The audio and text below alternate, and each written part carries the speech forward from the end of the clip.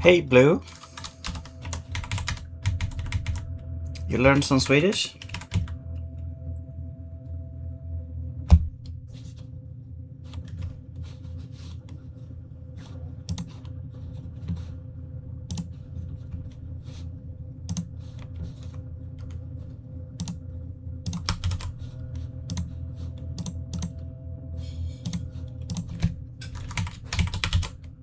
No, hang on.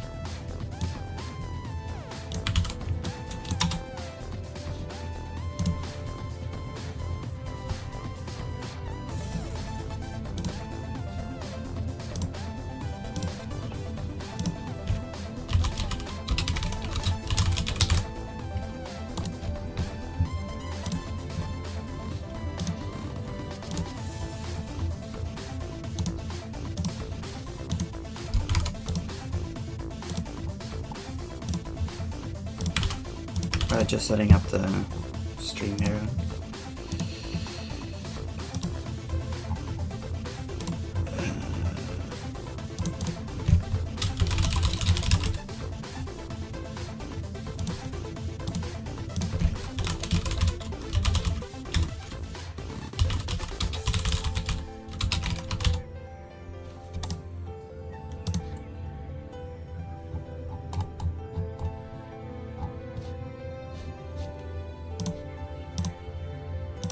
Okay.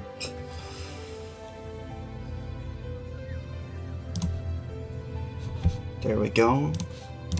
All right. Okay, I'm thinking with this game, I'm not sure like if the thing is like I'm not sure if I have like a lot of time trying to refine the gameplay. So I'm actually just gonna say that this I'm just gonna go for this kind of thing.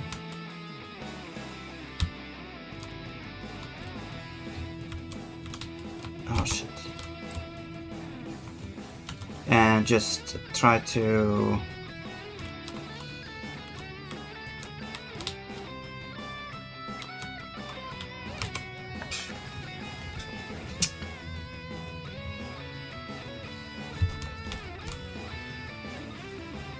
it just feels like that there's probably a simple way to kind of make it better, like infinitely better or something.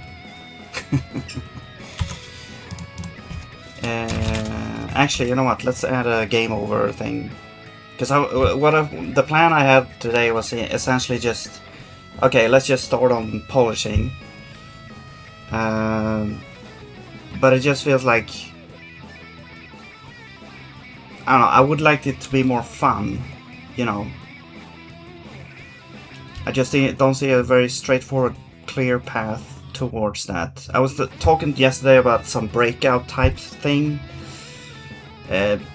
because I think that some games, like when you have like physics involved, that could be very fun. Like that could be a thing, but maybe also I think the whole premise of the game needs to be fun as well, probably.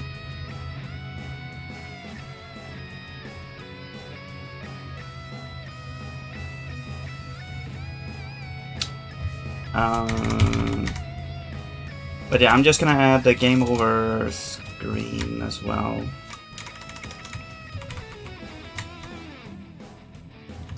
Where's that happening in here? This has become our like level management thing.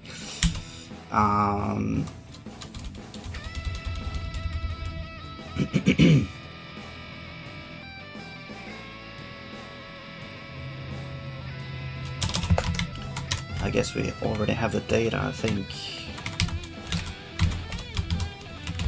Is game over is if not level completed and time left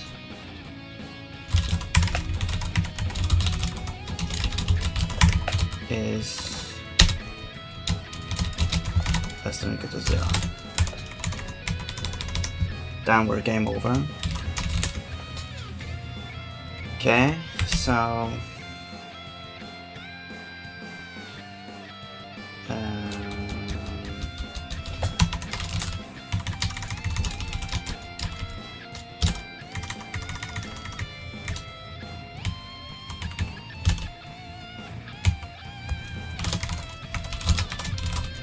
if we are game over, just return.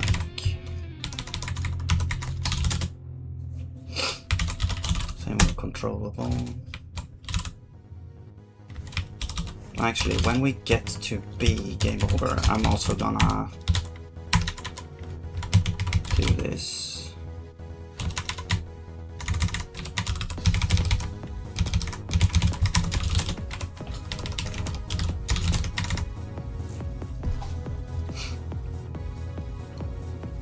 Okay, so we disable controls, we game over.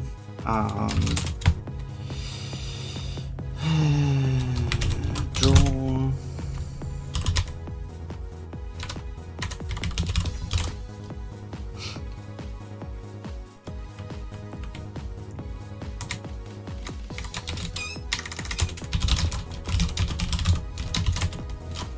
If we're game over,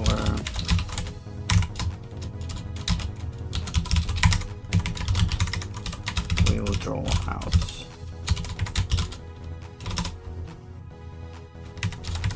Game over.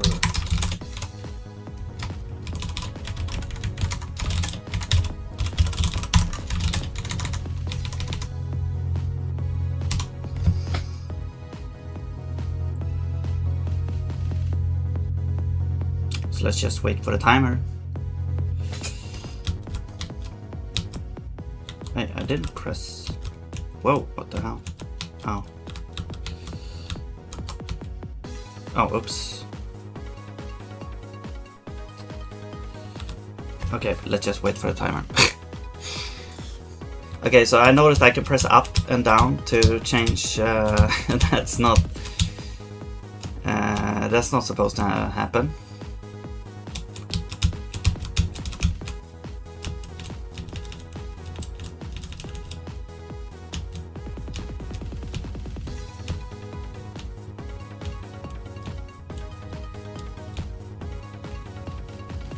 Game over. Alright. And then we'll have like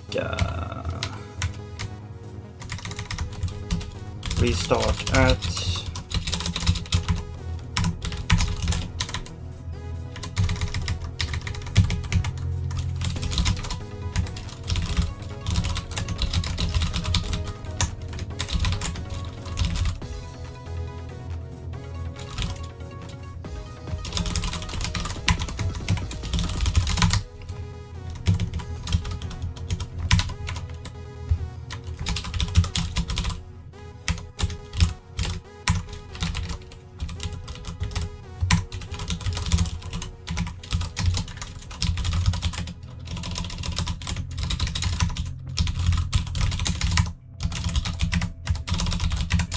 essentially all we need to do.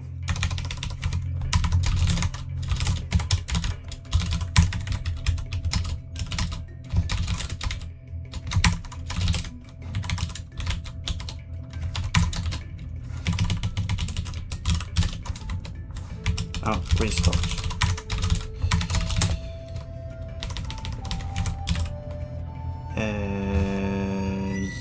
Yes. Okay, but we also need the edge detection for going into game over. which we don't really have.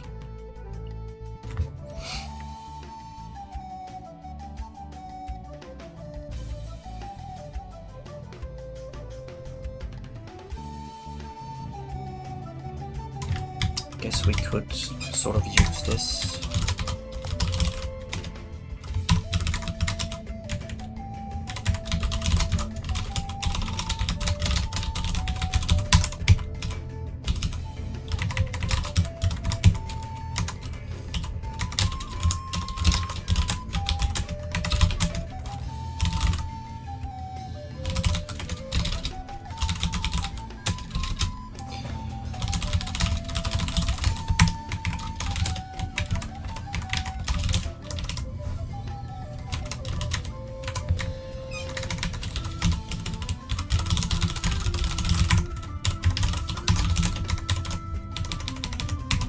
Hello, Mabdo.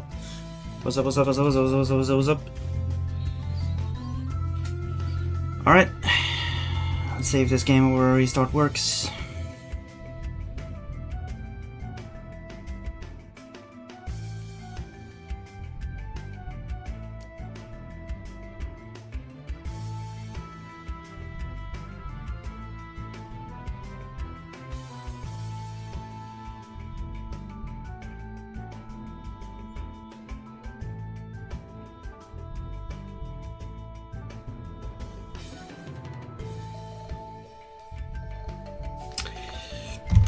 I think also when we restart, I think we should just clear out all the wares as well.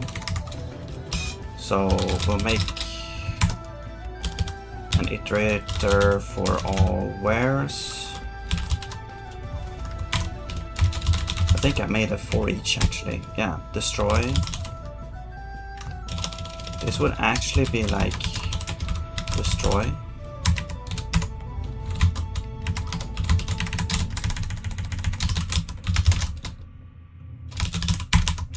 This would just destroy all those wares.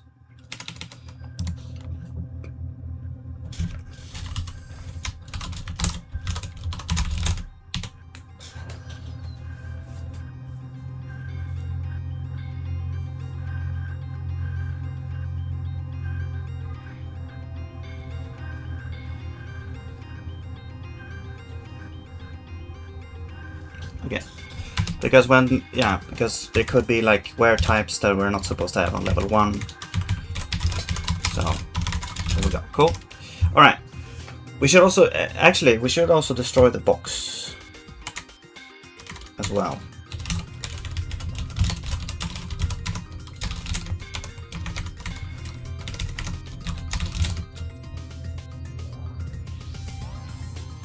Because we could have a box that we can't actually clear when we restart. That should probably happen at next level as well.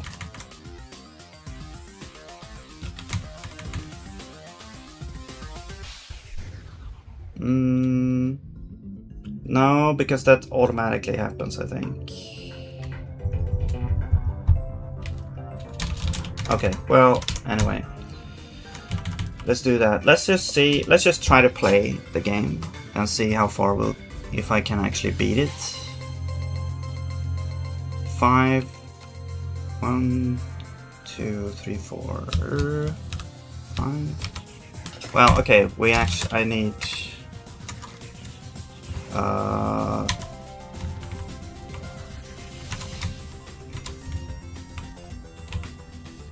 target shitbox is 3.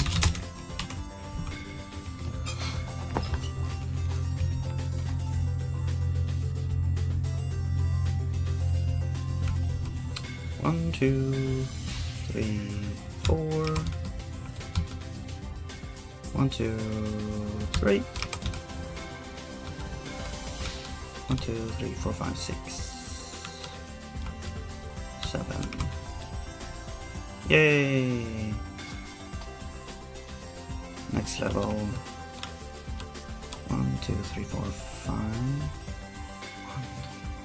1, 2, 6, 3. Need one more white. Cool. This is gonna be difficult. I think we need more time on the last Yeah, this is basically impossible now. I think I have 4, 5, 6, 7. No. Okay. Yeah, so I think the timer should be dependent on the number of the level. So level duration.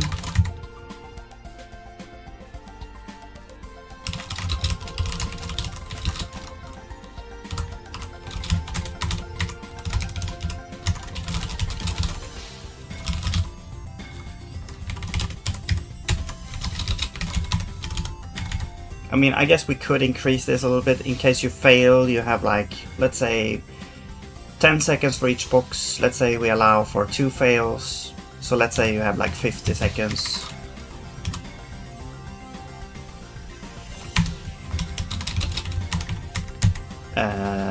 Next one is, you know, you need more.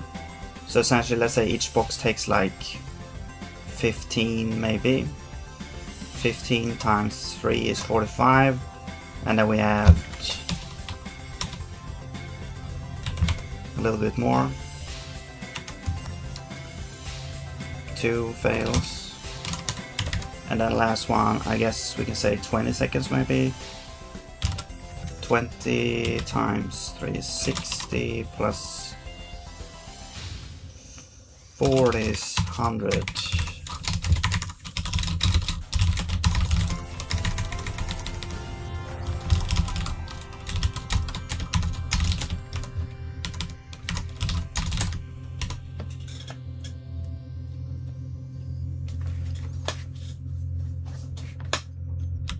Okay. 4. 1, 2, 3, 4. 1, 2, 3, 4, 5, 6, 7.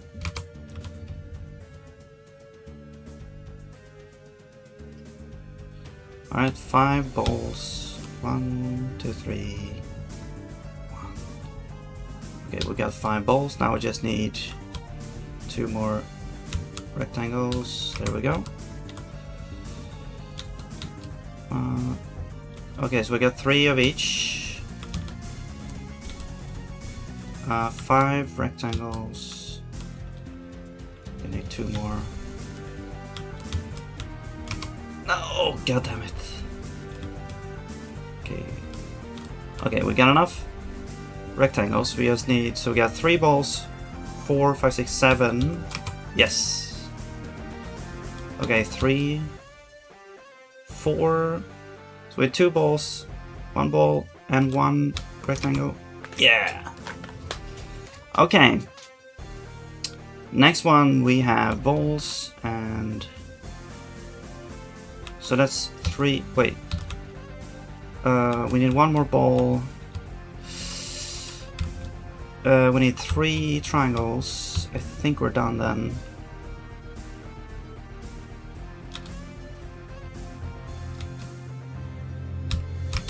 Oh man, okay. 2, 4. We need 1 more triangle. I think we need 2 more balls. Oh yes, okay. 3 balls, 3.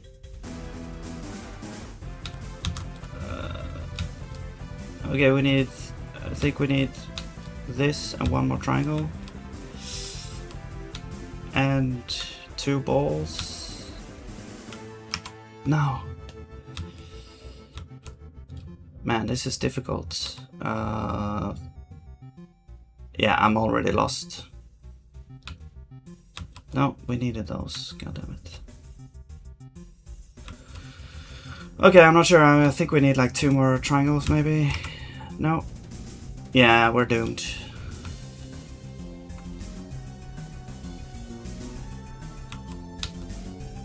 So we got enough balls.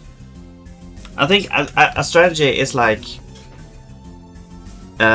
focusing on 1 at a time, because essentially we do have enough time to kind of do that. So this first one is like simple. You know, 1, 2, 3, 4, 5, 6. 1, 2, 3, 4, 5. 1, 2, 3, 4, 5. There we go.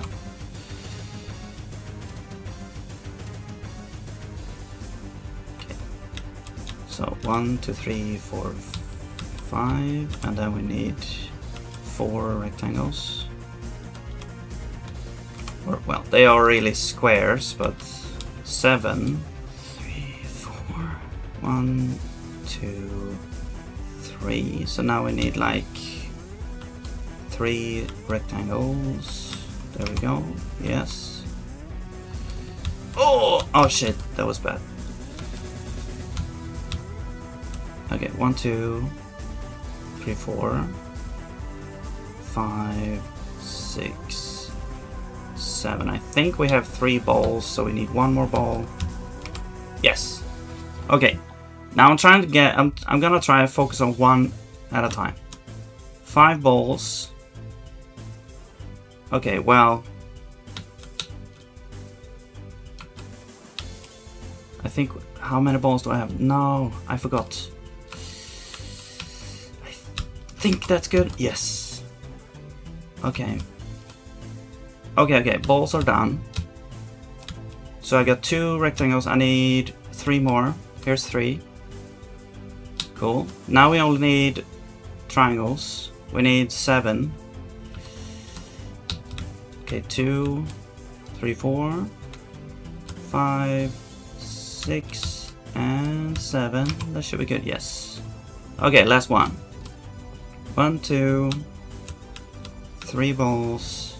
Let's get these 4 balls and 3 for 5. I think we have 5 balls. Okay, so we got 6 balls. Triangles are done. Wait, no, I was gonna get that. Well, okay, we have plenty of time, so we just need. I think we need 2 rectangles, and we're done.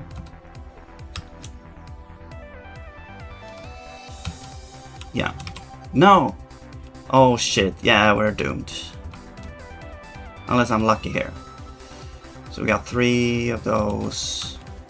We're done with. We got 3. No. God damn it. Okay. I'm gonna try this one more time actually. Even just setting up a challenge, like just making it challenging is the fun. You know, 3, 4, 5, 6. Although you're not really penalized. The only for like getting it wrong, except for losing time. But I guess, yeah, time is important here because it makes you lose as well. So there we go. Okay, 4, 5, 6, 7. Now we need 1 more rectangle. Oh, yeah. 1, 2, 3, 4. 3. Okay, we need 1 more of each. There we go.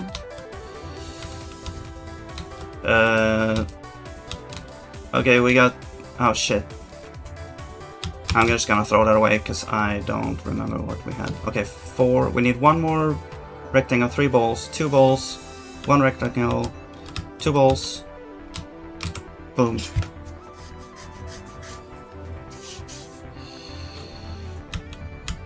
One.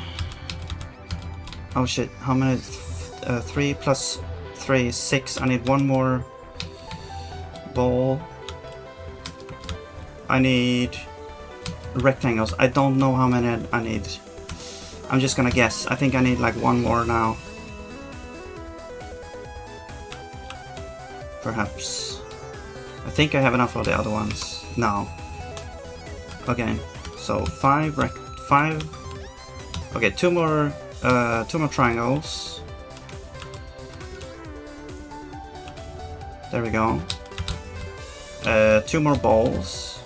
3 more rectangles. Here's 3 rectangles. Nice. And we can get the blue ball when we're done. Boom. Next one is 5 balls. Okay, 2. Okay, we got 3 balls. Okay, I think we're done on rectangles. We're done on those. Now we 2. Oh, yes. Okay, 4. We need 2 blue balls. I'm gonna get this blue ball here. Okay, now we just need rectangles. Okay, we need 1 more after these, which is the one over here. Boom. Okay. It is more. It's harder than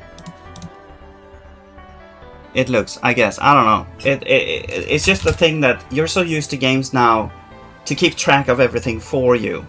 You know, you're used to seeing a number go up and match a target or blah blah blah blah blah. This is kind of like going against that. It's like you have to remember. You're training to remember how much, you know, you're gonna have. Should we add 1 more stage where you have like 4 different things?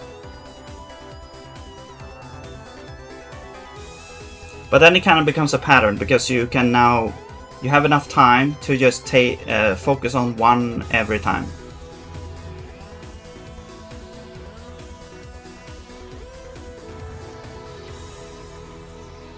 Also, is it fun? I mean, it wasn't really fun at the start, but when I introduced time limit, multiple types, it became a little bit more fun because of the challenge. But now that I found like a strategy, it feels like it's kinda easy. You just need to focus a little bit. And I guess that's what makes it fun, I guess, is you have to focus, yeah.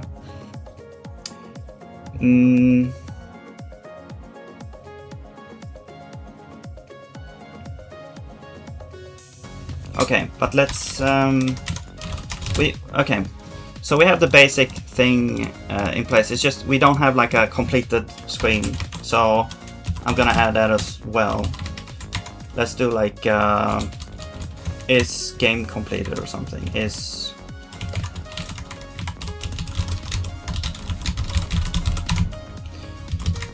and that would be like is level completed and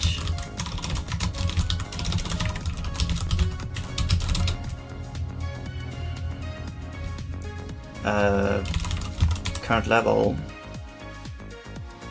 is 3.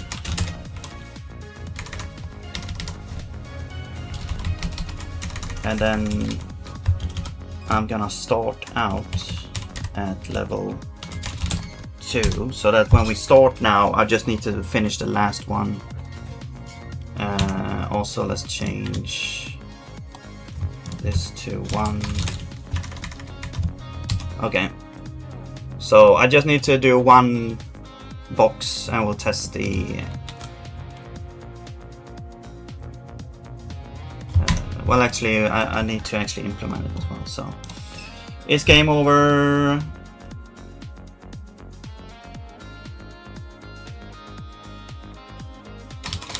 I guess we can copy this logic. If we're game over, we also can just return that. If is game completed. Oops. Then do we need a restart timer?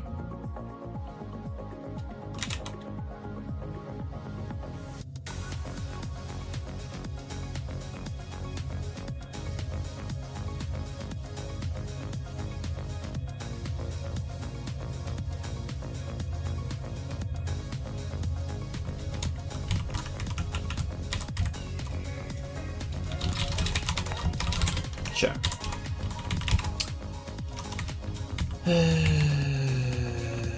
Yeah, sure.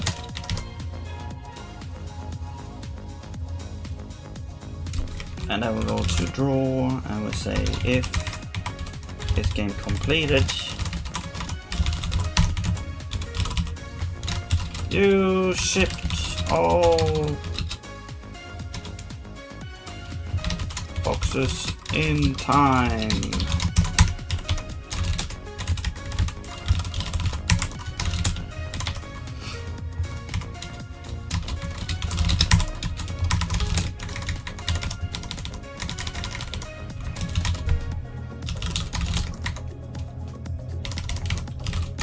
Okay.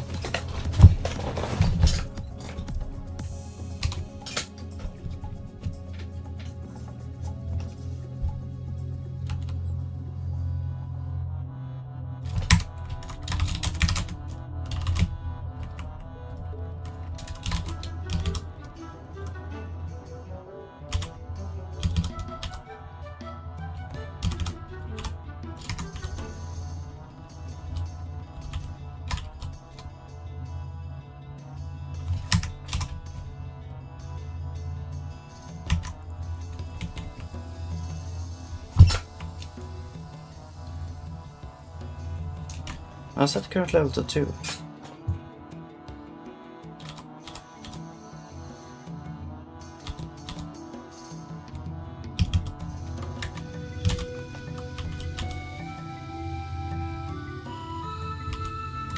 Okay, let's just do this then.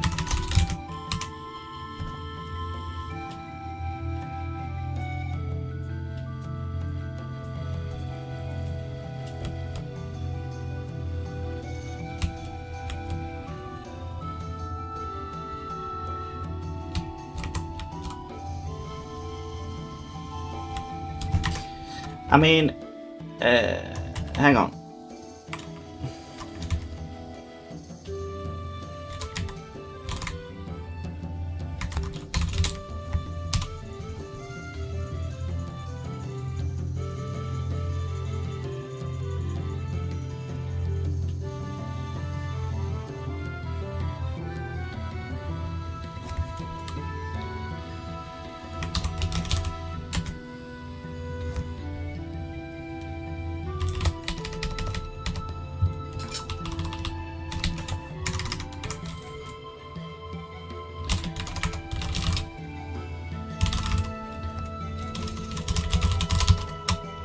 Hang on, ship port.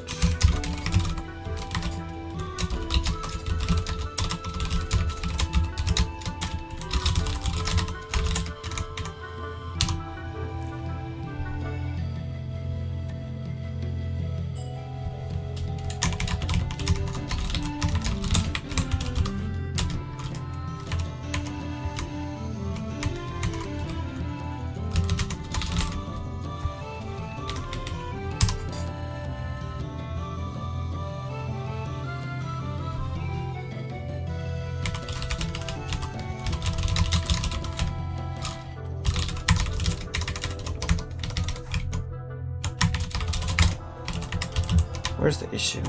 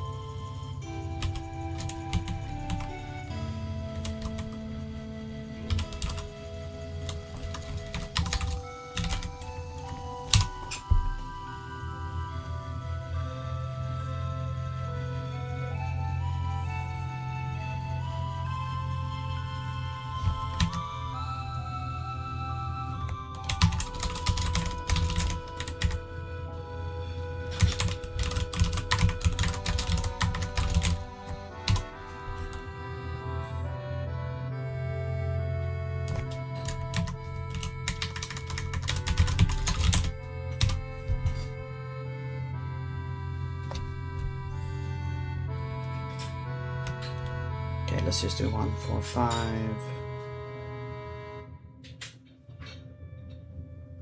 6.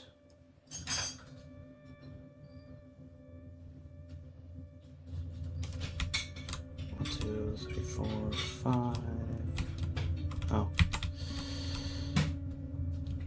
1, 2, 3, 4, 5, 6. Why is it not going to game completed? Oh, if it's equal to 3, I guess. Okay, fine.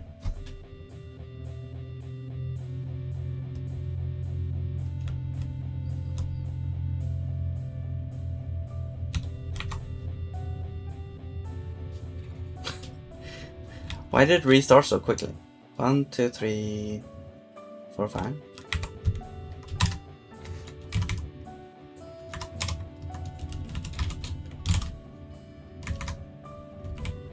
So game is completed. It restarts basically instantly for some reason.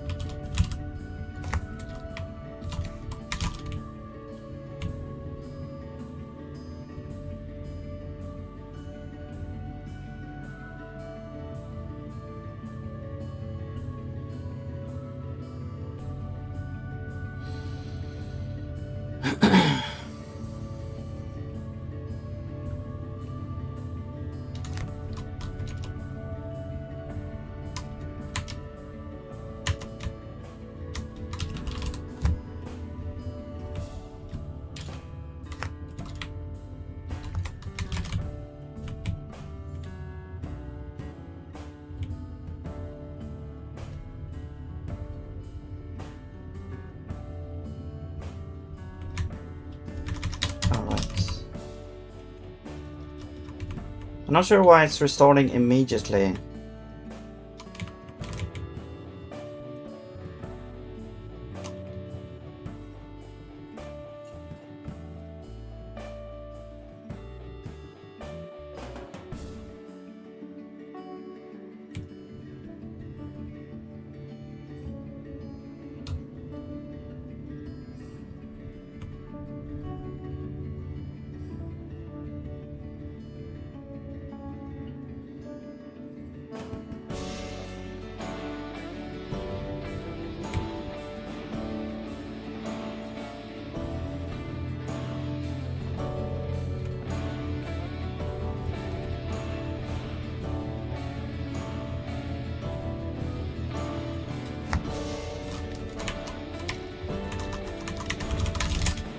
Like game over is not doing that.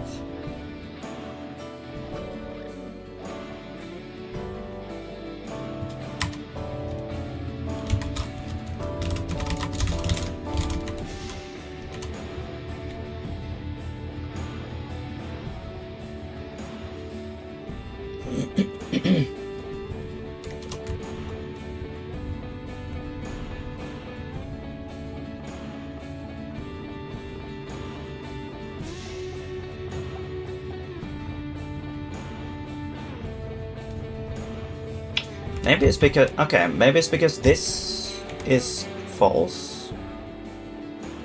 Because it's like disabled, okay, yeah, it's disabled here. And then it never gets enabled again, so it's not a good way to check. Yeah, it's not a good way to check if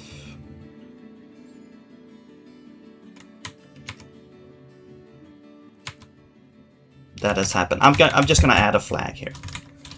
Has initialized ended.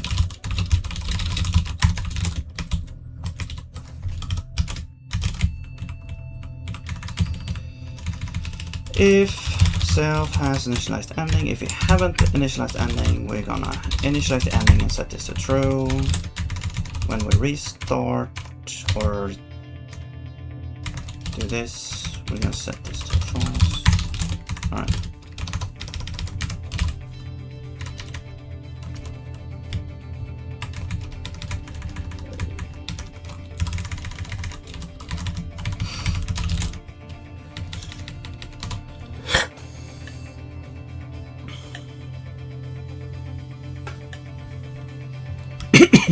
Excuse me. Yay! Okay. And yeah, so what I want to do now is essentially I'm just gonna lock in essentially kind of the gameplay right now and just go for trying to get this a little bit polished, like add a little bit of pixel art, maybe try some shader action, we'll see, play around with some lighting or something. Maybe we'll have some lamps or something. Add a little bit of like animations to like when things are falling into the box. How I'm thinking is like there could be a sound and a distinct sound for each type of where you're putting in. So if you're putting in a circle, there's going to be one sound. Putting in a rectangle is going to be another sound, and triangle, yet another sound. So they're going to have unique sounds. So you can kind of tell also by sound what type of object you're getting. And that could help you also like count if you have a lot of things falling in, and maybe I don't know. I guess we'll try it. But some sound effects for that. Maybe sound effects for walking around. I don't know. Some little dude and stuff like that in the background, and making the warehouse look, you know, like a warehouse and the ship port and everything. Okay, so that's I think what I want to do today. Just making the graphics and make it look good, and a little bit of sound effects and stuff like that. So we're gonna do that. I'm just gonna BRB, get some breakfast, and I'll be right back in a couple of minutes. Yeah, so stay tuned here.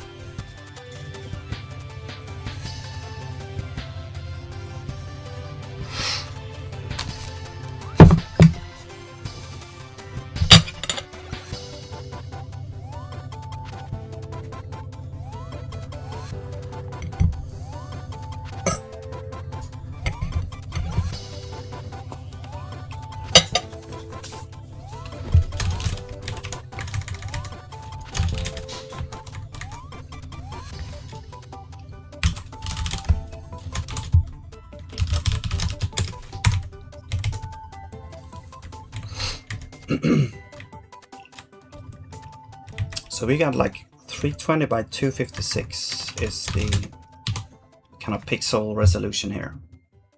Is that really the case? The circles are not actually, well, okay, I guess I'll replace those with actual pixel art then.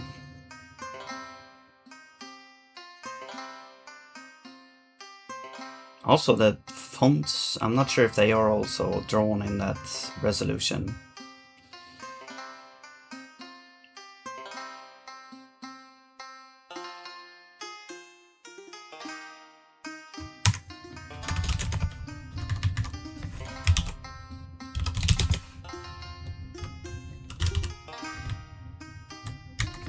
No, well,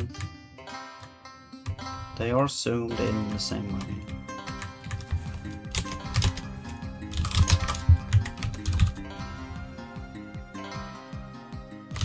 So 320, let's do like 32.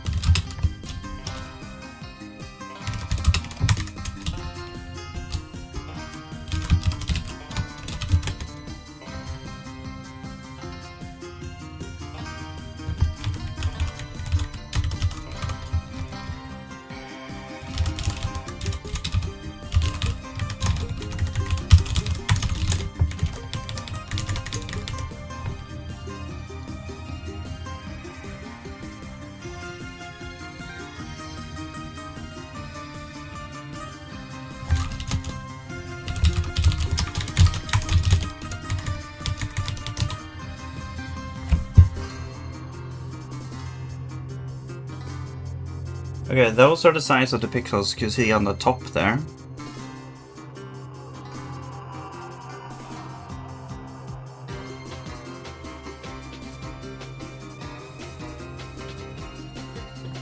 Okay, cool. So yeah, 320 by 256. Sure, let's just stick with that. So let me open up GIMP here.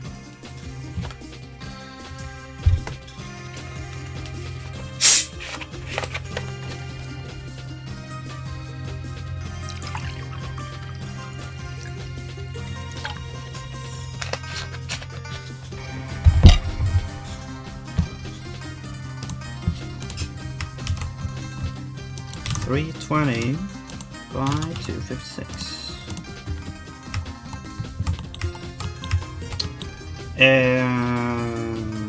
Yeah. Could start with just the background of the warehouse, perhaps.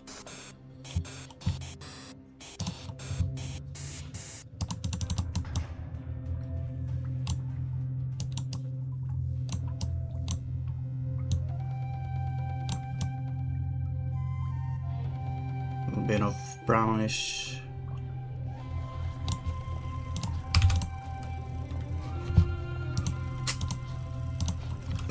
Not sure why it starts out at RGB mode, but yeah.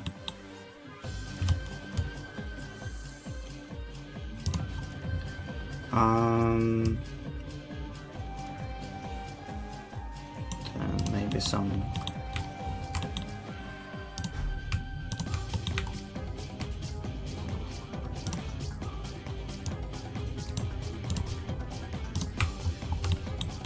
walls.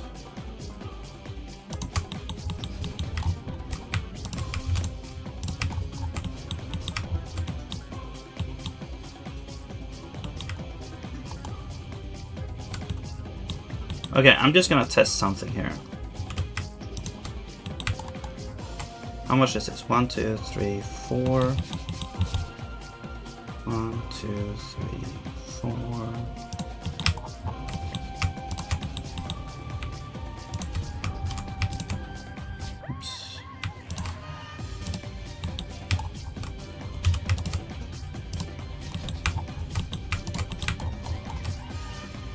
1, 2, 3, 4. Huh?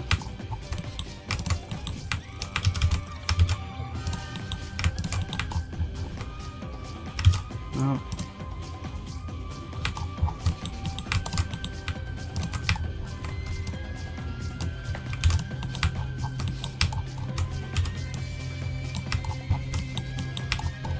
Just gonna see if this fits.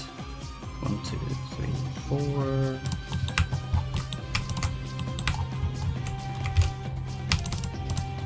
Oops.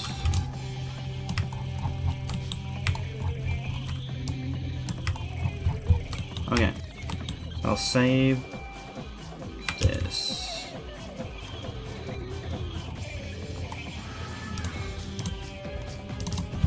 gmtk 2026 ground.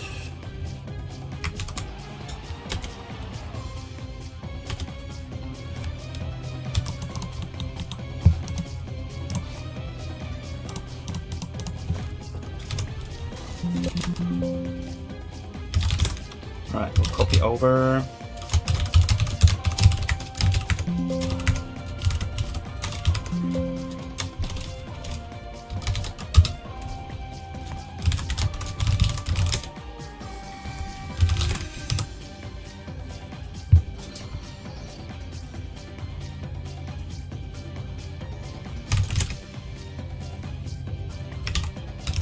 And yeah, now I can use this new assets system that I've done.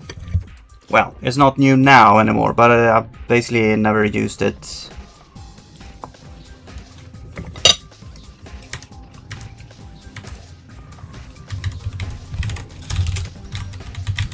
For an actual game thing. We do have the background already. This could be, well, it's prefixed actually. Maybe, maybe we could have a prefix actually.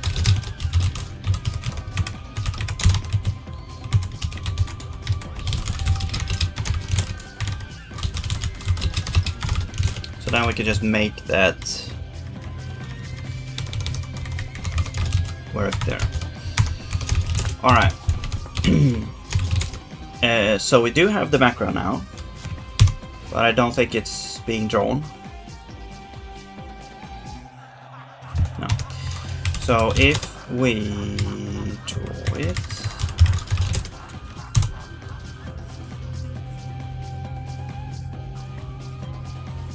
it's gonna get drawn, and then I'm gonna disable drawing the grid.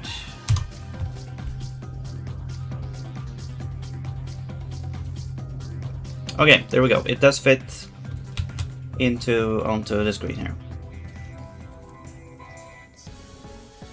Okay.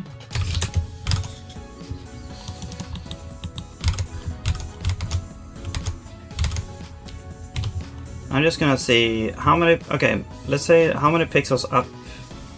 It might not be a full. I might need to change this position around a little bit. Not sure exactly. I think it's 16. Just because that's the grid size. So it's like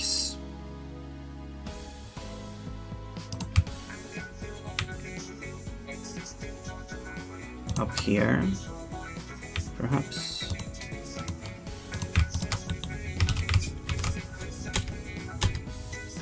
Gonna try this.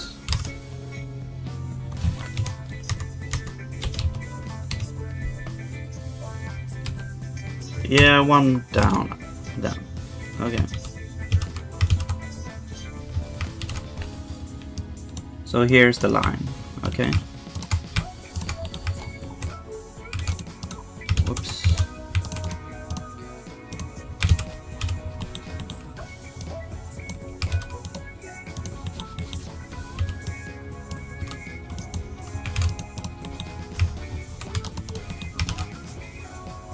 And then I guess it's the same.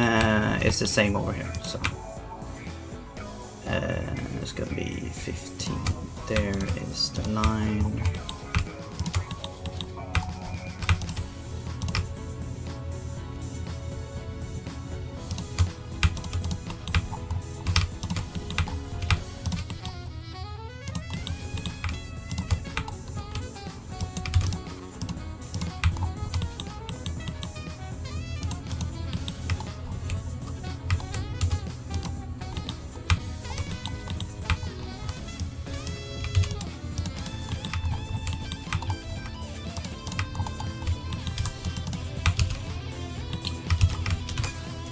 Let's go double check this.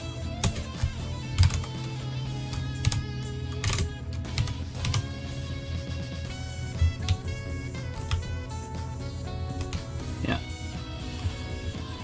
All right. And then these are like 1, 2. Probably like at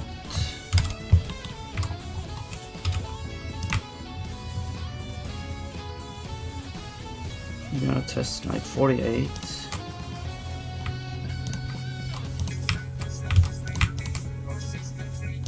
And then add 16 down here as well.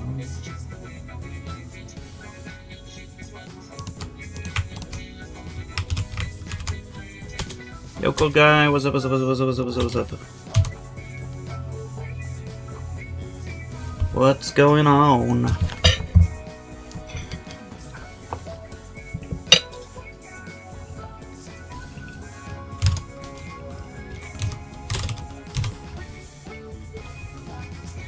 Okay, so it's 1 on top, except it needs to go down 1.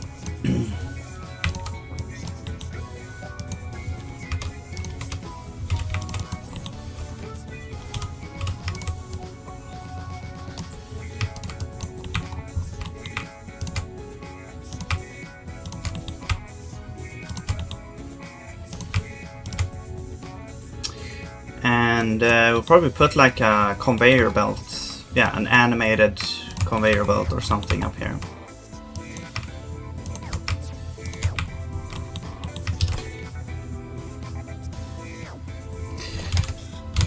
Okay, I'm gonna go over to, where's it? Setup, create grid.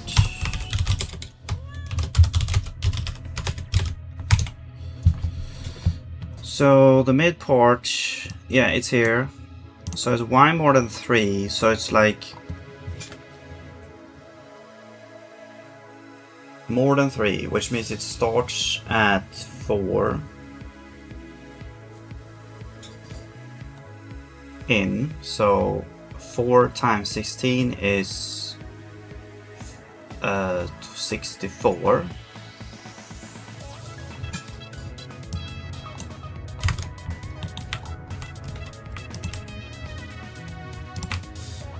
.64 is like over here. Except it's like over here. I think this is correct then.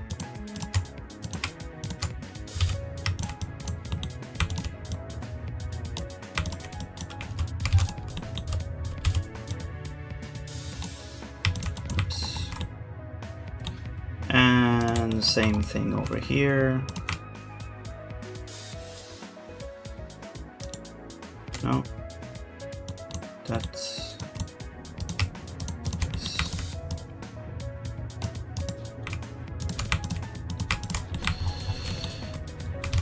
All right.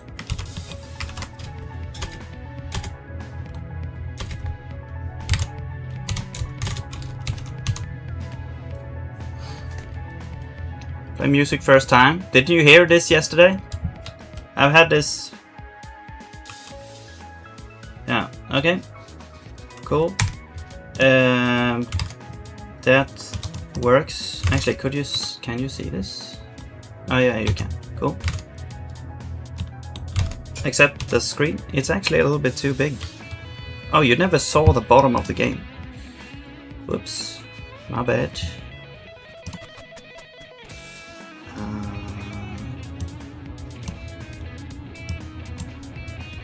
Or what am I actually watching here?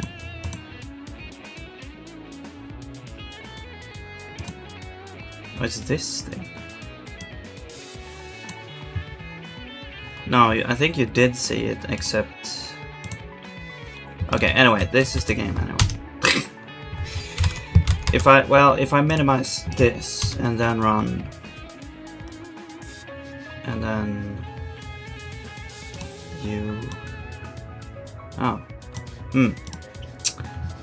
Okay, well, whatever.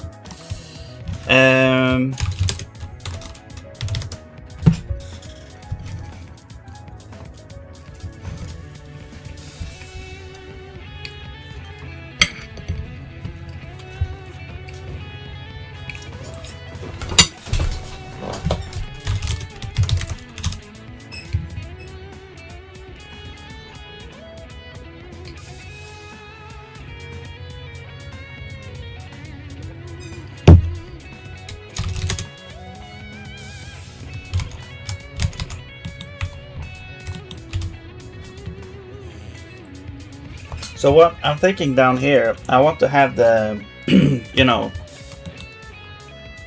warehouse. It's kind of like more like factory, I guess. But the, you know, the black and yellow stripes as the ground.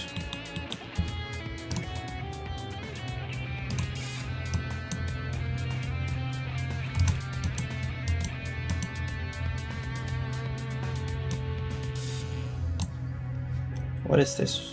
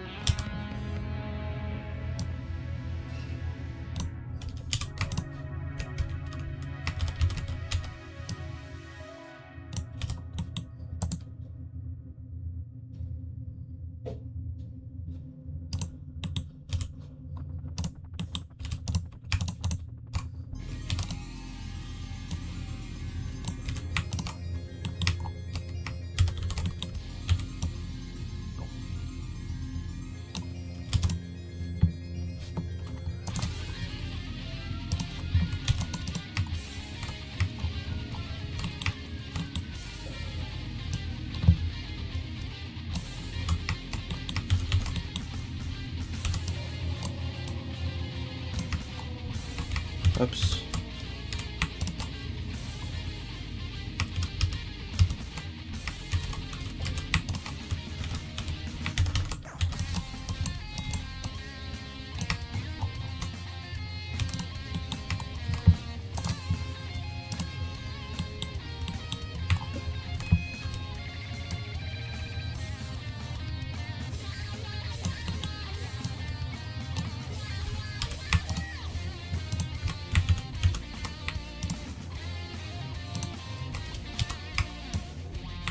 Wait, what the hell? Okay, sure.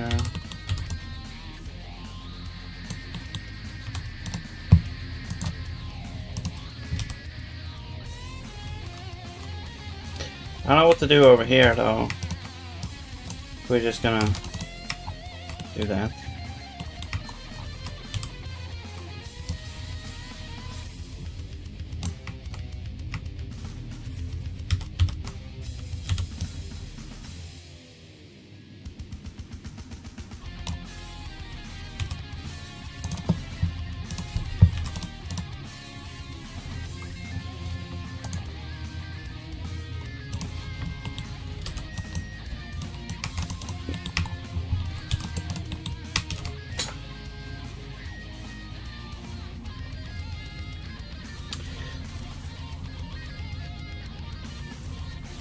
Now think about the lighting. I'm not sure. I think I want like. I was thinking like having, you know, some of these. Okay, let me add a layer here. Lamps. Like a lamp.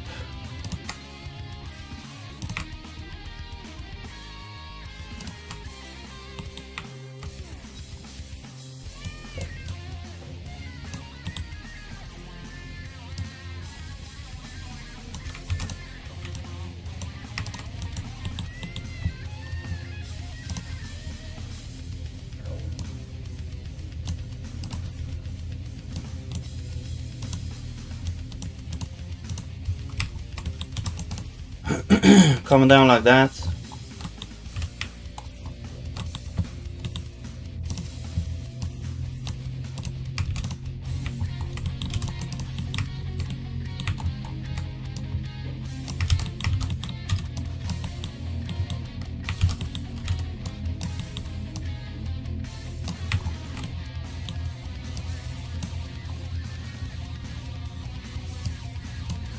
something like this, and then those would actually give off a light so that you can see, you know, everything. I'm thinking like, you know, a light coming down like this. Whoops. Like this, you know, so they will illuminate these parts, and then the thing in here is kind of dark, but then it come in here is going to be brighter. That'll be kind of cool. And we could play around making like normal maps for the wares and stuff like that. I just need to figure out how to make the shader for that in Raylib. And yeah. Wait, are these actually aligned? They seem off. Okay, it's just me. Okay. But those are the lamps.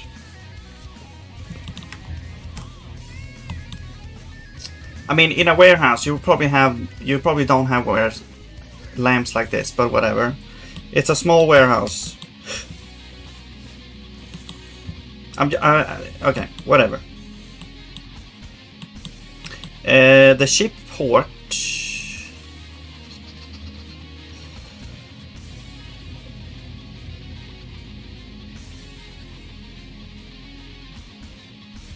I'm debating whether I should have it here or that it should be its own like sprite or something.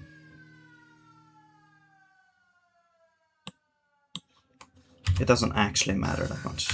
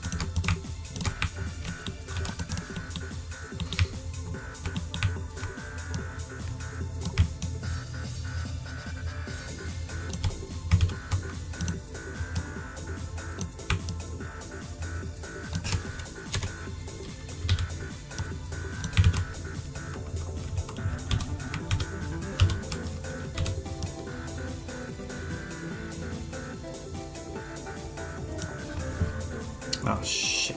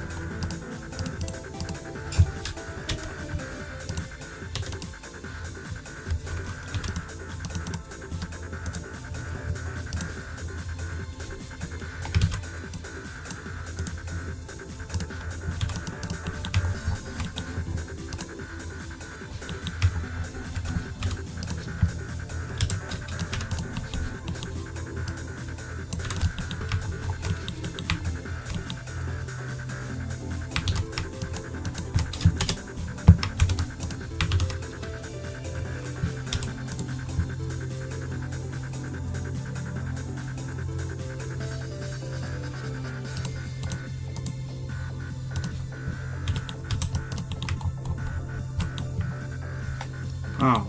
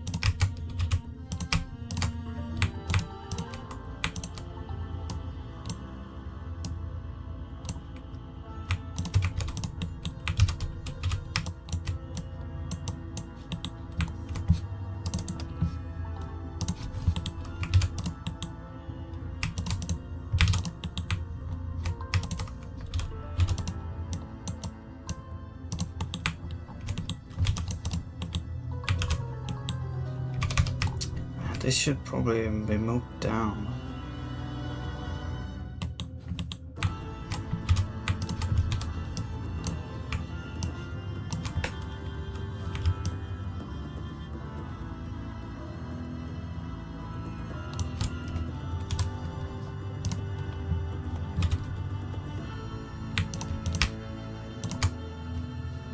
Yeah. Oops.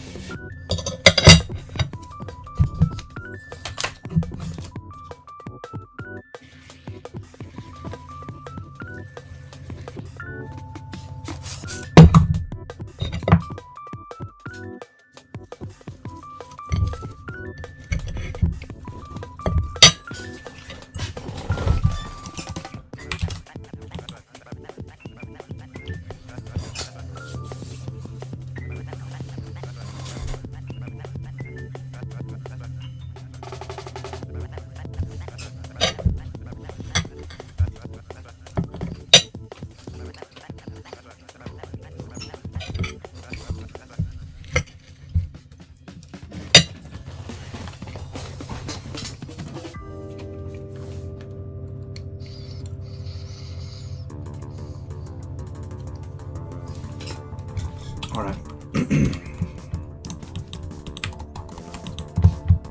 Let's make some sprites.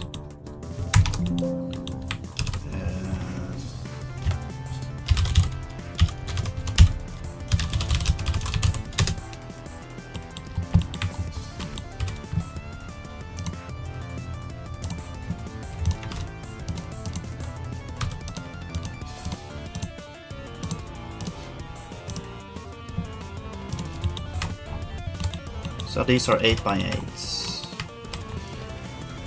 I'm just gonna double check the size of the balls. I think it was like 6.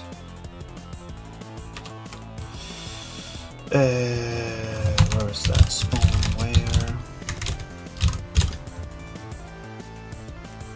The size.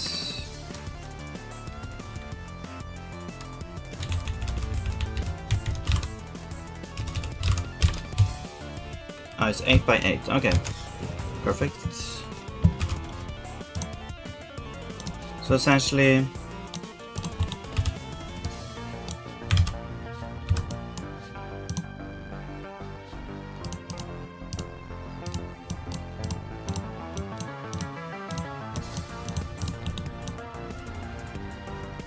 this would be a ball.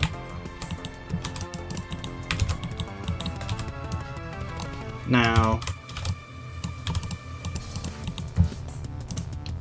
there is a kind of, I think there is like a thing you could use. If you make this, if you make a height map, there's like a noise or a normal map translation you could do.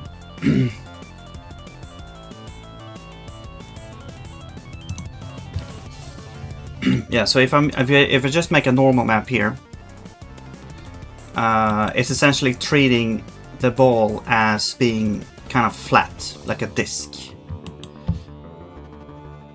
But if I make this into kind of like a height map, where dark is, you know, dark is like lowest and white is highest.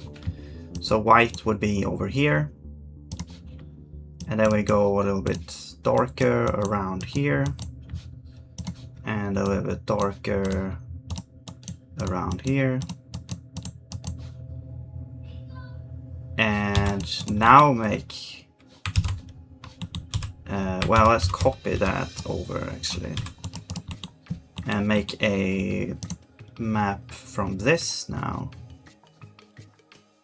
We will get something. Now you can see, now the middle part is like filled in here as well.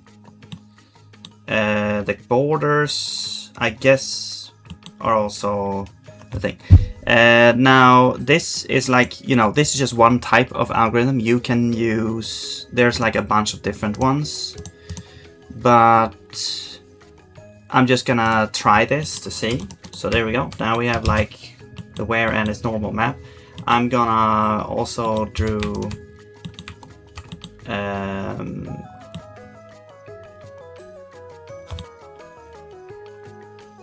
what is it? I'm gonna do the rectangle. I mean, it's just gonna be, yeah, that's right. Let's copy. Let's merge these down.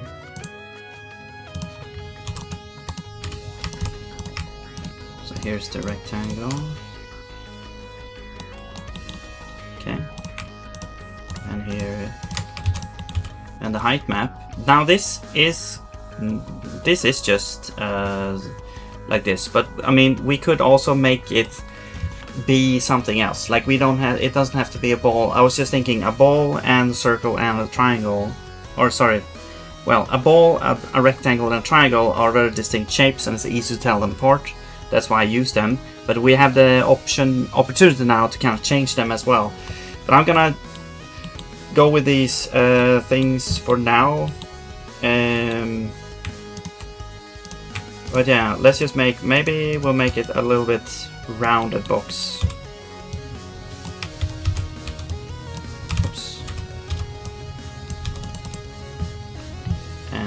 repeat the normal map. There we go, now we have that one.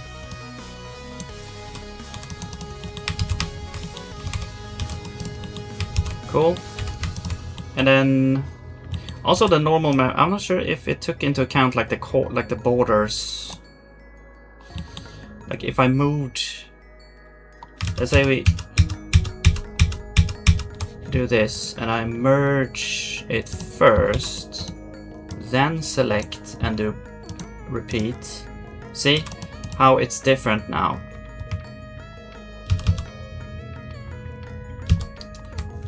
If I'm sorry, if I move this over here and then do, it's gonna be uniform. Okay, sure, let's go with that. Okay, and last one is the triangle.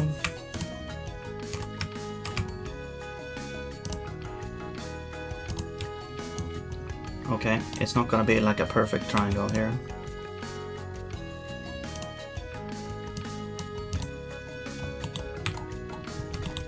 Yeah, good enough. Is there a paste to paste directly in? Paste in place. What the hell does that mean? I want to paste without it becoming its own layer. Because that's how old GIMP used to work. Okay, let's make this a little bit rounded as well, I guess.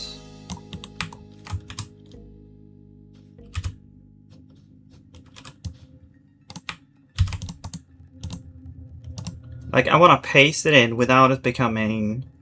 Paste as a single layer in place, floating data. Paste that new image. So this is the old way. It became a floating data that when you clicked away, it got merged in.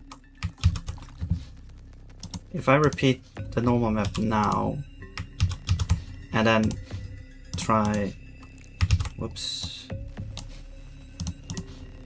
Is it different now, or is it not different? I'm not sure. If I move it first and then do... It's different, okay. There we go, that should be good. Okay, so there we go. There's our kind of... We have our different wares. We have the ball, the rectangle, the triangle. We have our... So the ball, we have a height map that got turned into a normal map. So that can be used for lighting now, to kind of understand how the light should reflect sort of on this, like display on the ball, essentially.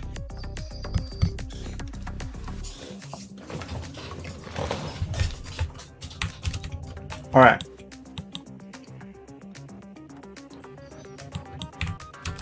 I'm gonna start with this.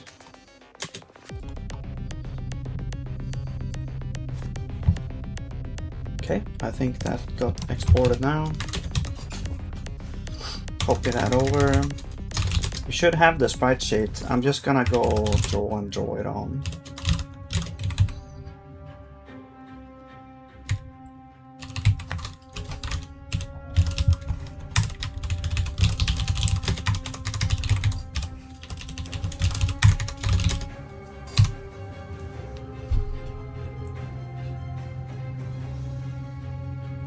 Yeah, so you can see it over here.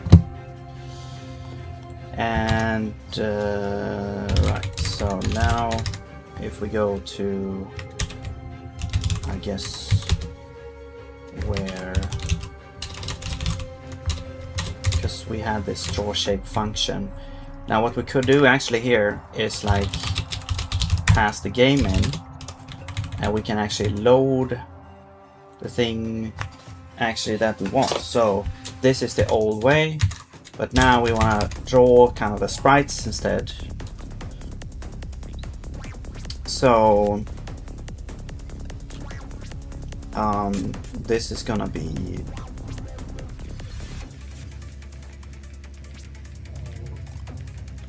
essentially I could just create a sprite. Oh, there was nothing like that. Okay. Actually, let's get the sprite sheet.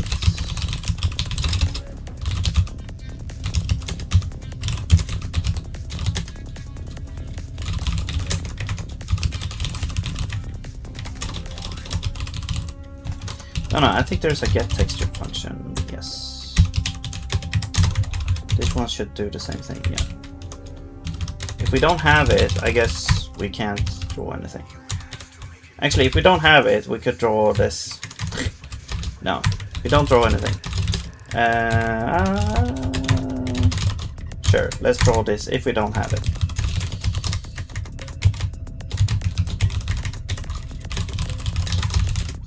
Okay, anyway, if we have it, we're down here. So I'm gonna say sprite, it's gonna be renderable, edit, sprite, texture is sprite sheet.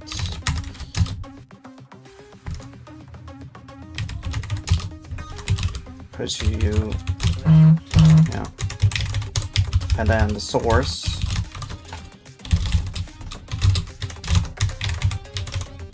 Now it's 8 by 8. However, the position depends on the thing. So source position is going to be switch where type 0 is 0, 0. So this is a vector 0, 0. 1 is 8, 0, and 2. God damn it. 16, 0, and else. O. Okay. And then you are source position X, source position Y. Actually, we do need to have you be that thing. So we also want to set the tint.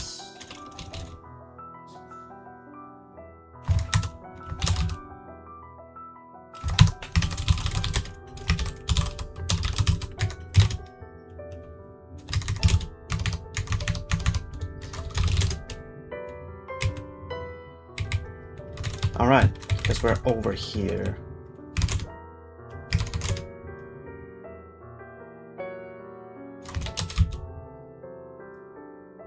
Oh, we don't have tint in this version. Okay.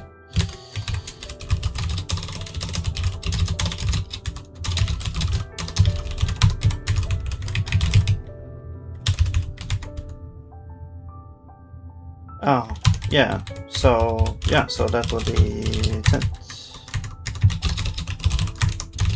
There we go. Now we set tint to, depending, well, this color that we get. Yes, there we go.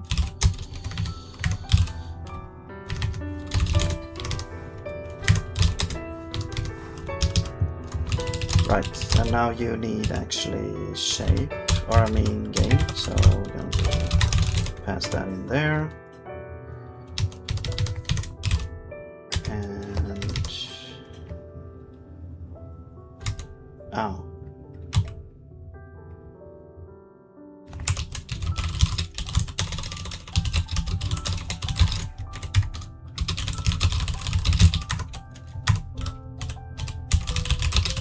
So pointer. So I want to dereference it. Okay, draw shape. Yeah, so now we need game here, which we have because we can just do this. Okay, there we go.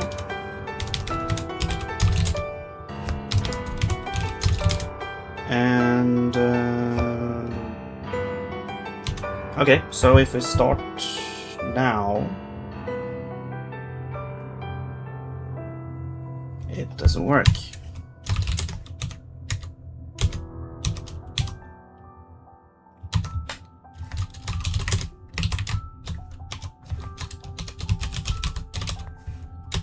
File loaded successfully, okay.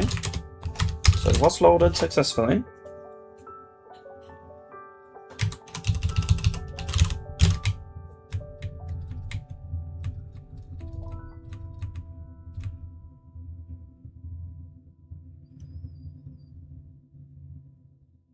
That means we should be over here.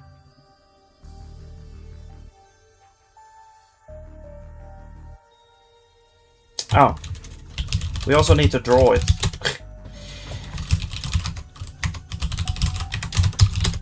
There we go.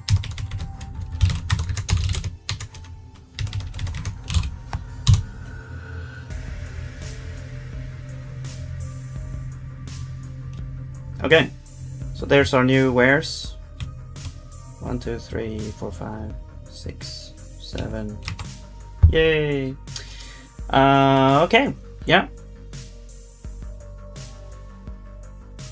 Cool. But they are a little bit like they're gray, you know.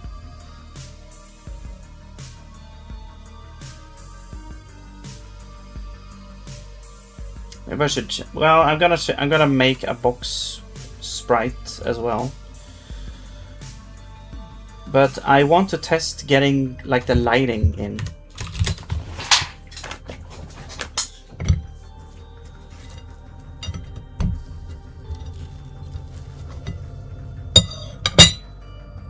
That will be kind of my first venture into getting raylib, like shader lighting for like dynamic objects.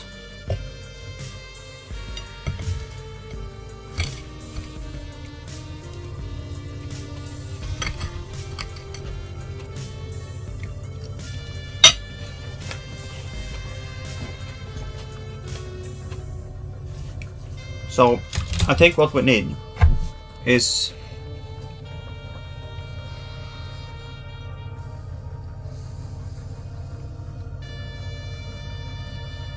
well, we need a shader, obviously.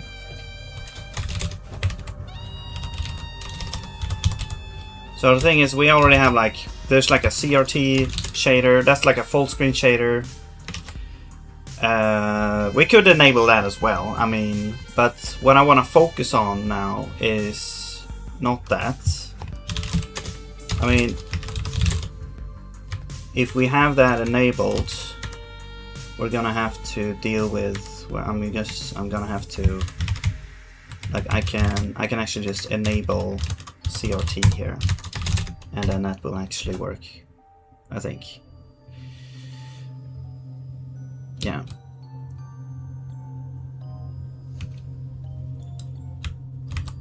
Polished. Wait, why is the background not updated? Oh, I never updated this. Okay.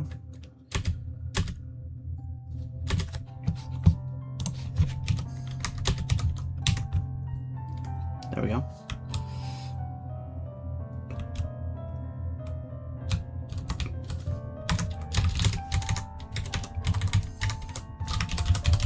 And of course we can go in here and maybe reduce the distortion a little bit.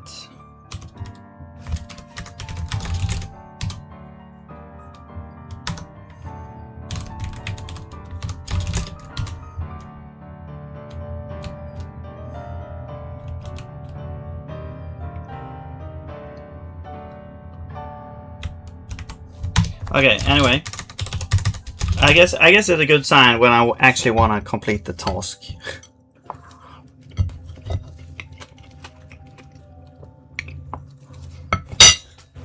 But it's not super fun. But whatever. Let's focus on making it look better. Alright, so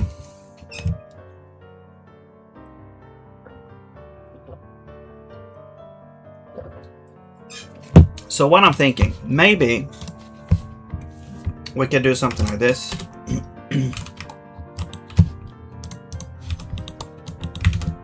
Maybe we'll draw like in layers, so you would have like one layer and then another layer. So on this layer we would print, I'm kind of looking from this at the side. So on this layer we have like, you know, the background maybe. You know, and then on this layer we would have maybe the objects, so maybe the player and the wares and everything falling down. And then on the next layer we would have like the foreground, maybe like the I don't know. I want the convenience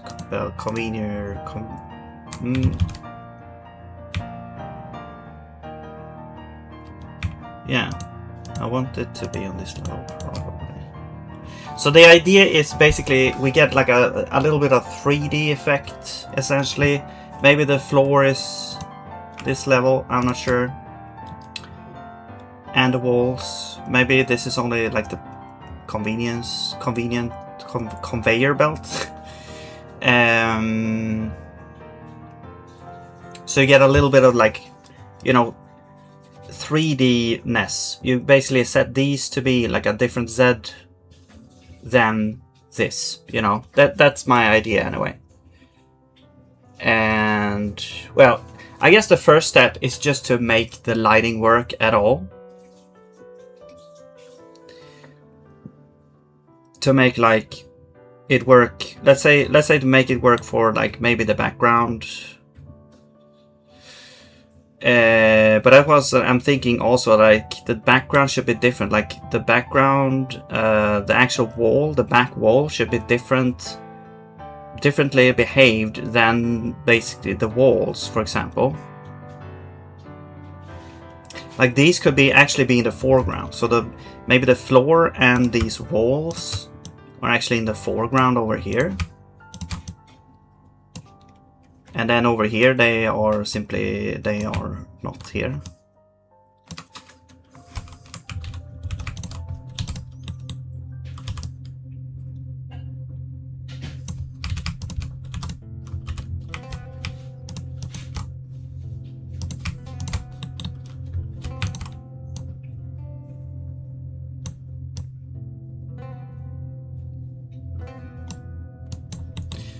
So just a conveyor belt, perhaps.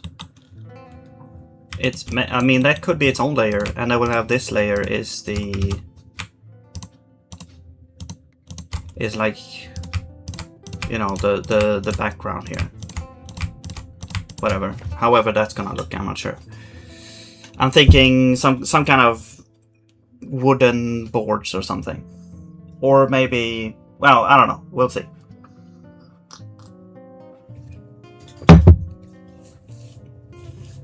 Like a panel, and behind is like a bricks. Maybe there's some holes at some points, so you see the bricks behind or something. I don't know. Anyway,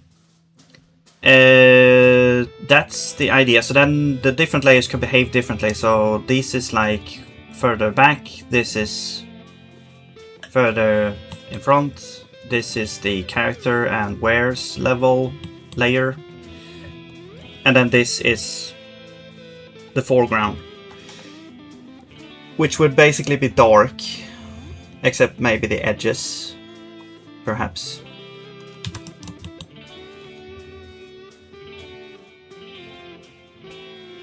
And so we can separate out these layers into different sprites, and when they are drawn, they have lighting applied in different ways.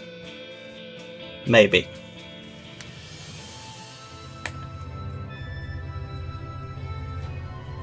So maybe what I should focus on is getting the light shader kind of work first at all. And then try to figure out, okay, how do we do with the objects here? I mean, I might have to do some research on this, probably. To just look at a shader that sort of does the same thing. Because I have implemented kind of this before, but then it was like built-in shaders for this. It was like in Unreal Engine, but I never looked at the actual shader. Although the shader is, you know, it is built, like you build it from whatever the language is called. Well, essentially you plug. It's not Blueprint. Well, it is Blueprint, you basically do graphical user interface programming to make it kind of like a shader. But then a lot of things were like, you know, built-in functions to do a bunch of stuff, you know, for you. But this is the idea anyway. And then I did something similar there to make that work. But now we actually have to go in and actually calculate with the normals and everything we get from here, and turn like a normal map into, like, use the actual data in the normal map to understand how that works. So yeah, but anyway, let's let's try and do that. So I'm gonna make a shader called like I don't know, lamp. All right. So let's open up, for example, CRT. And so we have. I'm just gonna copy this for now. So these are kind of built-in stuff that we get from Raylib. I think. So we get these from the vertex shader. These are like outputs from there. We have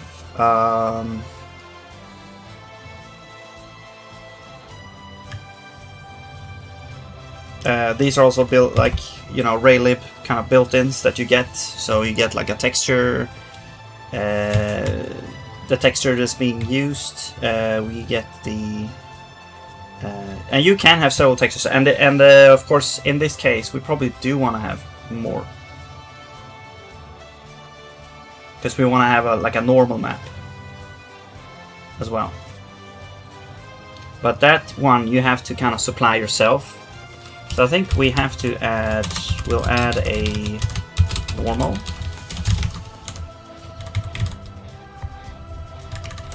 map. We also have the height map, but we don't really. I don't think we need that here. Color diffuse is the color. I think color diffuse and color, these are normally gray from what I understand, and then texture is the actual. That's what I'm gonna use as a diffuse. Or what's the other term? There's another term for it. Albedo. I think that's kind of the same thing. I'm not sure. I'm pretty new, but when it comes to this. Okay, and then we have the final color is the output. Render width, render height. I don't think we really need that for this. This is not a global shader, sort of. Or is it? No, I don't think so. But we do need some other stuff. We need like put info. So basically what we need is like information about the lamp. So I guess we'll need like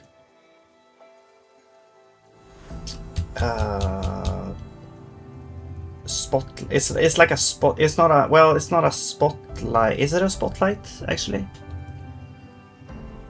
Yeah, I guess it's kind of like it's like a cone. It's a cone light. So cone direction is a float, I think. Yeah. And I guess we'll do, is pi a thing that you can use, or do you have to kind of import it? I don't know. Otherwise we can just use this perhaps. That's gonna be like times 3/2. That's pointing down, I hope. I mean, either it's that or it's the Y is flipped around, so it's actually like 90 degrees. It's either 270 degrees or 90 degrees, depending on the coordinate system. And in maths, it's 270 degrees, but in computer screen coordinates, it's actually 90 degrees going down. But anyway, let's see. direction, and then I guess we need like a field angle, like cone angle, which is how large is the cone. So if it's like 180 degrees, or if it's 90 degrees, let's say, it will cover like, you know, like and it's pointing down. It will go like from 45 degrees to the left and to 45 degrees to the right. So it's gotta be centered around that. So this will be like well, I guess we'll do 90 degrees.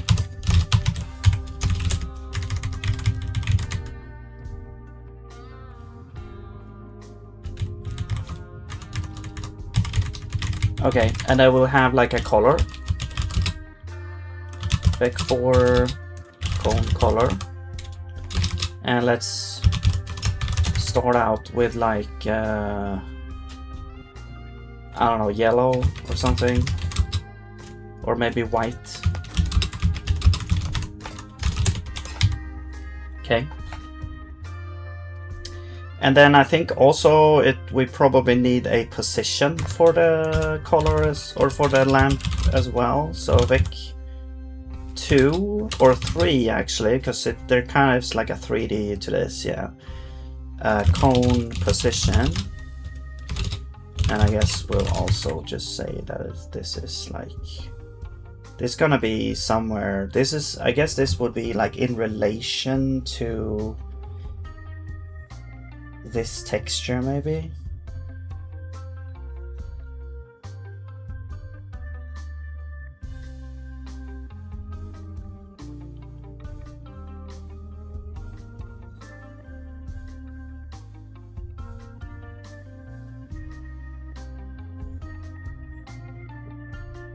So I don't know, let's put it up somewhere.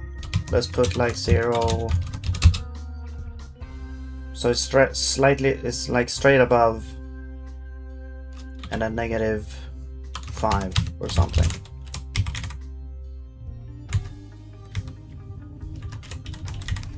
Or 10, I don't know.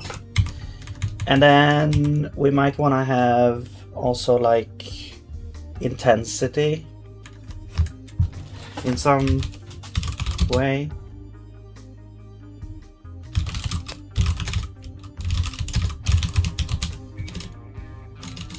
Intensity, I was gonna say 1.0. That would be like the starting intensity, I guess.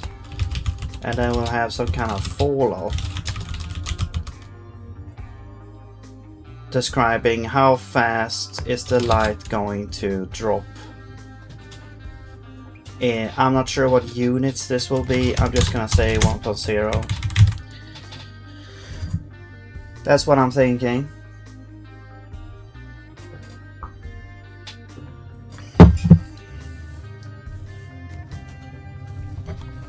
It's gonna have like infinite range, I guess.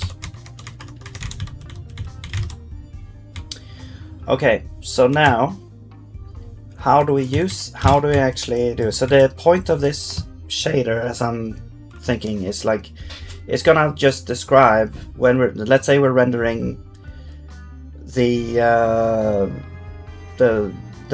wear, the ball. It's gonna, you know, render each pixel. The point of this shader is like calculating what color, what output color should each pixel be of the ball. And so we'll have to take this cone light into consideration when deciding that. So we're gonna kind of blend this cone light color with the ball color, and it's also going to, we also have to like take the normal into account as well, because the normal describes like which direction is the light going to kind of reflect to. And if it's reflecting back to the camera, for example, back to us, So if the normal is basically pointing straight to us. No, hang on. No, that's bad. That's wrong. If the normal is pointing... Yeah. The normal is saying that if the normal points back to the light, that's when it's going to be the brightest, I think. Yeah, exactly.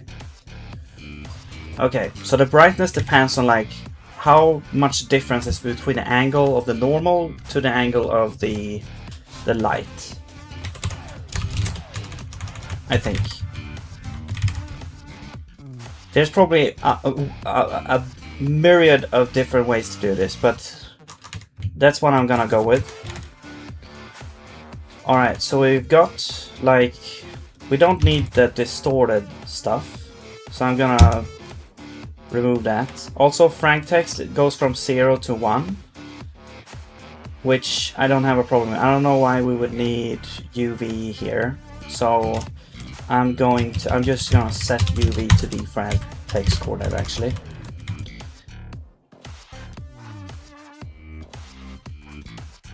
And this part, actually, I want to keep some stuff. I want to have this part. So final color is the color that we're gonna have at the end, and then this one is like frag color times cold diffuse. I think these is coming from Raylib to do something. I'm not sure if like, I think this is from if you have like a material, they will kind of handle stuff for that. Now you can, I think also you can, like if you're rendering in 3D and you have like a model with materials, there's like more built-in ways to do this, but now we're working like with 2D sprites and stuff. There's not much built in for that, so we have to kind of do this in these shaders here. Well, that's fine.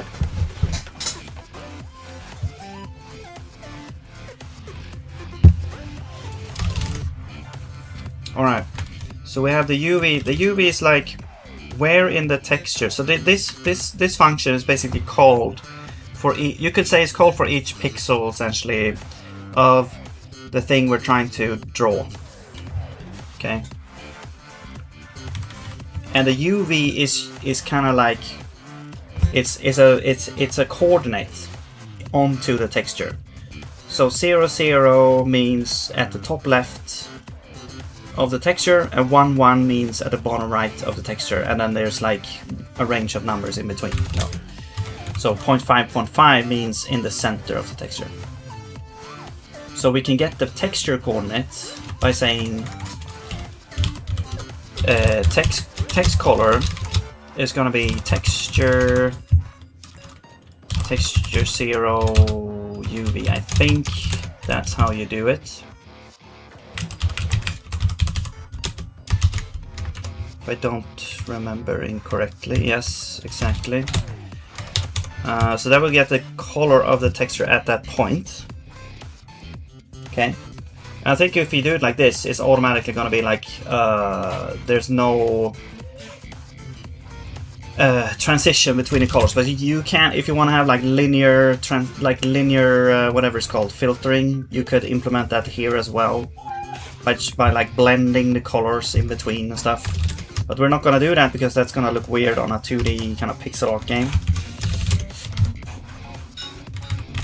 So this already should be good. Actually, I think in Raylib you can actually set the filtering mode if you want. I'm not sure if that's going to affect this part. Probably does, because the texture itself will change, I think. Or when we draw, when it's going to draw texture. Yeah. Anyway.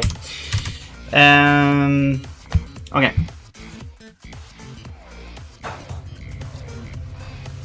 Come on, let's focus, finish. Let's try this, trying to get this working here. So we got the text color, that. So now if we just go ahead and enable this shader for example, the wares, this should now just print. Let's just do that color as it is right now, so there won't be any difference. If I go, let's go to spawn where. I think I need to extend this shader system a little bit, because as I have it right now, I can actually add shader keys here. So I can go to Game Assets Shader Key and then add a shader. So I can, for example, I can add this shader key. This will add this shader to this entity. However, I don't have the key for lamp, so I'm gonna add the lamp there. So now we should have lamp, and I also need to define the file name so it knows where to find it. Okay, so now we have the lamp shader there, and it's gonna be automatically enabled for wares. So I'm just gonna see if we can, and if my hypothesis is correct, this is just gonna this is just gonna render the same thing it did before, except the shader is active, but oh wow, the FPS is really low now. What the hell?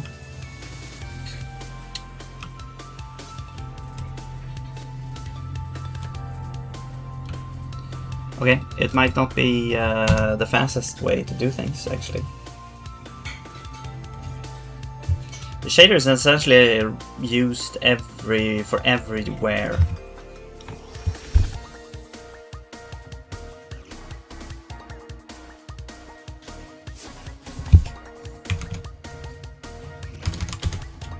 I wonder.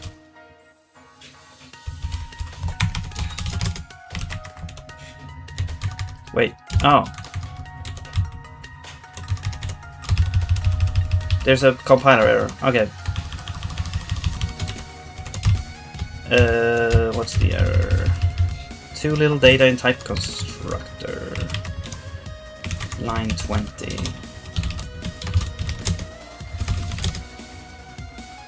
Oh, right. Yeah. So the light, let's just set it to be the same in Z. Okay, that might be why it was lagging. There we go. You can see even now we get actually the black borders there. Interesting. I think it's because we force alpha to be 1 for some reason. So I'm just gonna remove that and just set this to color. There we go. Okay, cool. Now, so we know that this shader is actually affecting the lamps, because if we say, let's say we like times this by a tint color or something. Let's just say like vec4 red, and then we delete everything else. Now that should actually be making everything red, sort of. I guess some of things doesn't get red, but anyway, we know that it's, yeah, because red was 0 to start with, I guess. But we know that it actually kind of works there. So now we just need to figure out how to calculate the light here. So I'm thinking we need to. Okay, I'm just gonna do a simple thing first. I'm gonna go work like backwards, I think. So in the end, we would end up with some kind of lighting intensity on the specific part, but there's also going to be like, yeah, the light intensity is going to have a color as well that then I guess gets so the lighting, maybe there's two parts to this, I'm not sure. Like the lighting should affect the color of, so let's say for example we have the light color, it's white now, but let's say it's yellow. Let's make it yellow. And if we just do this, now everything is yellow, like because of the intensity is like 100%. Or yeah, if something is red, I guess it becomes red instead. That's not actually true to real life, I don't think. Or is it? Yellow is a blend of red and green. I don't know. I thought I saw like a video where if you have like a intensely yellow light, it's just gonna turn everything yellow. And you can't tell anything apart, even though they have different colors. Anyway, if we then say that light final color or something is gonna be cone color times like intensity. Let's say the intensity is like 0.3. So we'll do this. How's that gonna look? Oh, now they okay. Well, let's do like vec 4 0.3. Okay, let's do that. So we keep the alpha. Yeah, so now they are kind of dark, you know? Okay.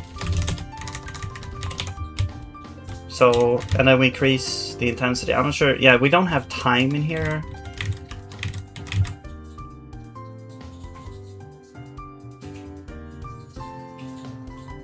But let's now increase the intensity a little bit. So there we go. And then I want to increase, I want to base the final color on also the normal. So the normal kind of difference, which I guess is like a vec 3. I'm just gonna say that this is like, or is it a float actually? Maybe even, perhaps. Yeah, because it doesn't make sense if. Okay, let's just do normal diff, and that should depend on a bunch of things, but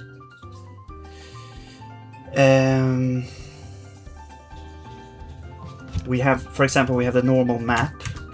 So I'm gonna say normal data. Also, I want to rename you. Whoops.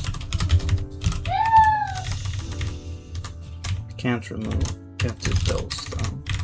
So normal data is texture, normal map, UE. Now this is probably gonna crash since we don't actually supply the normal map, so we have to do that.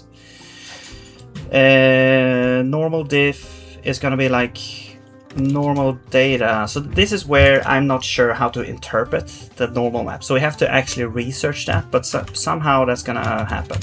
I just want to make sure that we actually supply the normal map first.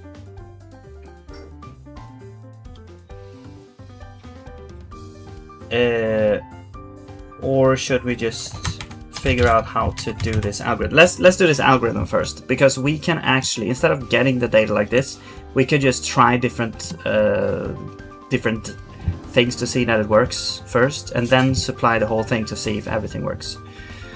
Okay, let's go and research that. How to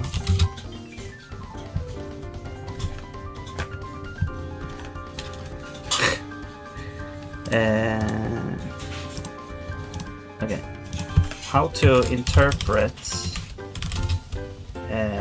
what the hell is this?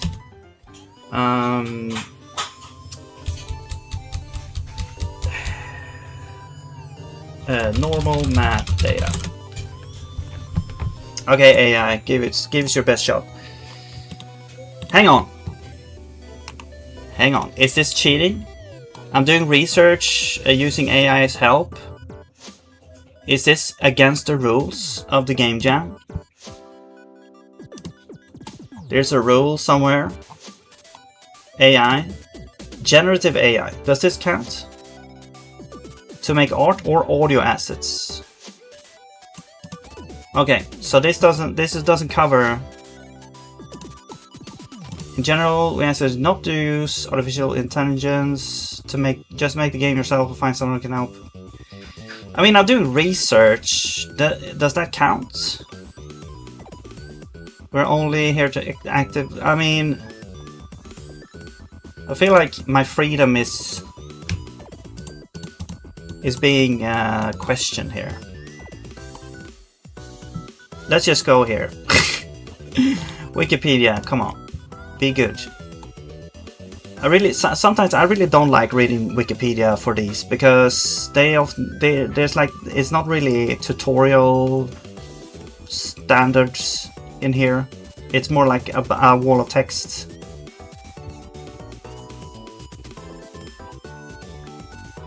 Okay, calculating tangents, section 2 technical. Surface normals, yes. Purpose of lighting, mimicking phenomenon called specular reflection.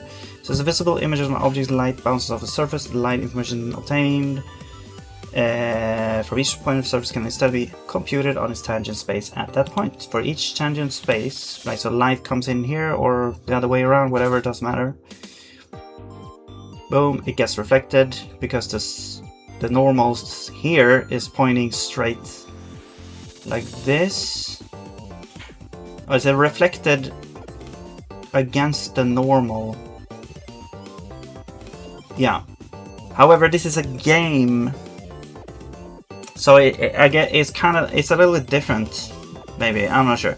For each tangent space of a surface in three-dimensional space, there are two vectors which are perpendicular to every vector of tangent space. These vectors are called normal vectors. Choose between these two vectors, description of how the surface oriented at points, the slides information depends. Yeah, the only thing I really need is like how to interpret the RGB values of a normal map. That's what I want to do. Let's see if they have this information. Okay. Normal can be specified in a variety of coordinate systems. Computer graphics is useful to compute normals relative to the tangent plane of the surface. This is useful because surfaces and applications undergo various transforms, such as the process of being rendered, scaled animations, and so important normal vector information be preserved. Under these transformations, examples of transformations include transformation, rotation, sharing, scaling, perspective projection, or the skeletal animation of finely detailed character. Okay, cool. For the purposes of computer graphics, the most common representation of a surface is triangulation. As a result, the tangent plane at a point can be obtained through interpolating between the planes that contain triangles. Yes. That's not what I'm interested in. In order to find perturbation,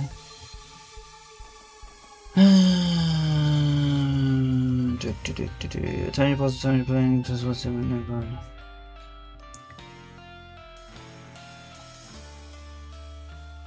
Okay, how normal is it transform insert most application with a bitangent to match the transform geometry? So instead of enforcing bitangents be perpendicular to tangents, generally prefer to transform bitangents just like the tangent. Okay, this doesn't explain what I want. Calculation. It's like this. I want to understand. I know it's like it's supposed to be some kind of angle where like RGB represents some angle. I just don't know exactly what the format is. Like I want to understand what is the format.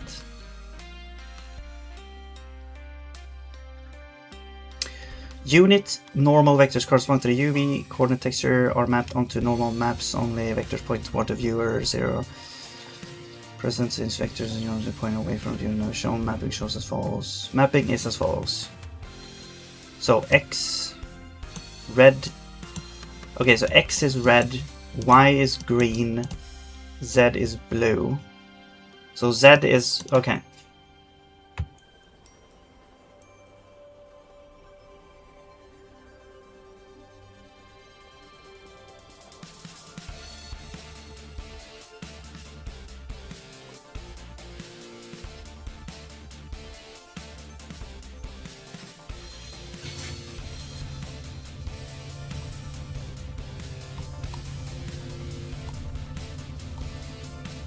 Now, is it like the idea when you stick a pencil into an apple and you rotate the pencil?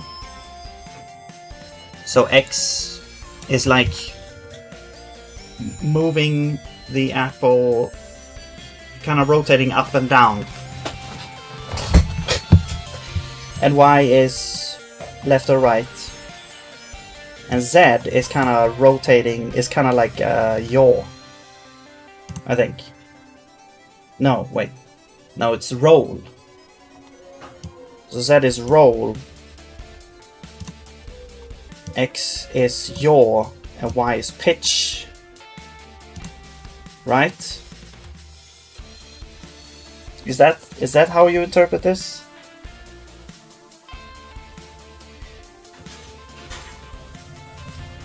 But then this doesn't make sense, because this should be...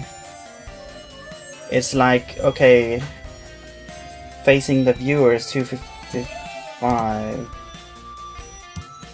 128 is like to the side. So it's not roll. So one of these is roll, probably. I don't know.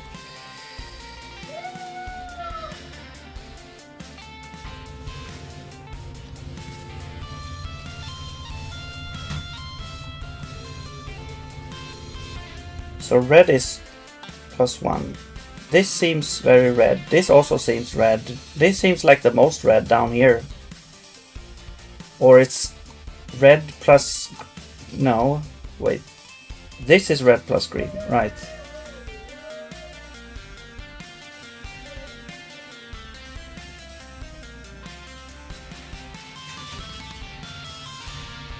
So if it's... So, okay, so if X... So if red is 255, that means it points straight to the right of X.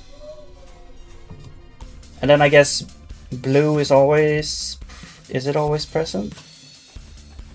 No, because then blue would be like... Or is... Well, it's present until 128, I guess.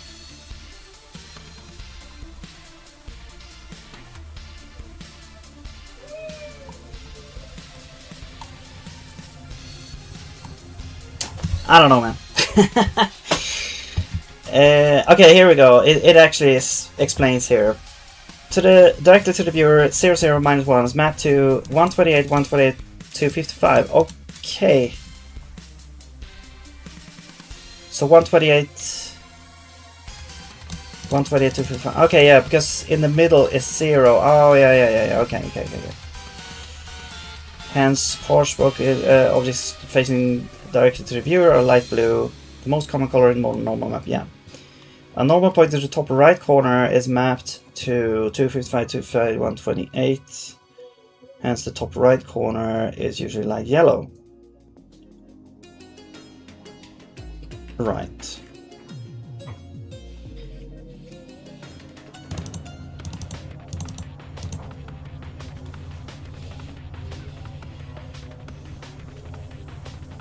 A normal pointing to the right of the texture is mapped to this. Okay, maybe I should just look for an algorithm that actually explains it, because I can't really map this. I'm too lazy to do that. Okay, let's just search for like normal map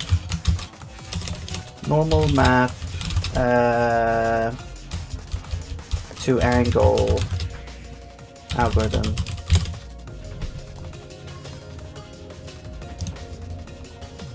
I guess I should have gone in here.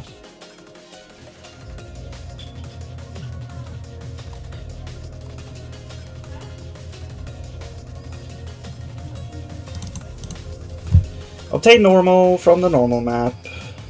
Transform the normal vector to range.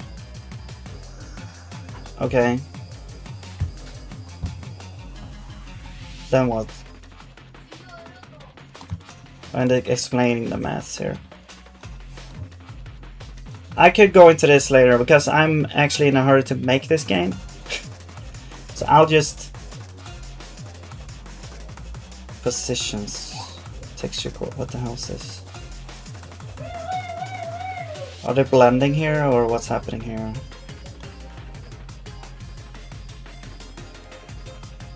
Or is this the vectors?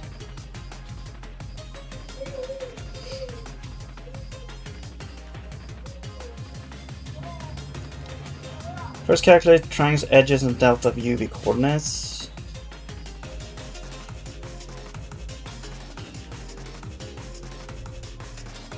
The required data to calculate agents and bytext with the UV start following equation from the previous section. I'm not sure what tangent and bitangent mean. I think it's just a reflection. It's like tangent could be the light coming in, bitangent is like the reflection or something like that. Maybe, I don't know.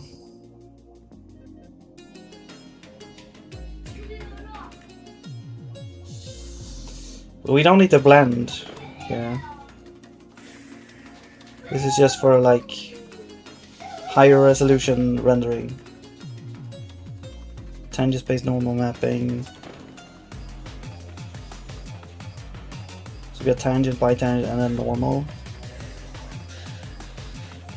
And then we have that, put that in a matrix.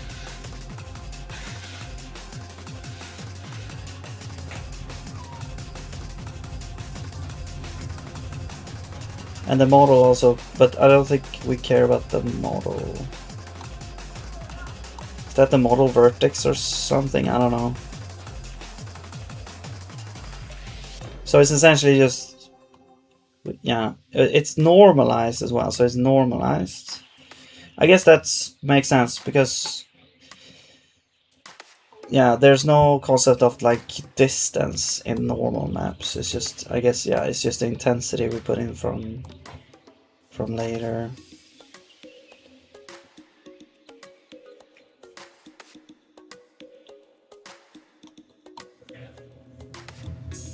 But this is the vertex. Is this the color right here? Normal. So we take the color of the normal map, we convert it to this, we normalize it, and we also take this, we multiply it by the matrix to, I guess, calculate, yeah, the kind of ratio that it should be. And we normalize that, so we get some kind of direction there.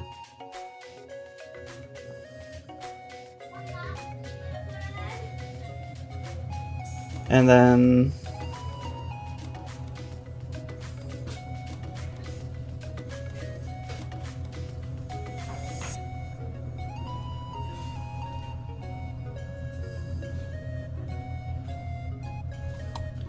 okay, what's happening here? Because the resulting was now word space, don't need to change. It's also a second case where we take inverse CMX transform around lower space, tangent space. Okay, so there's like different ways to calculate, I guess. The light direction, view direction. Small work requires measurements to change, so why wouldn't bother? Transforming vectors with tangent space has a added advantage that we can transform all relevant lighting vectors to tangent space and vertex changes as the fragment shader. This works because light position and view position don't update every fragment run. Okay, it's an optimization trick, essentially. Alright, so we got this, we got light stuff. That's the view, I guess the camera. We have the texture stuff.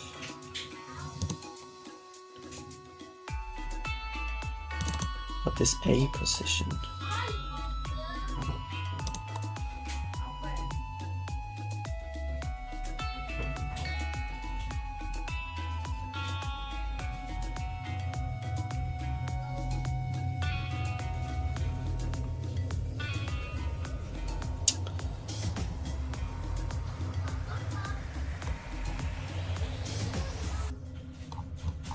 Okay.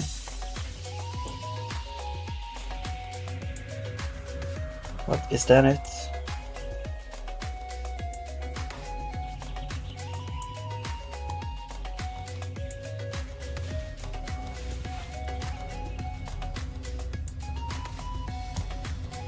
normal.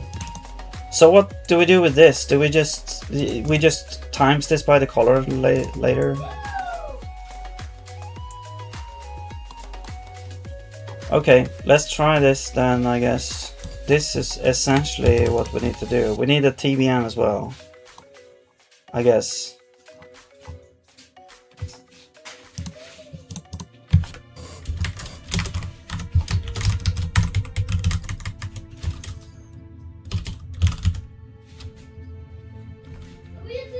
Vec 4. No. Yes. No. Vec 3. I guess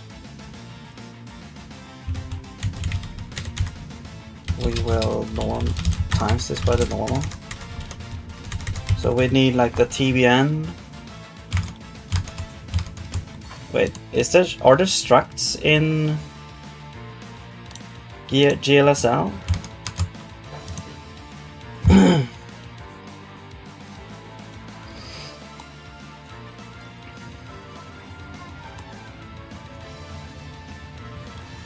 Okay, well I guess we need these because this is where we calculate that.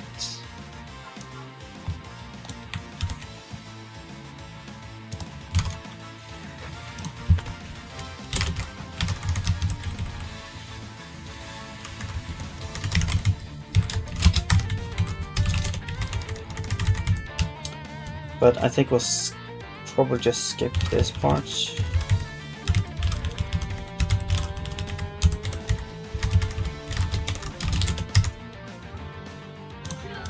Okay. But we need these now, a tangent, a bitangent, and a normal. Tangent, bitangent, and normal.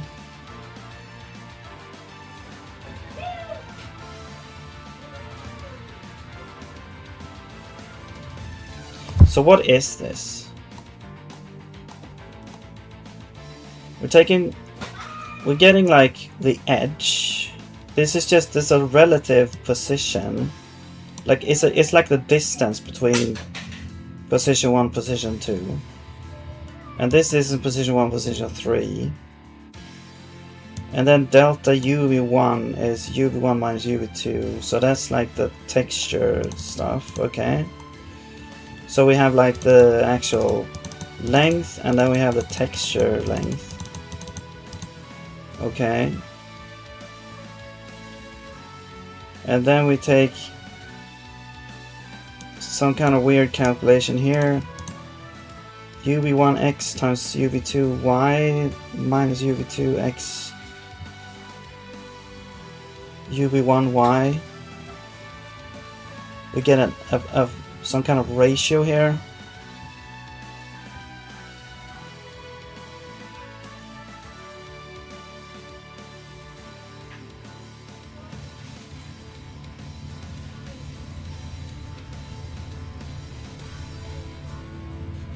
How do we get the different UVs? Oh, these are points along. Okay.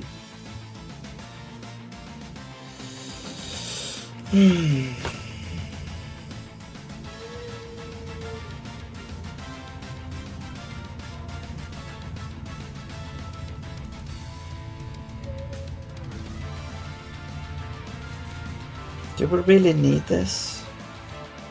It feels like this just tries to blend the positions and stuff. Like I don't think we really need that.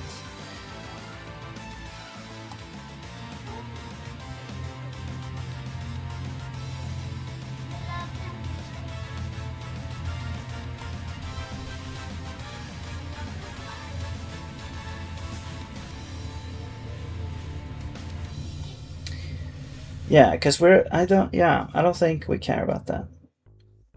We might care about rotation at some point, like just rotating in one dimension. But I don't actually think we need this here. We can just, we don't need to do this, I don't think. Let's try it anyway. So the normal we take the normal map,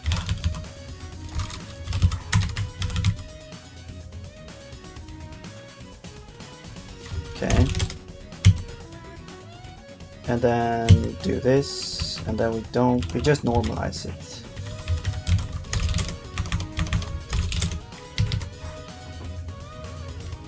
Okay, but the issue now is that we don't actually have the normal map. I guess we could just load it in. So the problem though is that when we draw the renderable,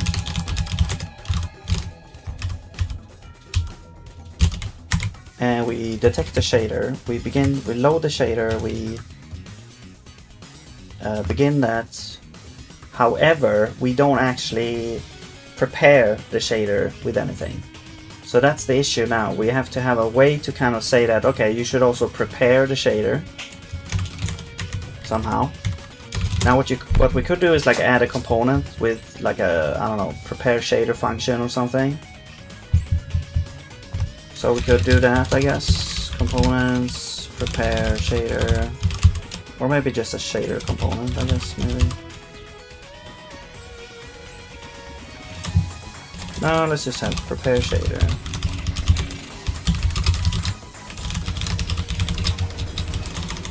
And this is essentially just have prepare function, which is a function that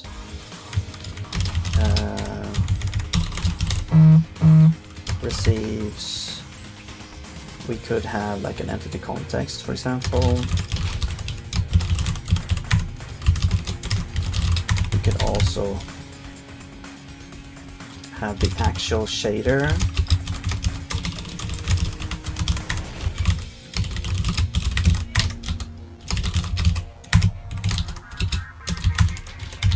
Turning void. Okay, I guess that's basically it.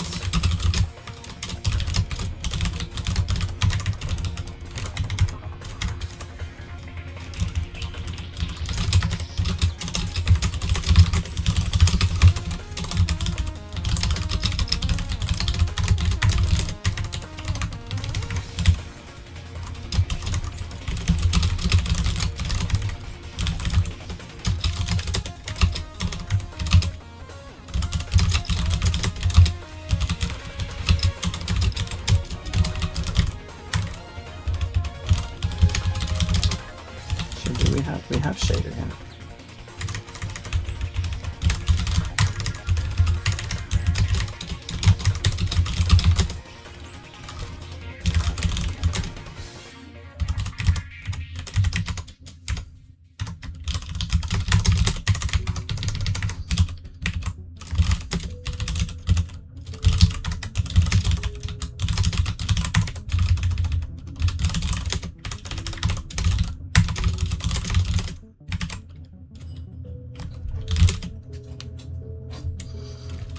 So spawn where.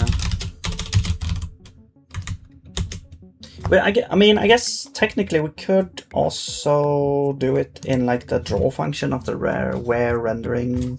No. This is more generic. Yeah. So we'll have. I'll just add this function here. We can move it later. Probably want to have it like in a more generic place. I'm just gonna put it here for now. So prepare shader, context, shader, alright, and then we'll add prepare shader, alright.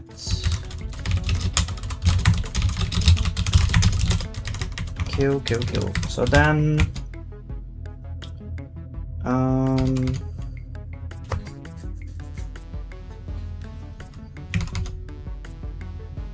now I wonder if we have to supply an image that only has the shader, or if we could pass a texture with a rectangle as well. Not sure. We'll figure it out.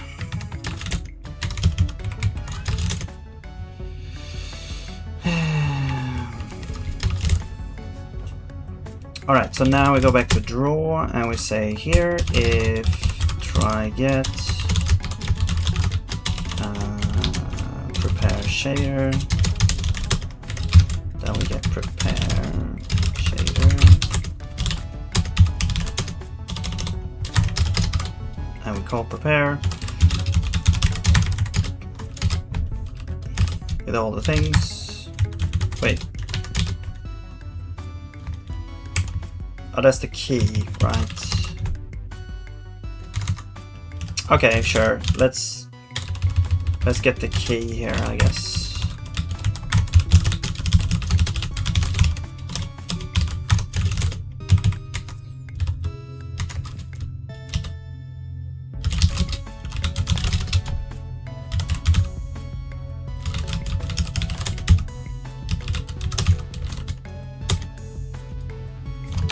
Actually, do we have get shader? No.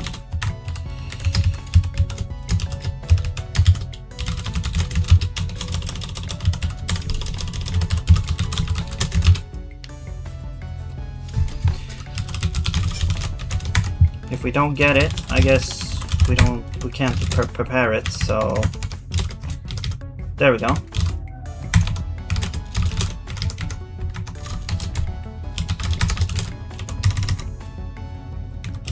Okay, let's actually just get const.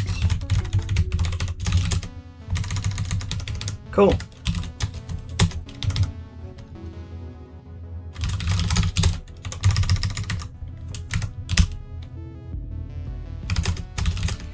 All right. So now we should be calling this function before every draw, which is good. Not even every draw, even every draw of like renderable. So we need like, that's the thing now, is like we want to actually set, we need RL raylib, and we're gonna set shader something value.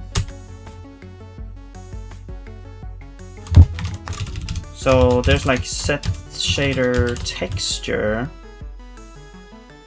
Does this change the texture? This, oh wait, no, set shader value texture and location index. Yeah, I think that's just location, like the texture location, right?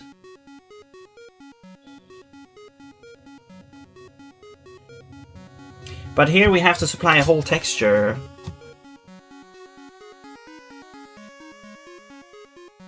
That's kind of an issue.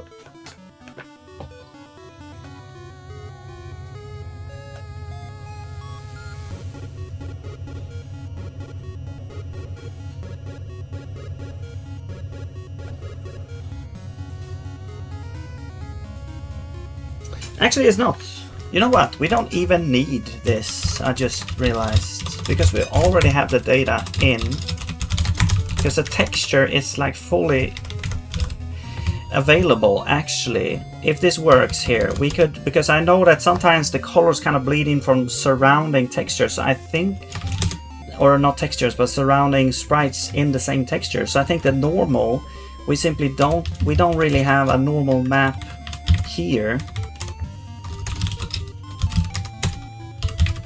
What we have is we still have like texture 0, but we could actually just convert UV to normal map UV by saying plus 2.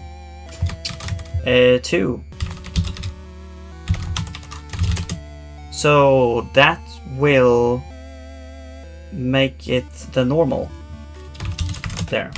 I'm pretty sure.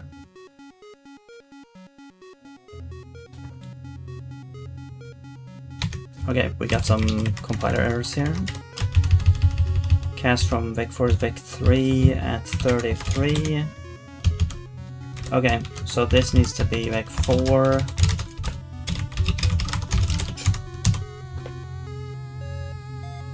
There we go, I guess.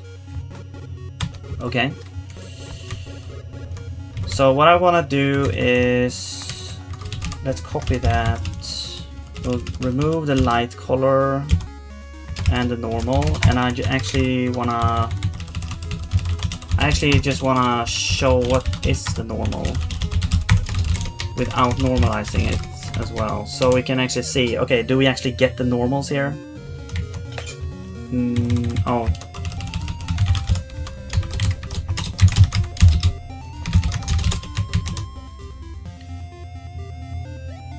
Doesn't look like it. Oh, because wait.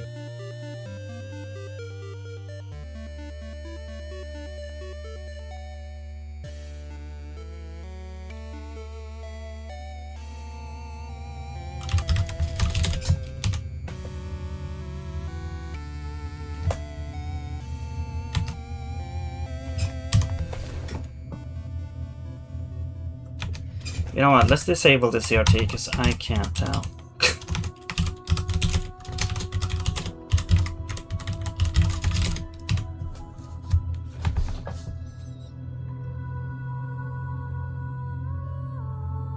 No, they are very flat.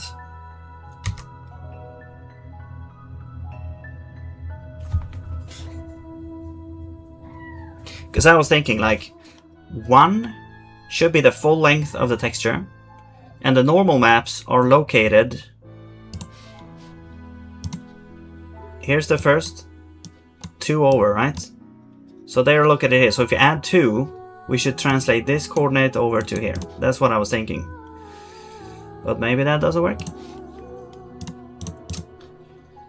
as I thought it would.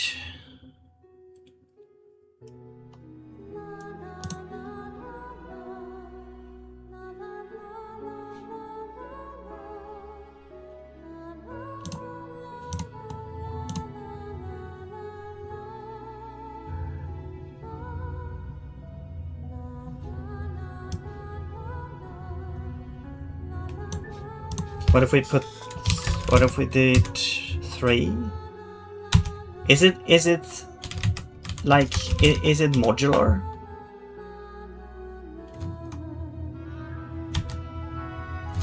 What the hell?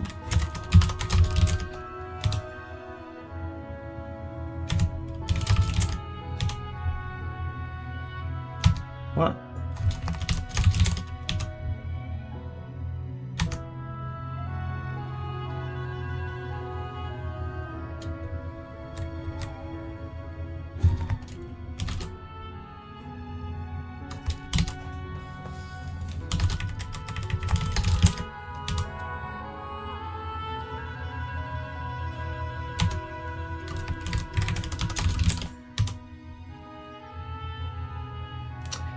I am very confused right now.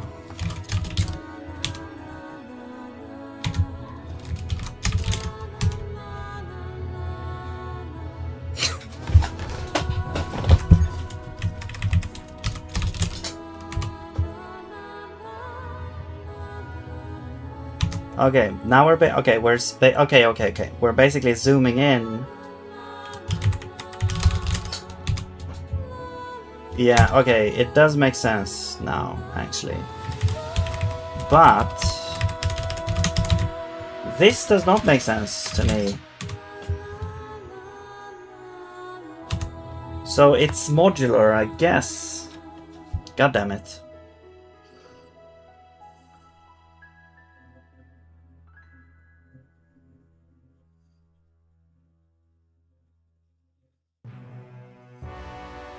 Wait, is the... No, the type has to be like a floats. The type itself is not modular, right? That does not make sense at all. Okay. So I guess we'll... I mean, then we need like normal map, but we also need like normal map. No. We need the normal map, yeah. So I guess technically we do need to kind of prepare, I guess, those textures beforehand. So all those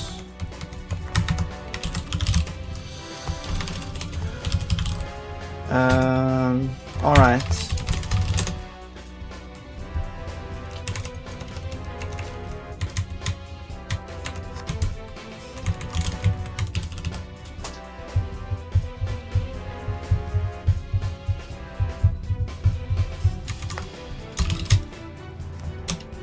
You know what we could do? A simple thing actually. We could do like normal map.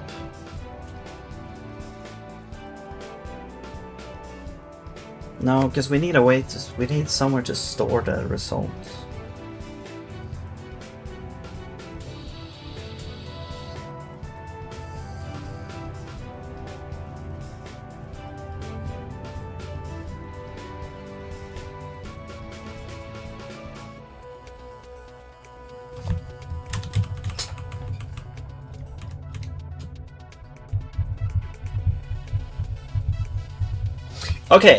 Okay, I just realized something. What we could do is we could just go in here.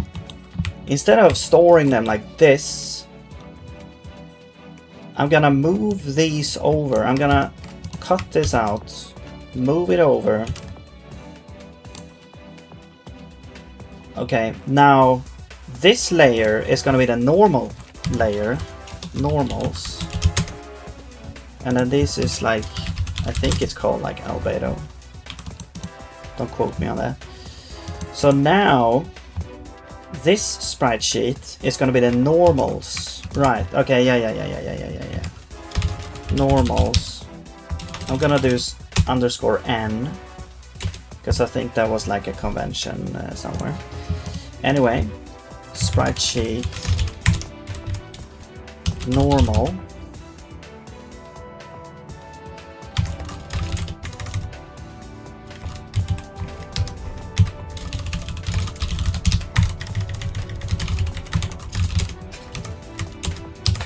Okay, now we have those. And now we go over to where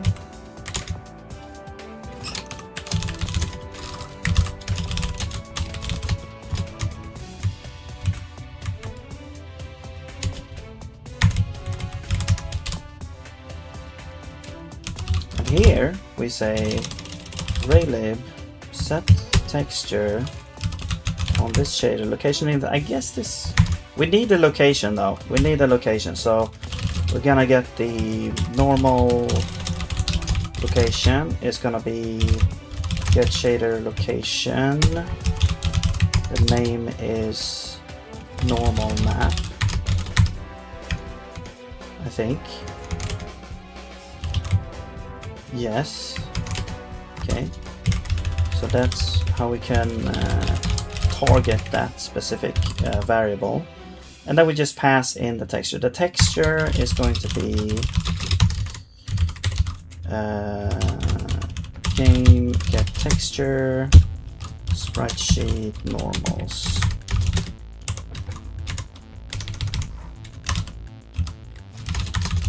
If we don't find it, we can't really add it, so then we return.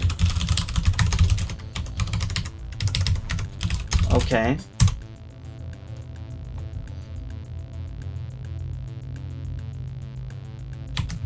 And now we go back to the lamp shader, and instead of doing this, we're gonna get the normal map here. Okay, let's see if this works now. There we go. Now we have the normal map. Great. Okay. So now let's go back to doing whatever we tried to do here and see if that works. Okay, it doesn't actually kind of work the way I thought it would. So it seems like, yeah, this does not actually do what I wanted to do, I don't think.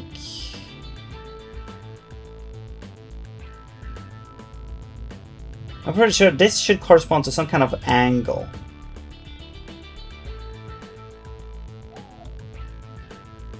This turns it to from 0 to 1, 0 to 2, -1 to 1. -1 to 1. So now it's -1 to 1. We normalize it.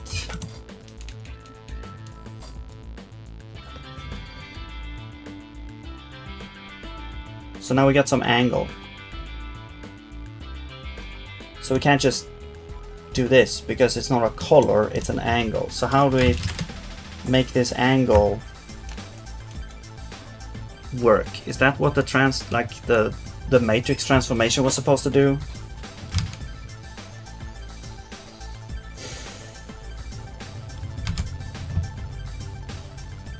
Like this part here?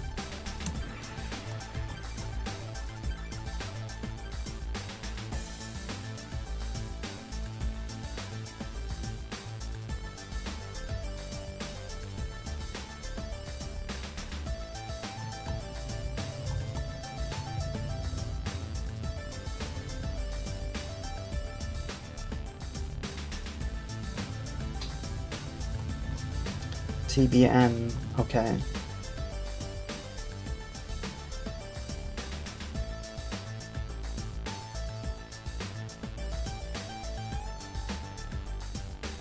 Now what the hell's going on here? How did I get... what are these points?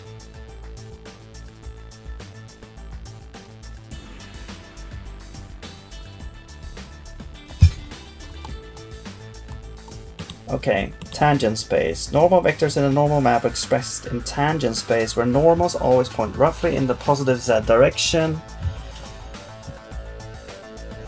Tangent space is space that's local to the surface of a triangle. The normals are relative to the local reference frame of the individual triangles. Think of it as local space of the normal map's vectors.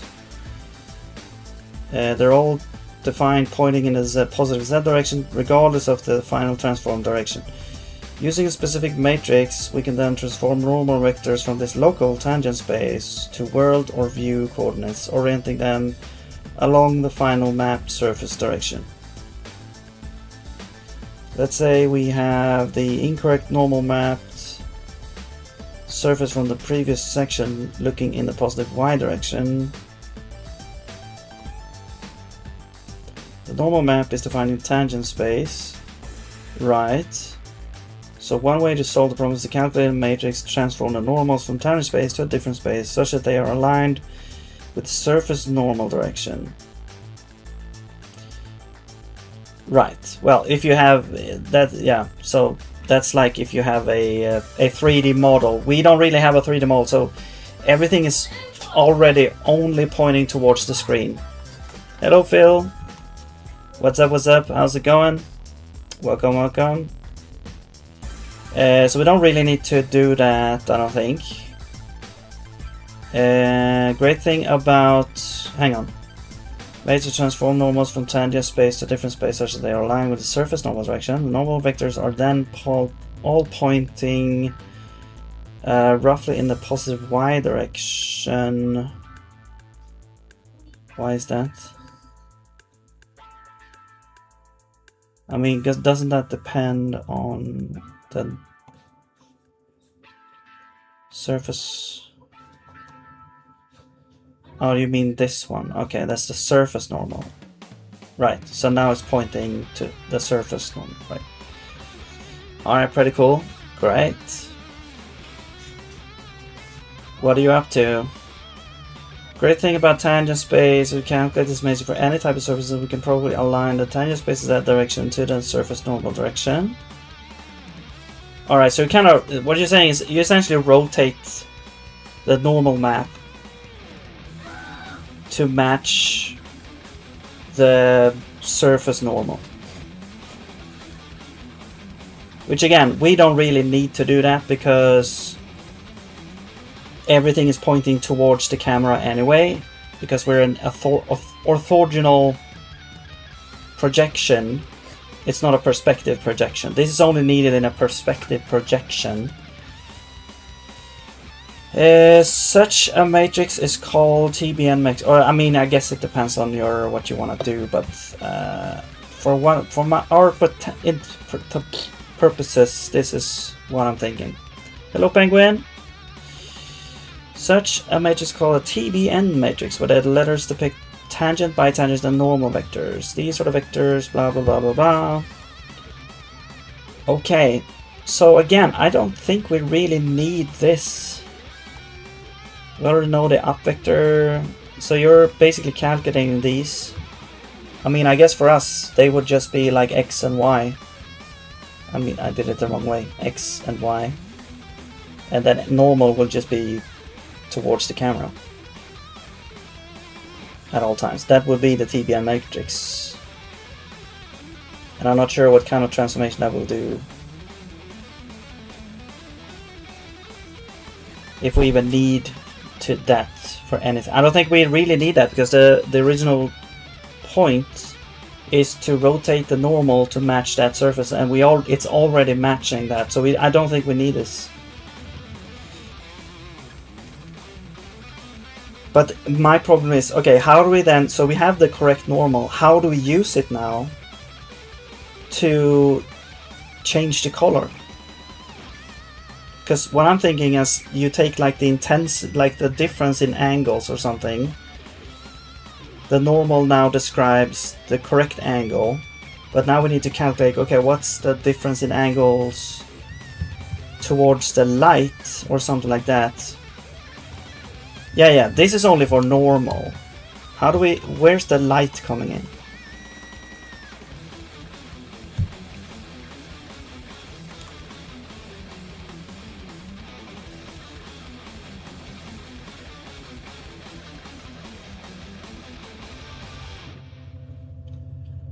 Light position, view position, frag position.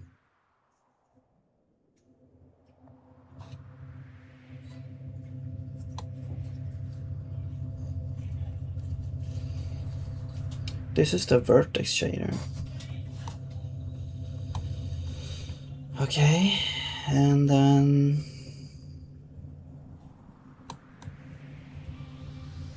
we can find the source code. Okay, let's just look at the source code, I guess. Where's the shader?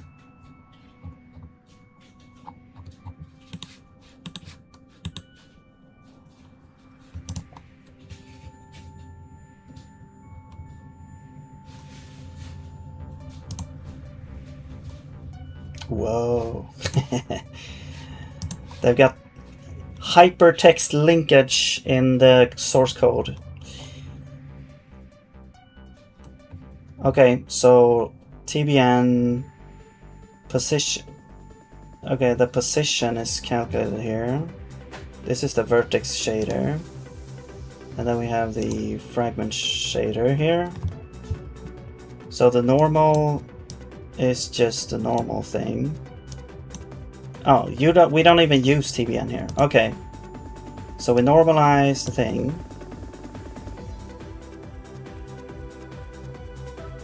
Or maybe we get the thing here. We get the tan, we get these.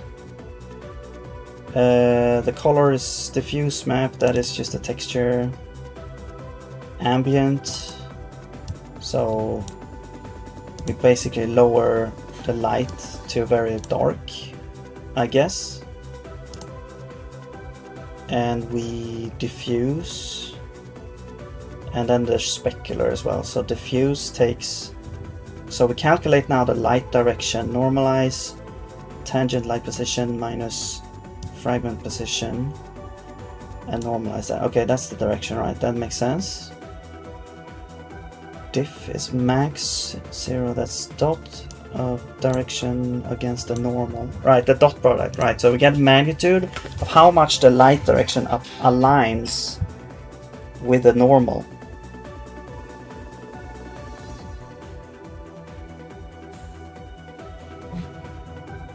But is the light direction, is it going away from the... I think it's going away from the texture, so it's kind of like aligned with the normal in that sense. Because otherwise this would always be 0, because it should be negative. The dot product should be negative otherwise. And then the diffuse is diff times color. So this is how bright it should be depending on the light.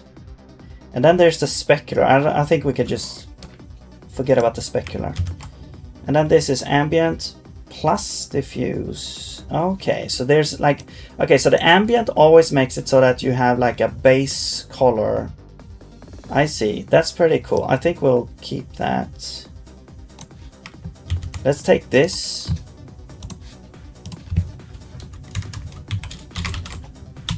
And they didn't actually normalize the normal, did they? Yes, they did. Yeah, okay, they just did it in one step. Ambient. This is texture color. Now we don't really have these positions. Well, we kind of do. We have this, which is like the relative position of our thing to this. So then the direction would be that normalized, I guess.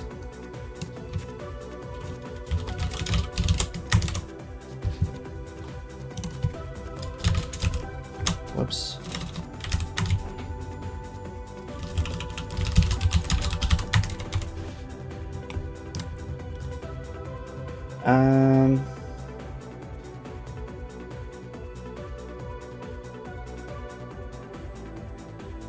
Also, we have 2 lights. How do you do 2 lights? How do you scale this up? Do you apply, like, can you apply multiple shaders? Somehow? Or do you go through each light? Do the same thing again?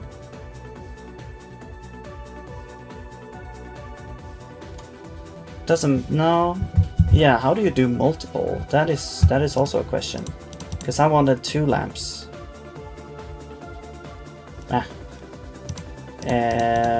I guess, I don't know. We'll see. Diff, light direction normal, dot, diffuse. This is texture color.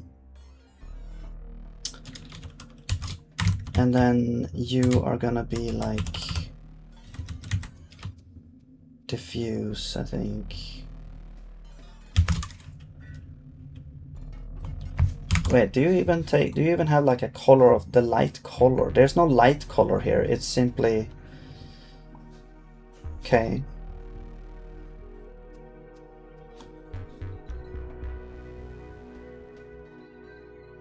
And also you add here, which is interesting.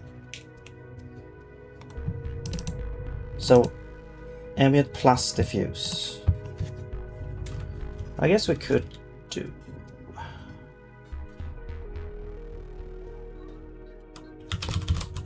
diffuse.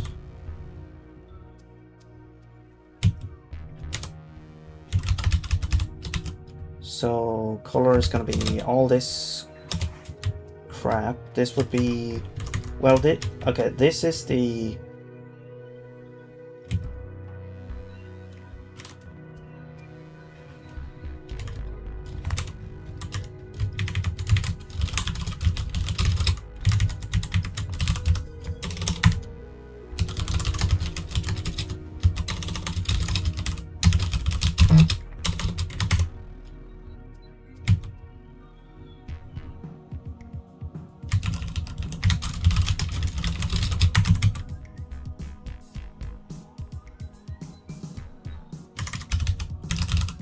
wait, frag, diffuse,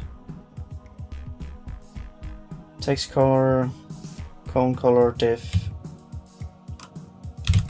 and then the color is diffuse. Well, let's just diffuse plus ambient.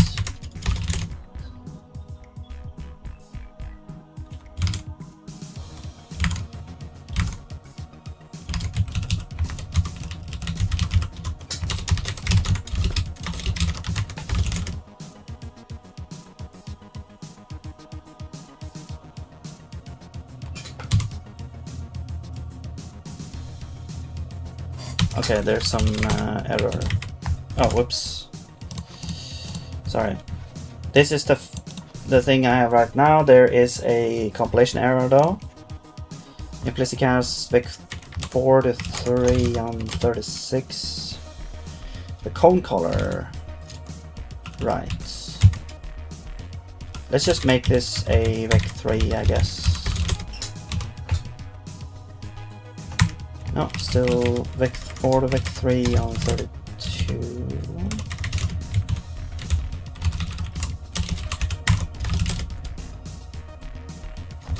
36.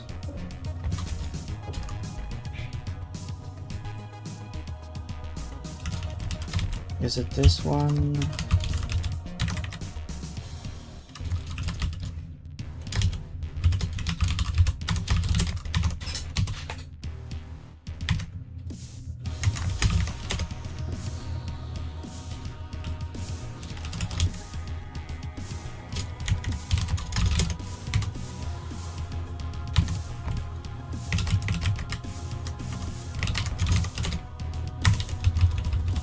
Diff is a float.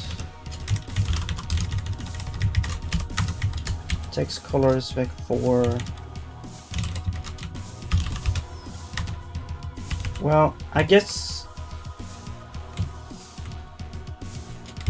let's do text color RGB. In the end, why not just text color?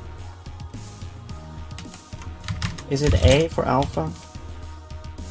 Yeah. Okay.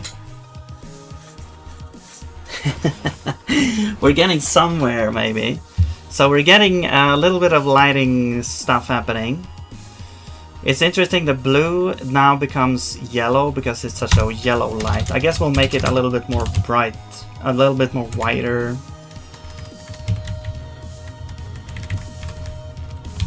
Maybe like a little bit more wider color there. Okay, so now it looks a little bit weird. I don't know why the top is dark though. I was thinking the top should be, and as you can see, the light is always coming, you know, from the top. So you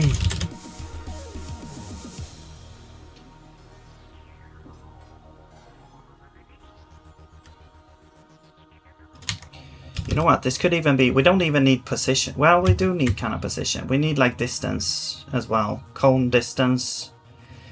I guess we need distance and, but we could calculate distance here, I guess, maybe.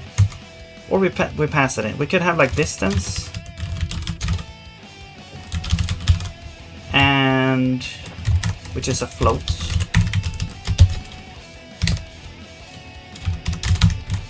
And then we have direction. We already have direction though, but it's direction from where the cone is. It's not the direction, it's like the relative. We need the relative direction to this. To the, well, it's just a relative direction to the object though. Yeah, I guess that's what we have. No, let's actually, we'll keep position and we calculate it based on, so this is the relative position of the base object. So I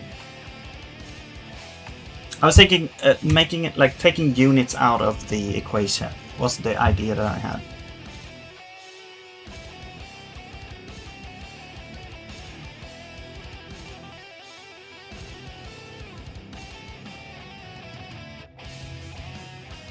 But we could also just pass in the position of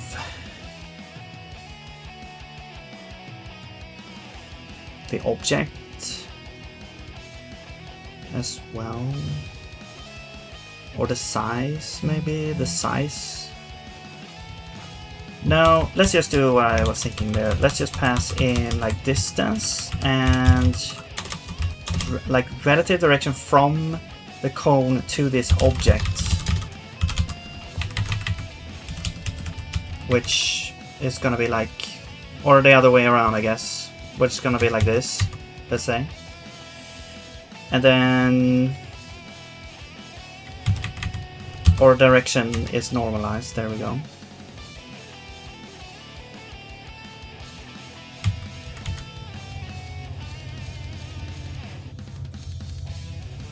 Yeah.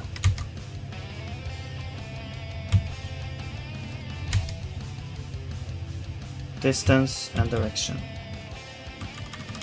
And so here we take, this is essentially, this is just going to be a cone relative direction instead. And then we have the distance, which should then also count in somehow.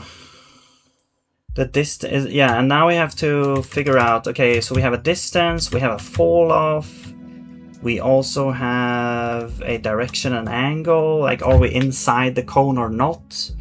How far inside the cone are we? Maybe the intensity increases depending on how far centered you are, maybe, I don't know.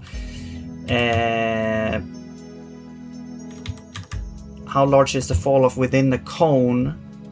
How do we calculate that? We can do distance. I guess, is it like an inverse square? I'm not sure. Light intensity should be, so intensity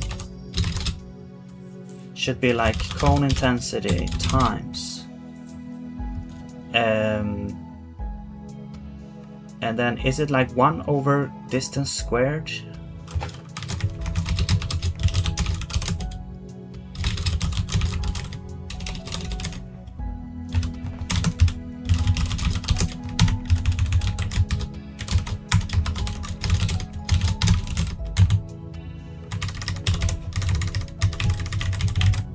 And that is then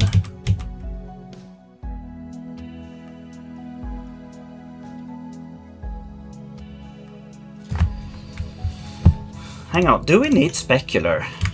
I wonder how that actually affects things. Let's try adding this.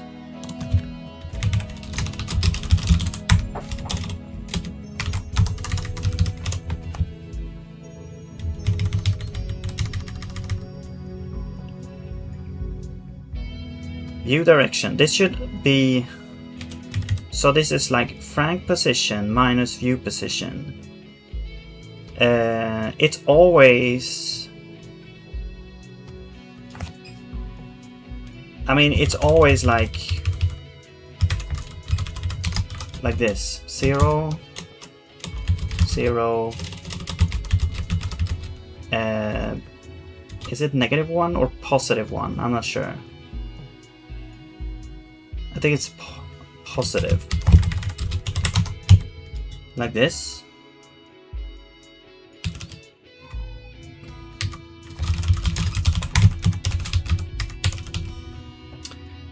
Light direction is cone there. Reflect, is that really a function? Like a built-in function? Reflector. Where is this used?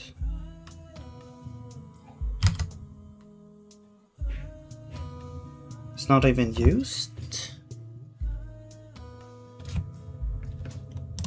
This isn't used.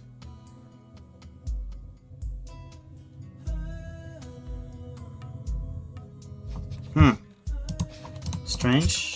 Okay, I guess we'll halfway dir.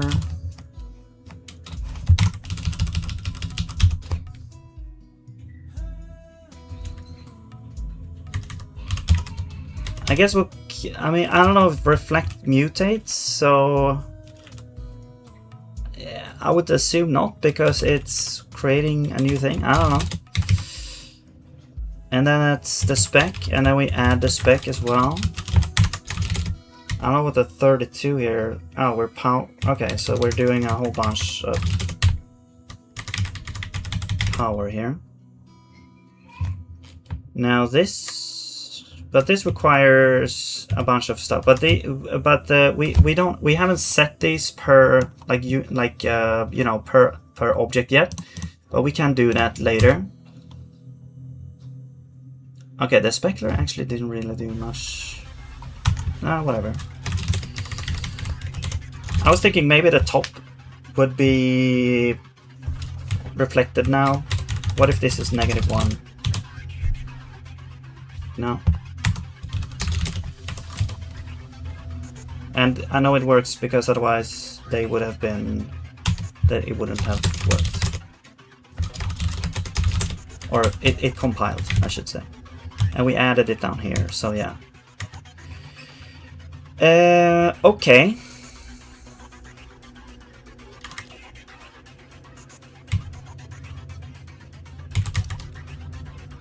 I don't understand the reflect direction. The reflect direction doesn't seem to be part of this. That's so weird. Like, what if we do this? It shouldn't even be in a difference. Okay. I'll just remove specular for now. It doesn't seem to do any difference at all. Okay, well anyway. There might be something wrong with the normal map, but let's see.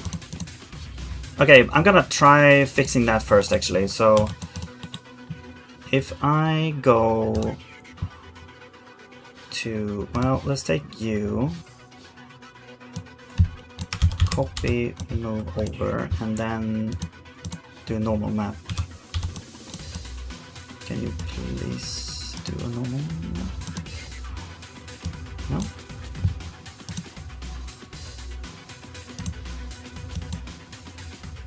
Why not?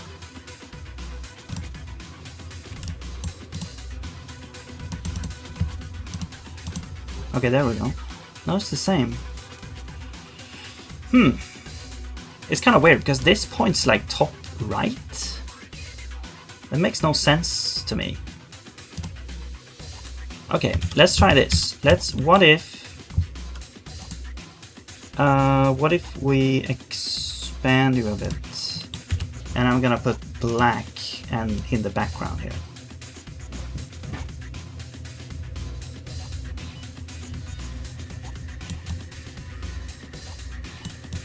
You know what? Let's just make this is the height map. Height. Let's call it height. Okay. I'll take this. Apply normal. There we go. That's more what I was like expecting here. Okay. So what we'll do is we'll take you out. Put you over here, merge into height. Okay, so now if this is albedo, this is height, and this is normal. Now we can calculate normal by taking the height, basically copy paste. 1 second.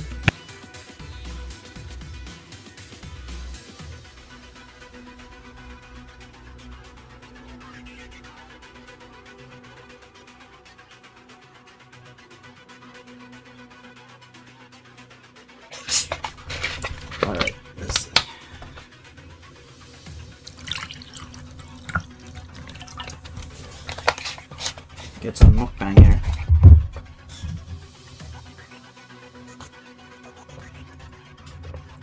And then I'm just gonna do filter normal map, and there we go, there's our normal map. Although you can see there's some weird stuff going on here, and that is because we have like adjacent stuff happening here.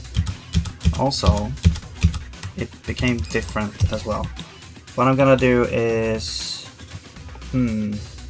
I could introduce spacing, I guess. Like 1 pixel spacing.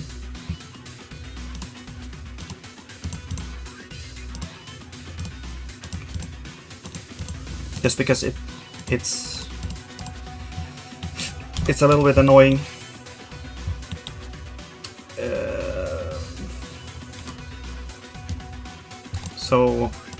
Okay, let's change the grid.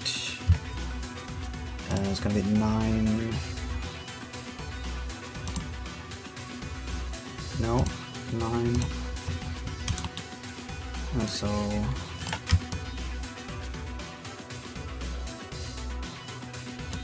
move you over like that, move you over like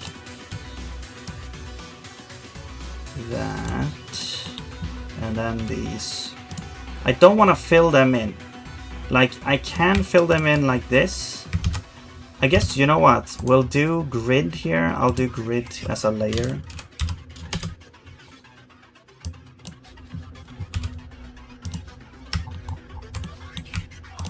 Probably it's gonna take forever.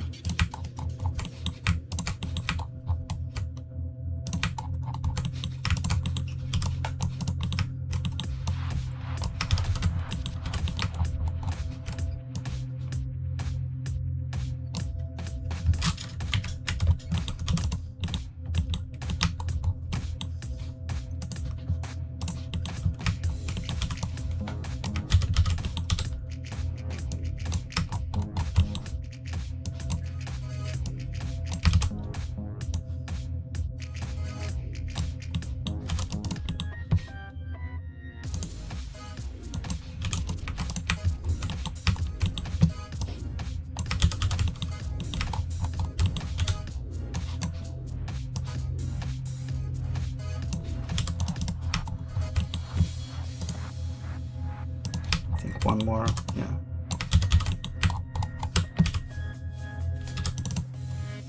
I'm pressing M. Oh, the resolution is not correct. Okay, let's just do this. Yeah, whatever. Doesn't matter. Gonna merge that in there. Alright, now we have these.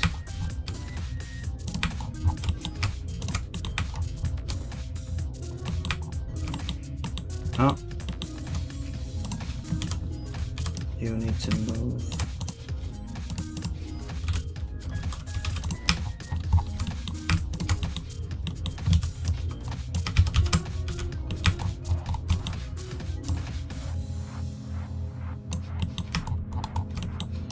Man, I wish it didn't. I wish it wouldn't do copies, like extra layers. Is there like a setting for that? I wish there is.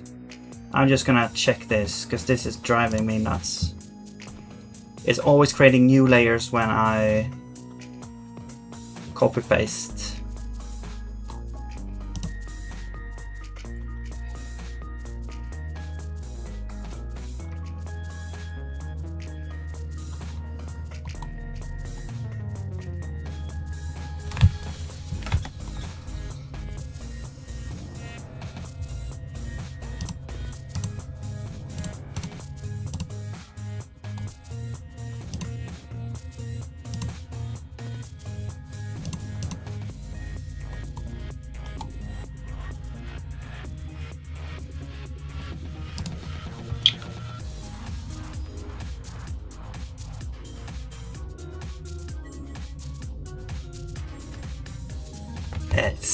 It's crazy. I have to Google that sometime because I definitely want to get it back to how it worked before. Because that most of the time I don't want a new layer. I just want to copy it in. I don't know why they changed that. Oops.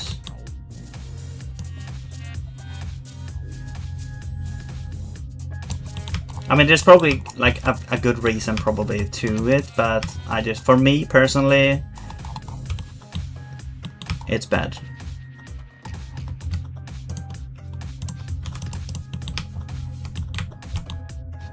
And now we do, well, okay, yeah, now we don't really need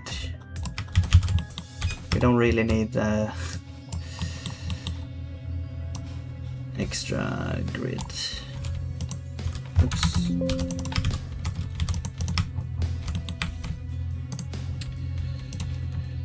Merge Layer to image size. All right, let's remove the grid. There we go. Now we have our own grid that we can turn off like this. If we want to export, we'll export this version and not this version. But I'll have this so I have some guide. Okay, now let's do the height. Gonna move. First I'll move you down. And I'll move you down. Alright.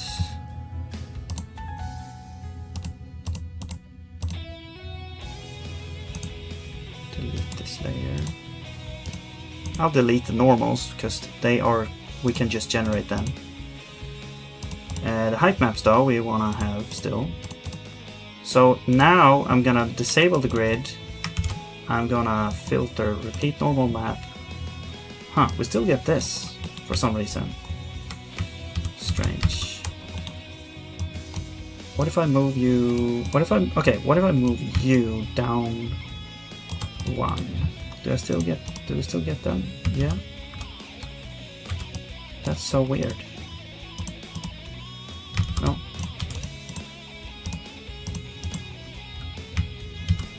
Why is this different? Over here it's okay.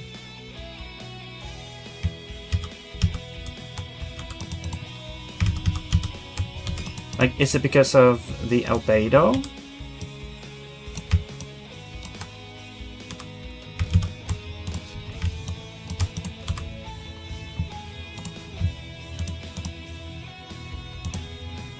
Oops. Oops.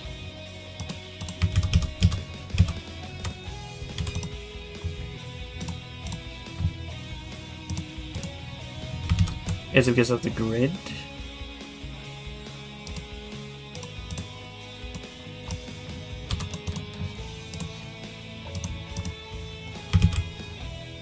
I have no idea why it does that.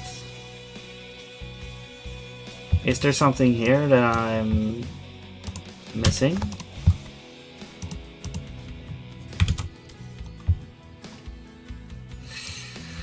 Oh my god. I just want this to be... so I don't have to do a bunch of manual things to make this work. But okay, whatever. I'm not gonna have that many things anyway, so I have to move them out here to make it work. Okay, I guess I could try to make a process where I could have like make it into a new image or something like that. Okay, but anyway.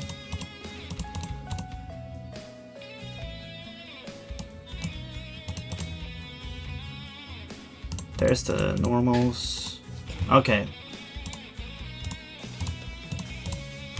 And albedo. Oops.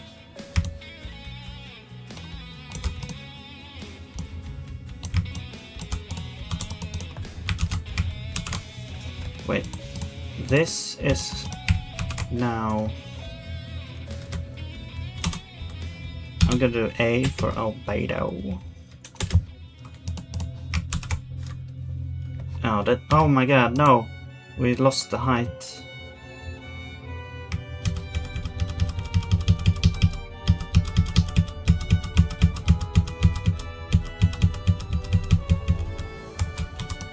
Okay, so I have to copy this, paste, then do this. Now this is the normals.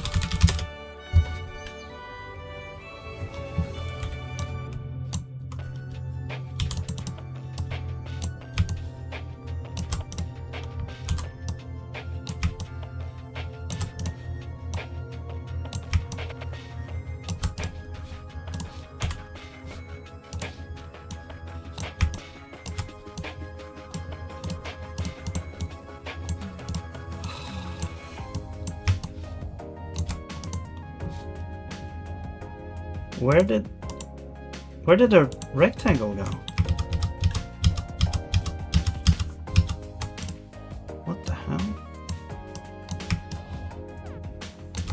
Sometimes, man.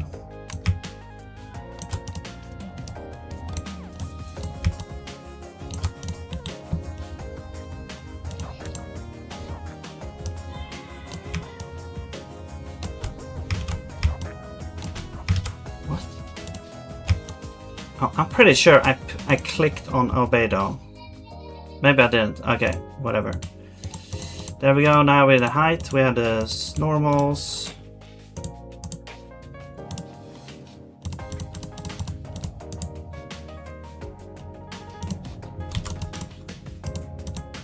Grid is also here, but it apparently I move it maybe.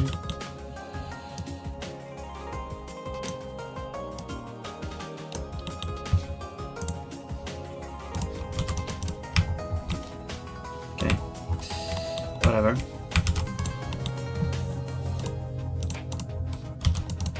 Okay, do this again. This is albedo.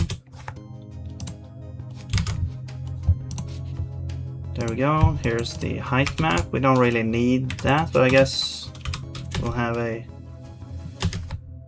if we want. And here's the normal map.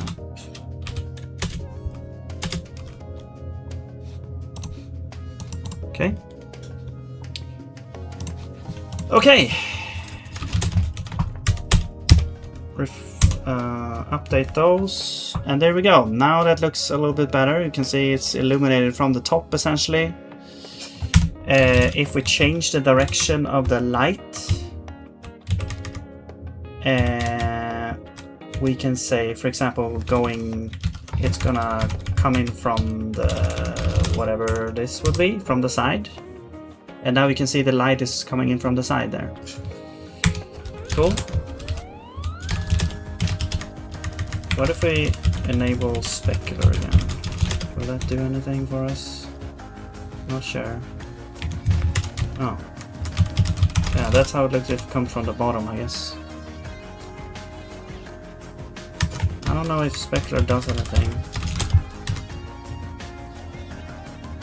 Maybe there's a little tiny bit of difference. Although we don't have like a spec map, or I don't know. Let's keep it in, I guess. All right.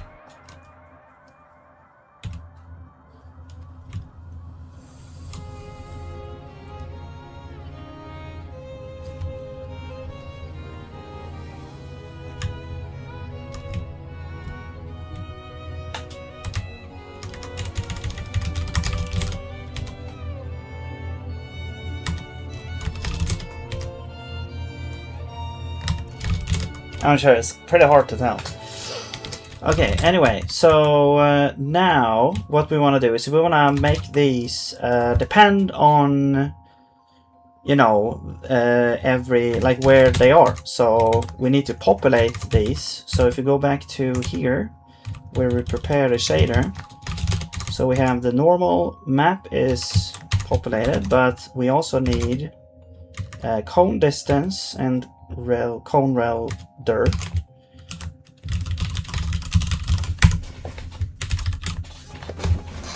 So there's the distance.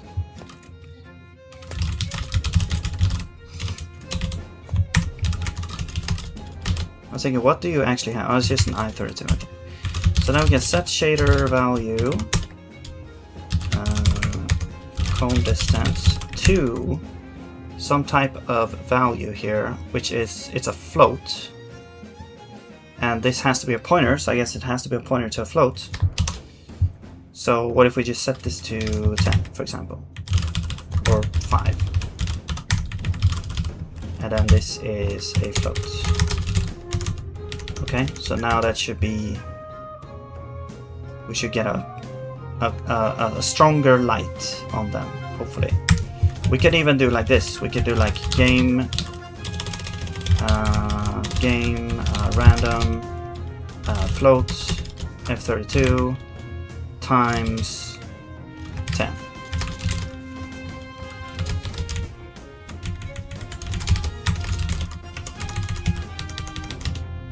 So now every frame we get like a random intensity. It doesn't seem to do anything. Okay. Did we even calculate this? Are we using this? We are. Maybe the distance is too low. No, if the distance is so okay, if the distance is 0, let's say it's 0 actually, we should get like infinite here, or I mean undefined or something. So that doesn't work. Distance need to be more than 0. So I guess we'll add like 0.1. So if this is very low, like distance is like 0.1, that's gonna be like 0.01, right? And then this will be over, so it's kind of like 100.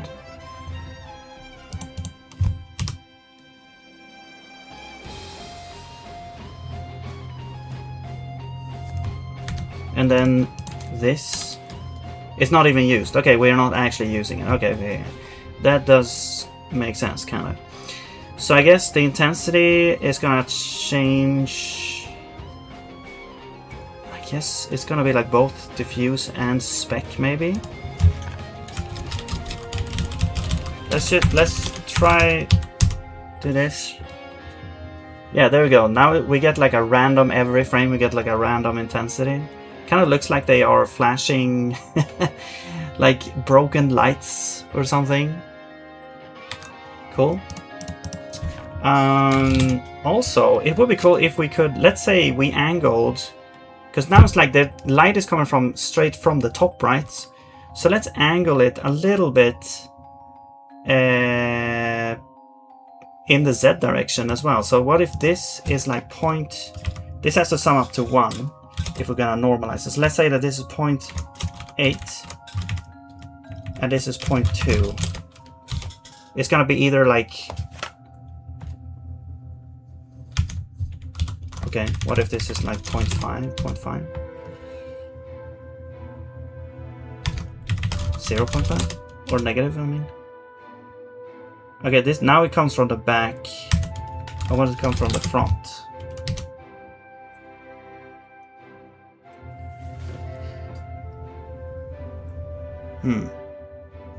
I thought it would be more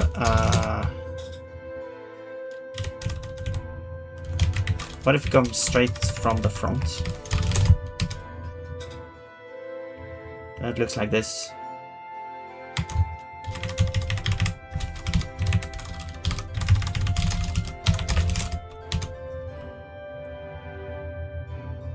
I guess we could angle it something like this then, maybe.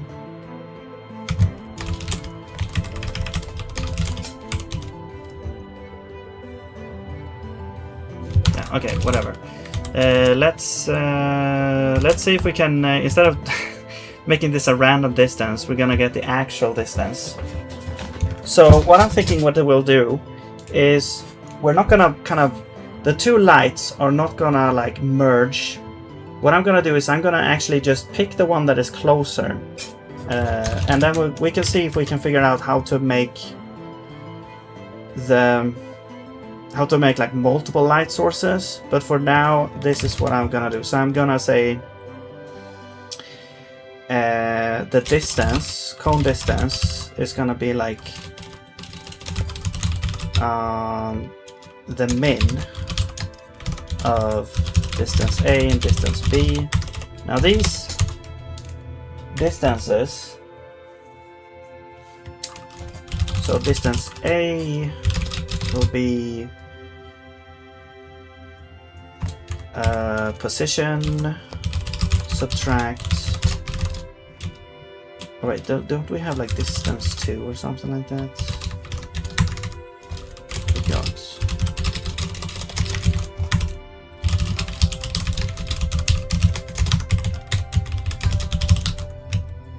Yes, we do. Okay, that's actually the only thing we have. Well, we have length as well, I guess. I was thinking of distance to the lamp. So lamp A position, and then B is distance to lamp B position. So there we go.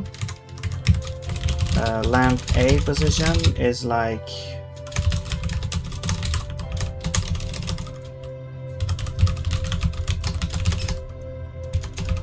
somewhere.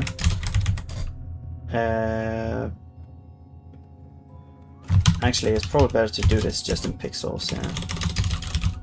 I could just go into the texture itself and check what the actual coordinates are. So this one, let's pick, yeah, this here, for example. This one is at 8722. And then B is over here. 231.22. Okay. Now we have those two. We calculate the distance, and we take the distance that we want to use is like the min distance. It's distance A or B, depending on which one is smaller. And then the actual distance to the lamps is now going to be not this crap, but it's going to be the distance here. Okay, so now we should get actually kind of dynamic lighting here.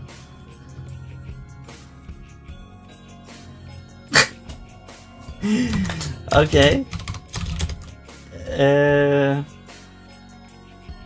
Maybe the distance is too large.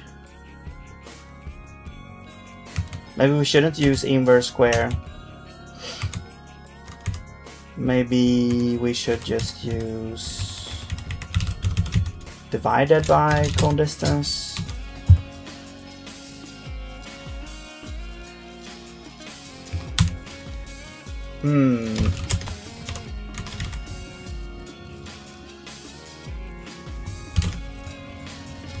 You know what? The intensity also makes sense if it only applies to like the light color.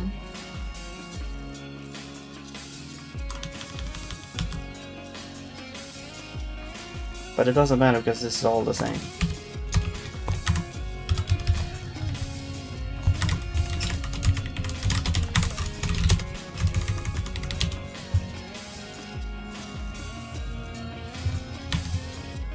Or does it matter? I don't know. Okay.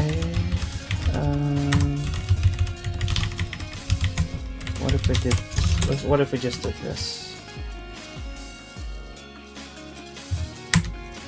And I guess we can increase the intensity to 10 or something. Hey, look at that. It almost kind of works. Let's do like 100 intensity.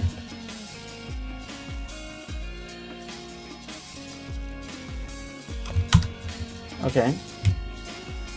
I mean, yeah, the cone effect. Yeah, okay. What if? Okay, let's. So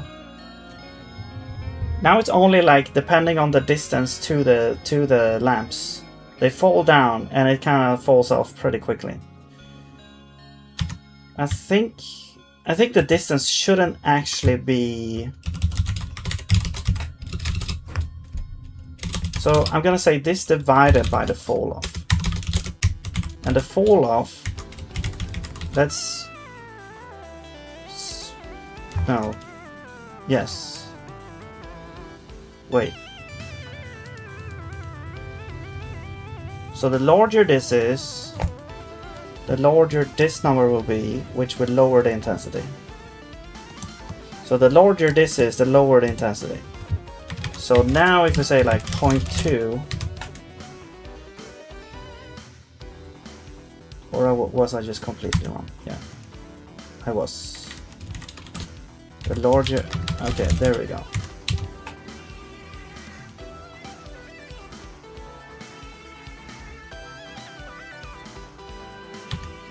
Well, this is, maybe this is not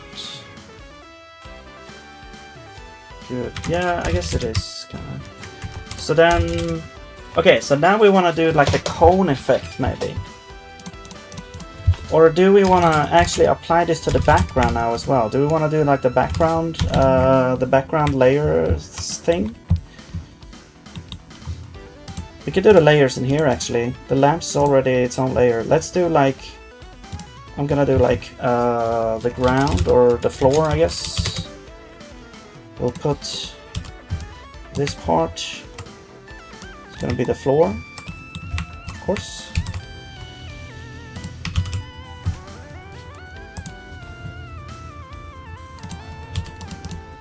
Okay. And then we have, I guess we have like ceiling and walls. We could have different parts of them as well, like some of the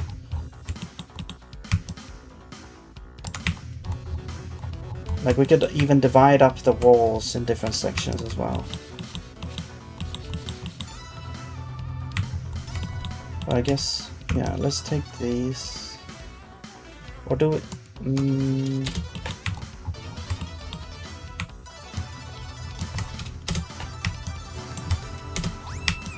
So not take you.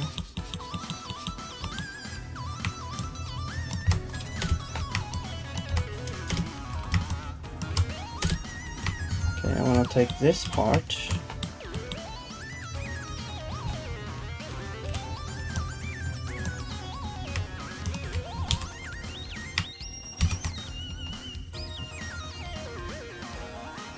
Put it in its own thing, calling this the walls. We'll get the basic thing here working, and then we can try to kind of making it better. So we have lamps, we have the floor, we have the walls, and this is the background. So if we now take the background, I also want to take, yeah, this part is gonna be, whoops, this is the conveyor belt,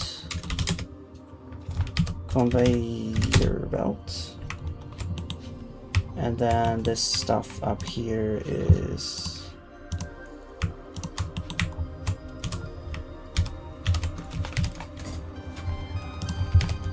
the ceiling.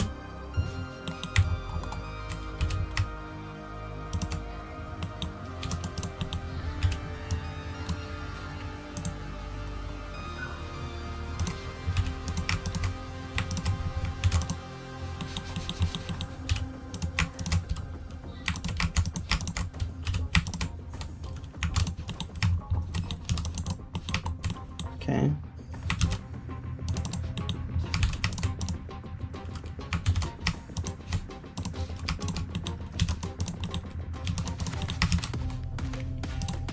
Ceiling, conveyor, walls, floor, lamps. All right.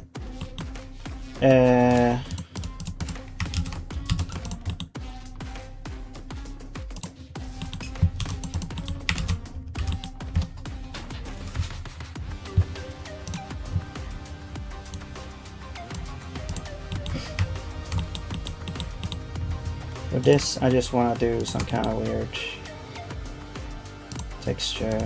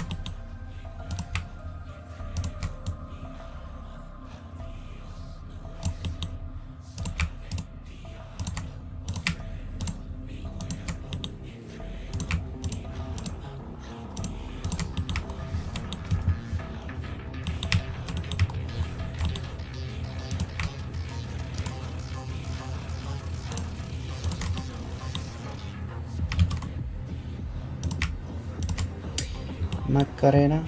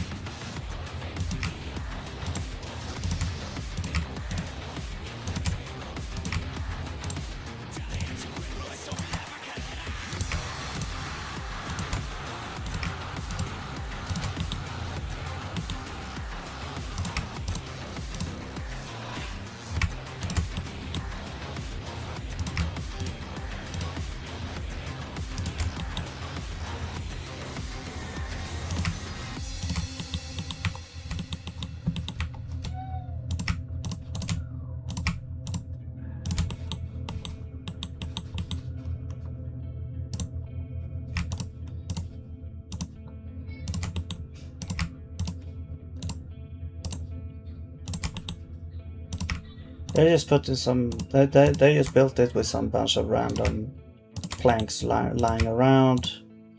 Here, someone built like their own little thing that they just put as a part of the wall. Okay, and then we'll have like a couple of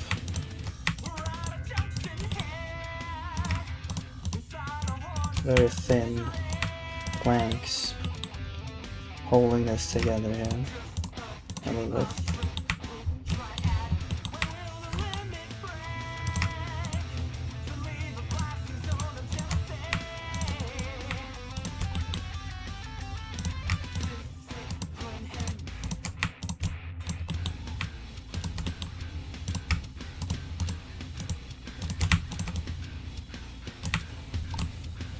Oh man, there's a lot left.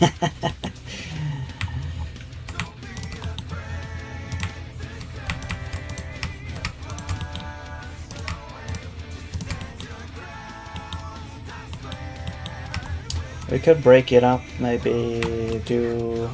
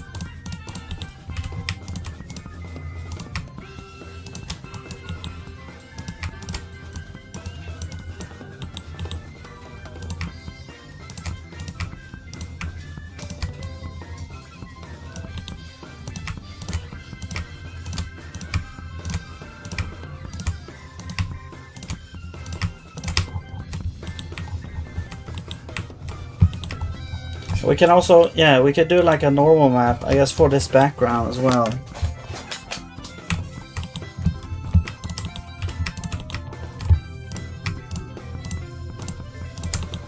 It's a little fun, you know, artsy-fartsy stuff sometimes as well.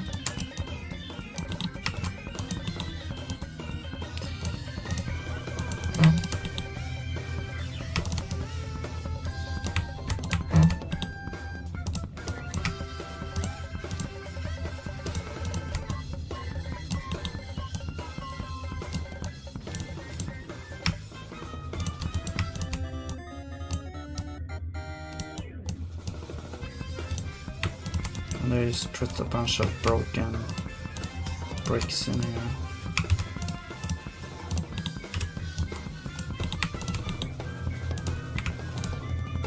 And here's a giant one with like some cracks.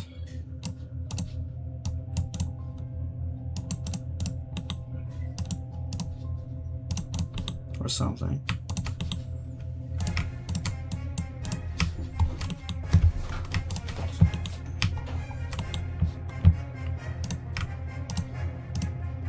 And here they're tied to. And someone said, "Hey, what the hell are you doing? Here's how you do it." And I started to do it correct here. Or, well, more correct, I guess, maybe.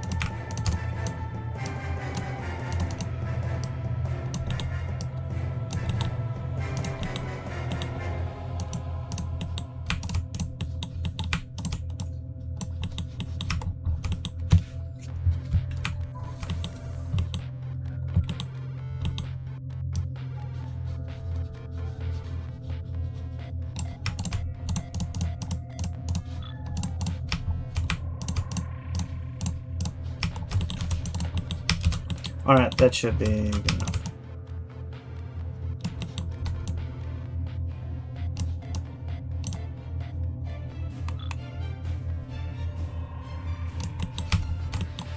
Cool.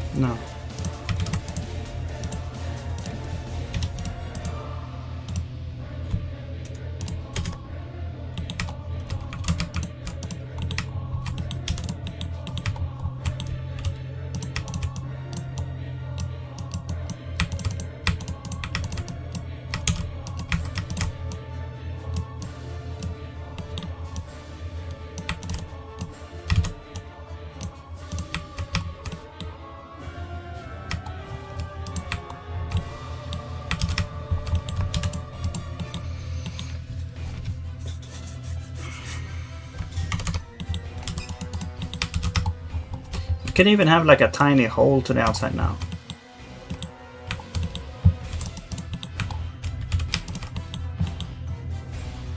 Let's also add like a little one over here.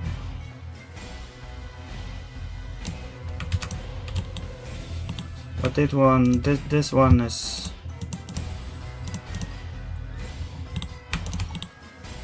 a lot more intact.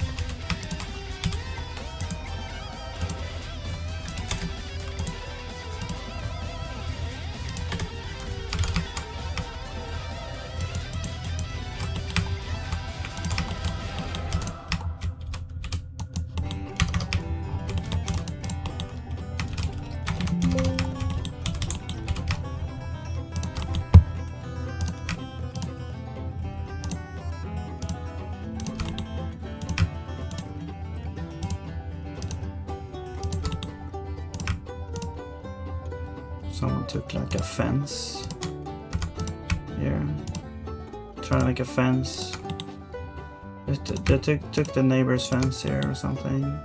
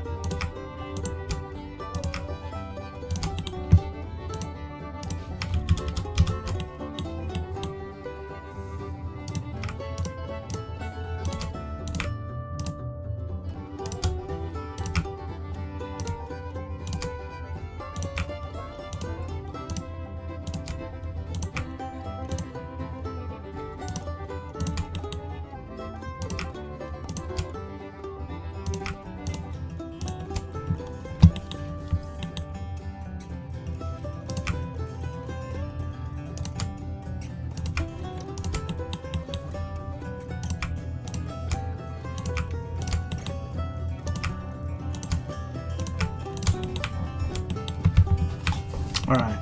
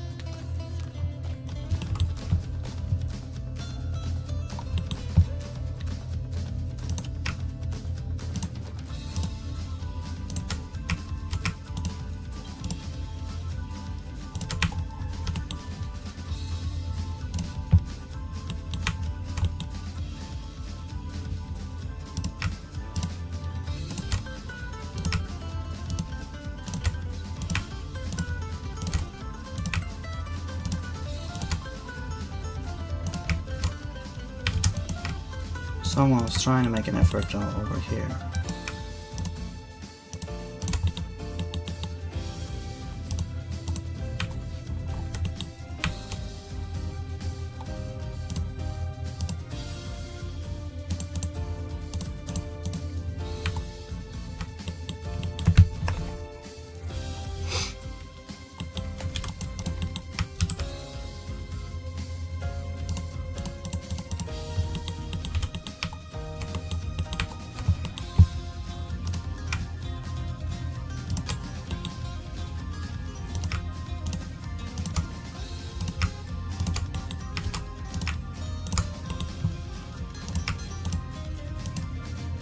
Like big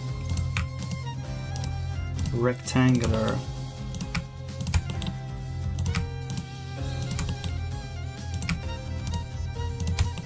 Trying to just cover it faster here.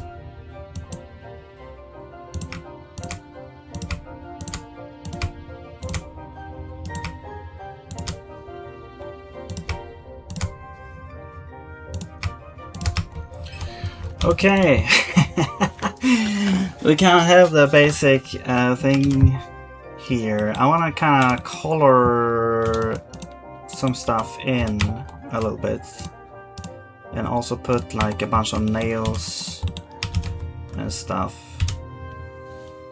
So let's start, I guess we'll start with the color.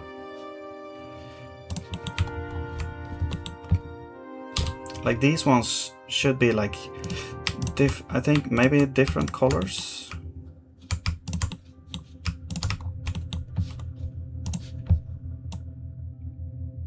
Go with like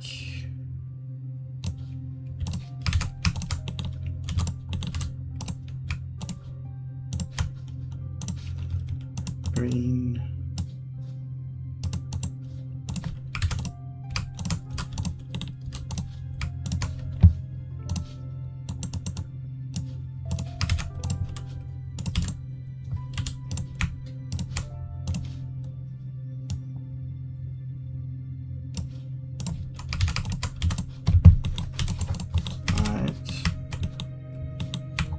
We'll have like different board colors, like maybe a little bit brighter, more color intensive.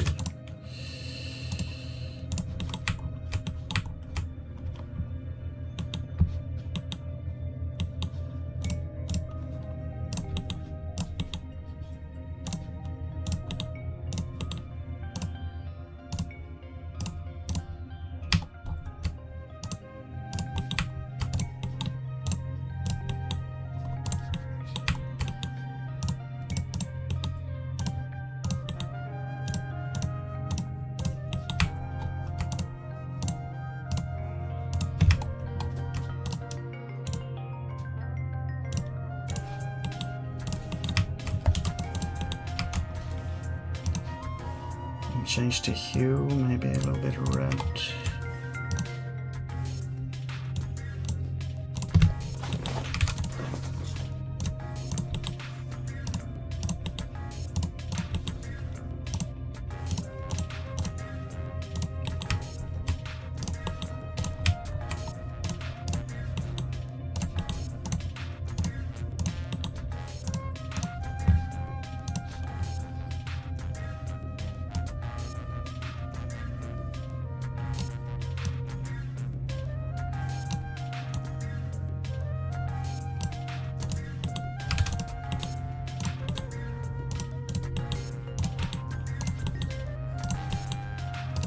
This to colorful. Colorful. Can always change this later.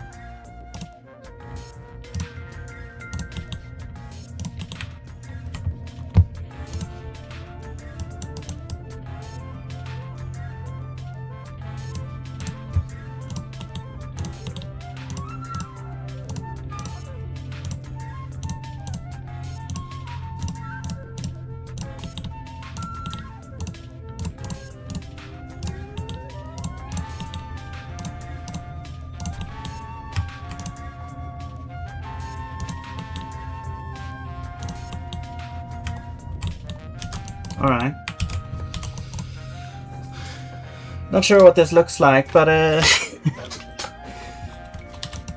it's interesting then. If I turn this into a height map, we can actually make it like all the different height maps of these things could be. Maybe it's too busy, I don't know. This was not really what I was imagining, but it was kind of fun just painting stuff around.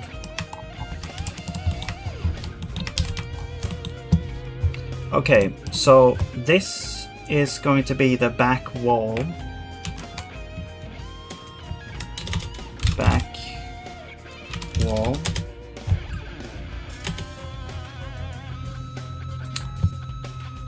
We have the ceiling.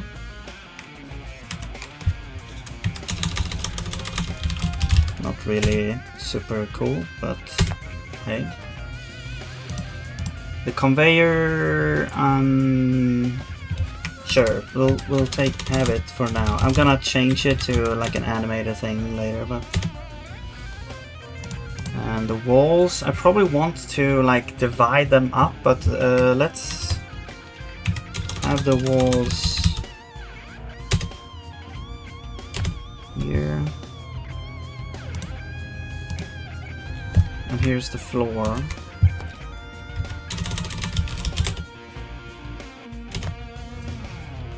I guess the lamps is its own thing as well. Okay, so now we're able to kind of divide this level up in different like layers.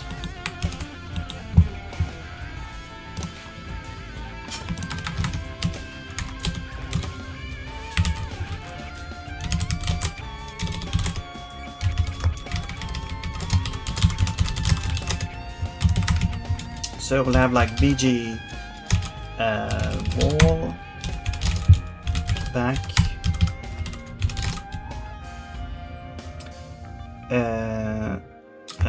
floor, ceiling, and lamps.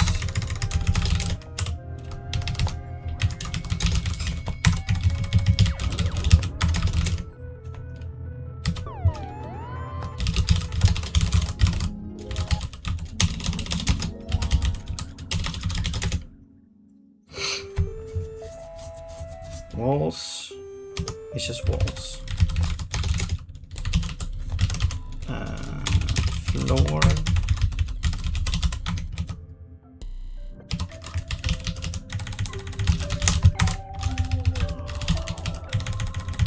ceiling,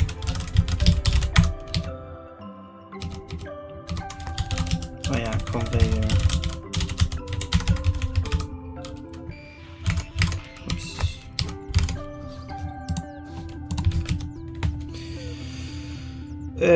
Ceiling, floor, conveyor, lamps, walls, back wall. Oh yeah, back wall. Back.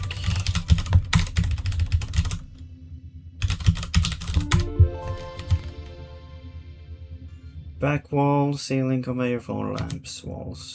Back wall, walls, floor, lamps, ceiling, conveyor. Yeah, that's all of them.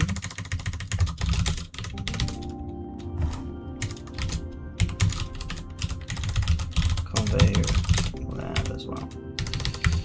Cool. Now, draw background. So we'll go through layers. There's gonna be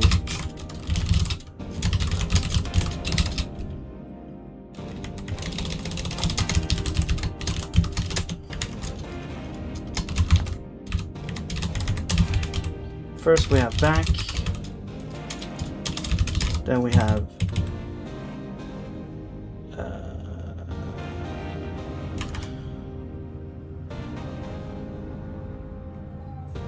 conveyor maybe, then we'll have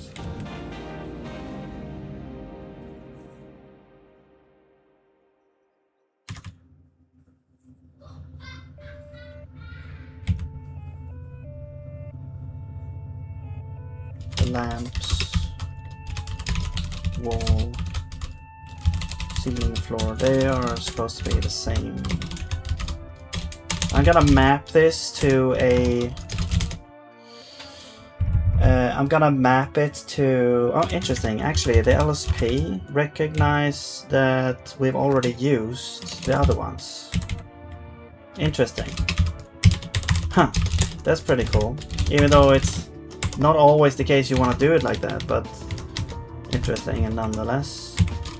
Okay, now we can do like an inline for layers. And we can draw the layers. So here we can apply different shaders depending on what we want to do. But I guess we'll apply the lamp shaders to all of them.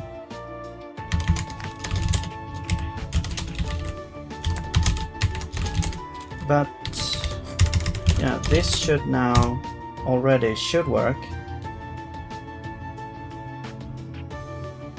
Yeah, and then if we apply the shader, so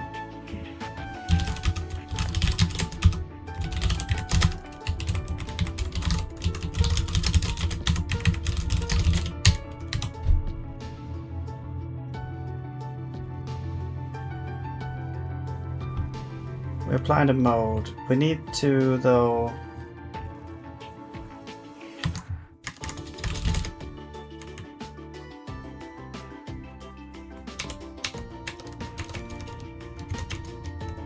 seeing the texture.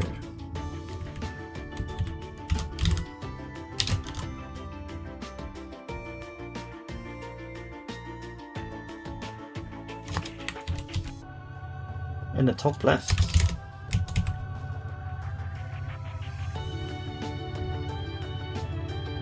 What the hell? Look at top left. Why is that there?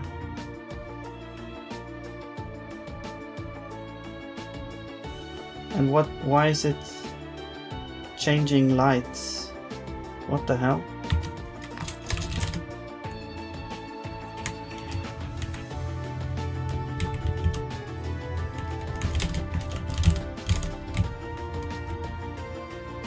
Is it, no wait, with texture we take all these.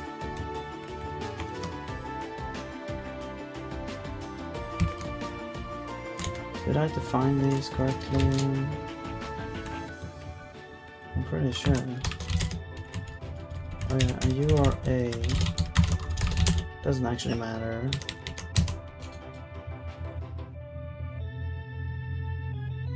It's like we're drawing the normals somewhere.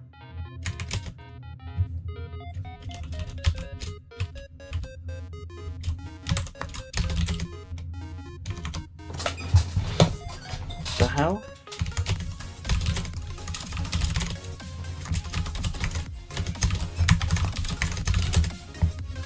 Let me double check the textures here.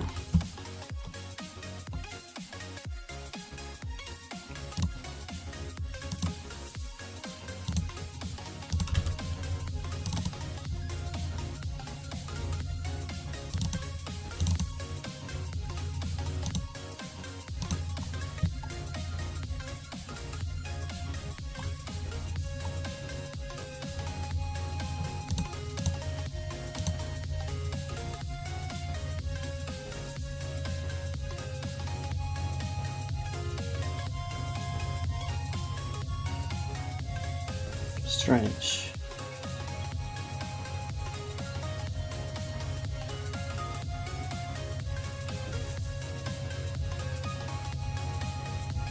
Yeah, they look correct. For some reason it's drawing something else.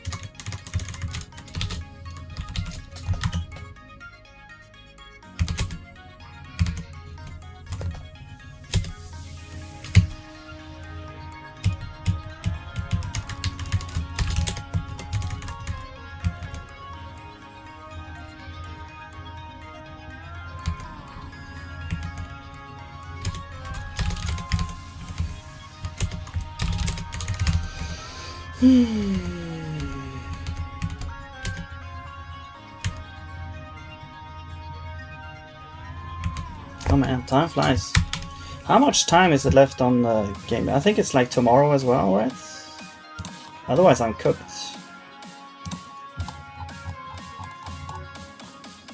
Yeah, it is actually 2 days left. Well, tomorrow, then one other day, I guess, if I... Well, the problem is, tomorrow it's like weekend, so... I mean, I know that many other people have a lot of time on weekends to spend on this. For me, it's like the opposite. So... yeah.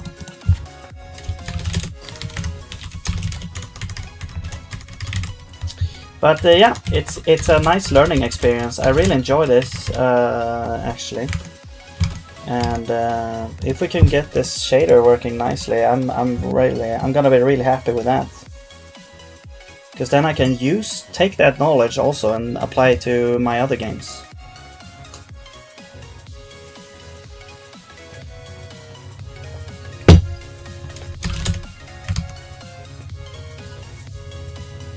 But yeah, so yeah, for some reason, okay, so we need to do a couple of things. It's kind of dark in the warehouse, as you can see. So the lamps need to be put in a position. I'm not sure why we get the texture up top left. That is super strange.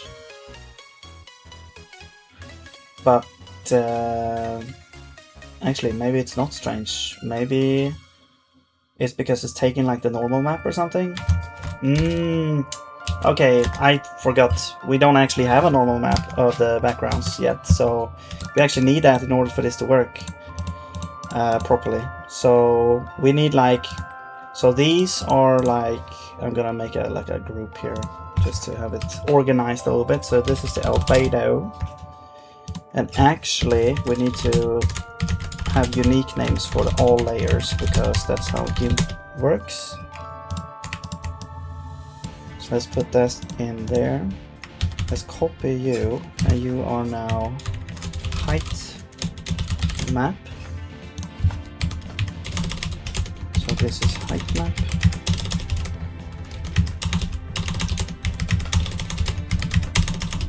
Okay. Let's disable the albedo. Oh, the background. Oh, this is the back wall. Right, this is the back. You should also be part of this.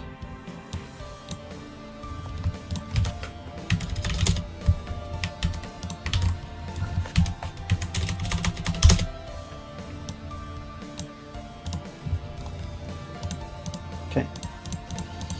So if we focus, like the back is the most, it's the one that takes the most time, I guess. So I guess we'll do that first.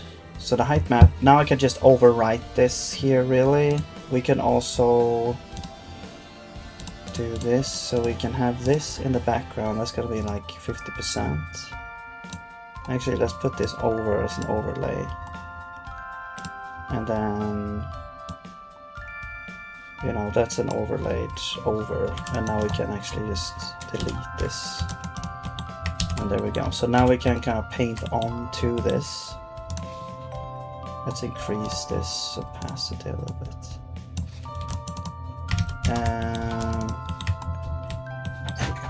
I don't know.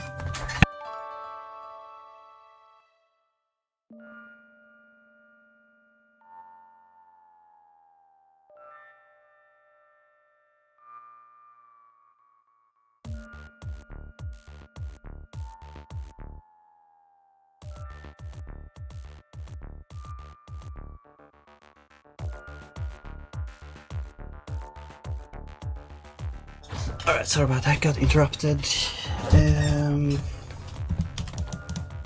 Okay, so I'm thinking like just the things that are in front should just be higher.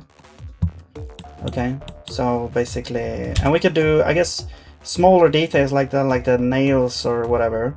I could do that as an add-on later, probably. So I guess, you know, we'll start out. Actually, you know what? Let's actually increase. Let's do it like this instead. Let's put you up here, and you are 50%. Because now I can start. Now everything is black. Everything is like at the bottom, and then white means at the top. So what should be like furthest at the top, essentially? It's gonna be the planks that are, you know, in the forefront. So essentially, you can see that this plank is on top of this plank, which is on top of this plank, but this tank is, so these two planks are kind of the same distance, but this is higher, and this is even higher, and this is even higher here. So this might be a good candidate to put as like the top as a reference. So I'm gonna put you at the top.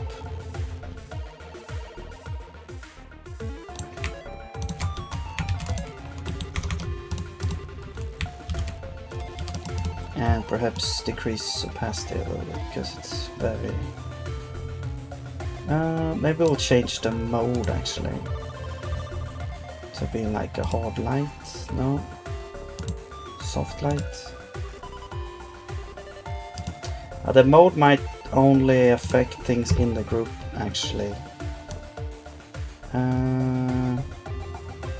Okay, but then let's change the mode of you to a soft light. Okay. Or a hard light. No. A vivid light. No. A pin light? No. A linear light.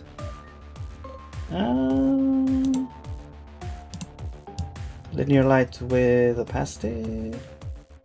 Perhaps. Okay. This probably works. Alright. So then, you know, we go down a little bit. And this guy is now next over.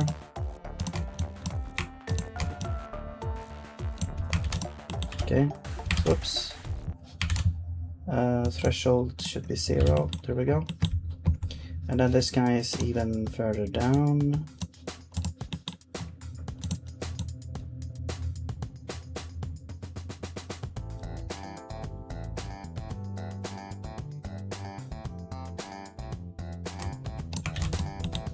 Okay.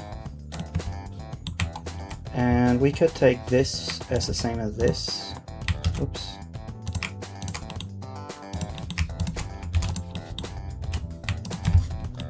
And you can be same here.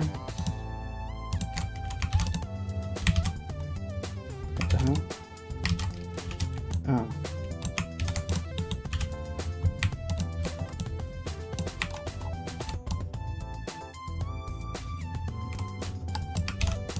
Okay, now it's actually kind of hard to tell where I've painted in and not. I guess we'll check that later.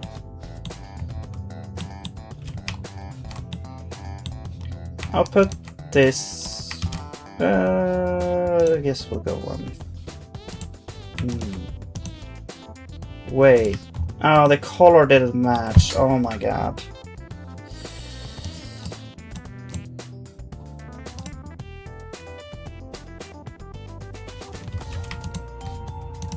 Yeah, the colors changed. Okay. What about you? Okay.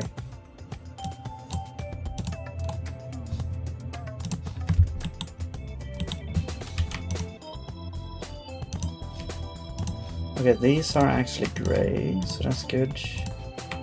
Well, this should be the same color as this, I think.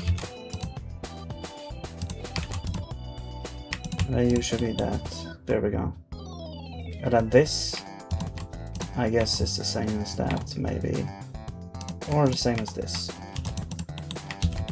So there we go. So I can kind of, you know, create this thing here. Put the opacity down a little bit. What if I take this now? So now we get this. This is bad. I wish it took from the source instead. Oops. Or if I could have like a palette somewhere.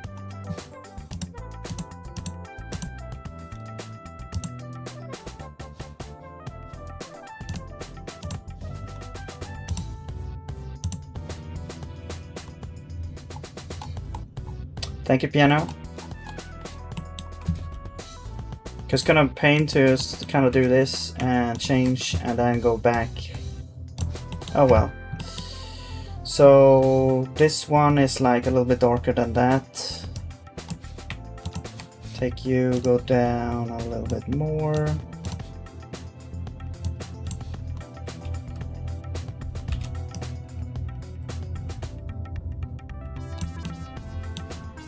And do the same thing for this one.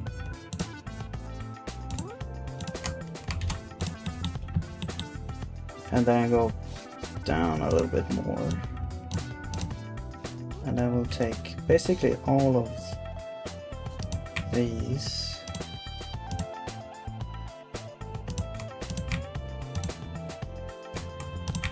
You as well. And not sure about this one, I'll figure it out. So all these should be that color, yeah. And this guy.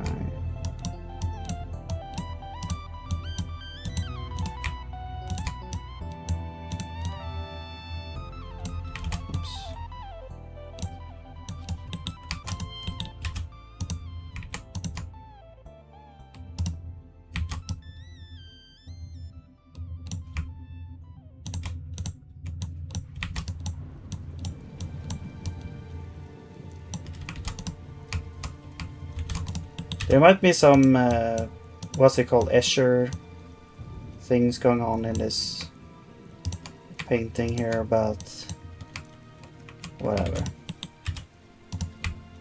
That just adds to the fun, I guess.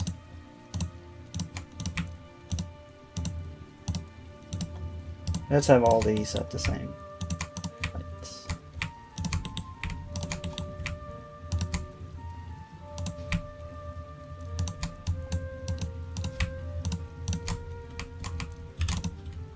Oops.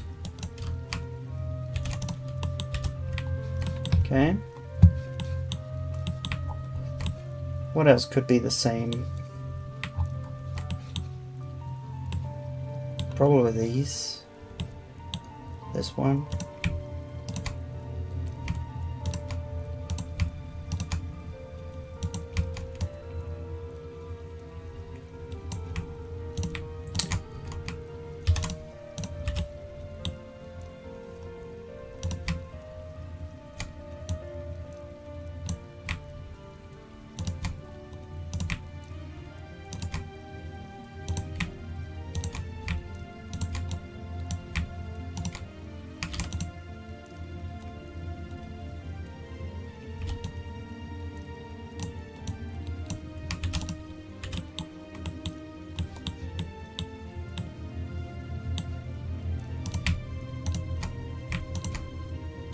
And this song is so familiar, but I can't remember now.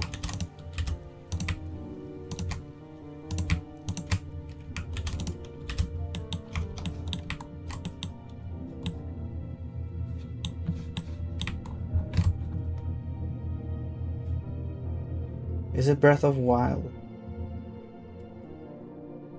Breath of Fire, I mean. Or Lufia, or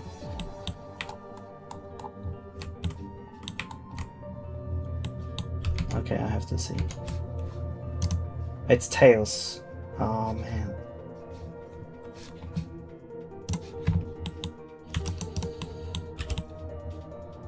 That was the game I was thinking of first, I'll be honest. What a beautiful pixel map. Thank you.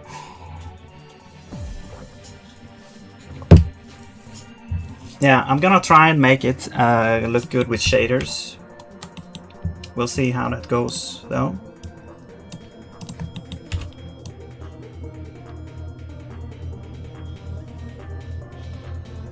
It's like a trance remix.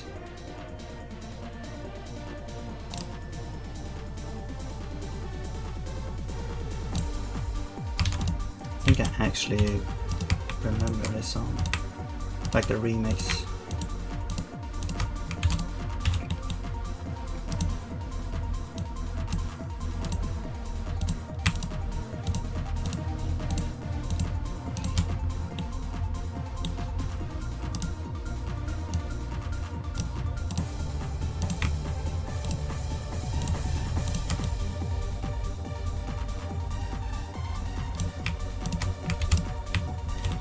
Okay, you know what? Should we just see how this is gonna be? So if I go like this, and we will now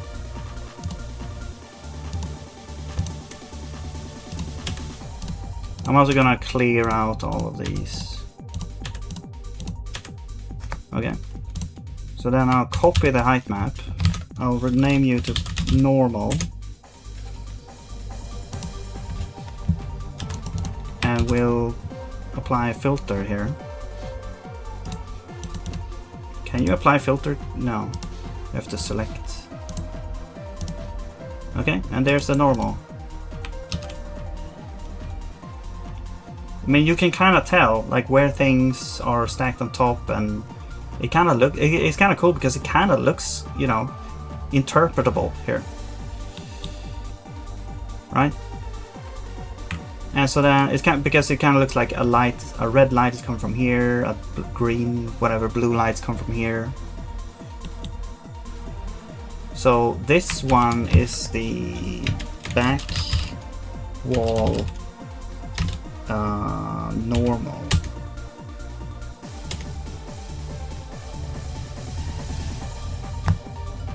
Okay. So then we'll go to assets, and we need to add back normal.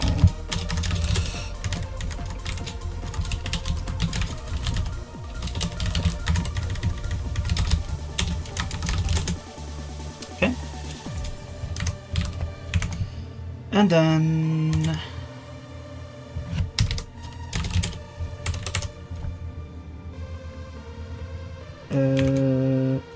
we'll go over here, and I'm gonna say, yeah, that's texture.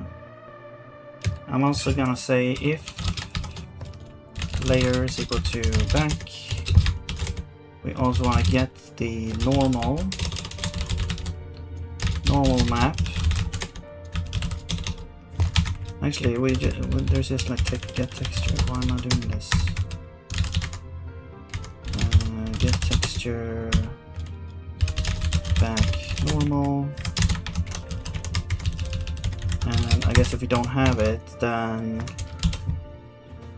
whatever.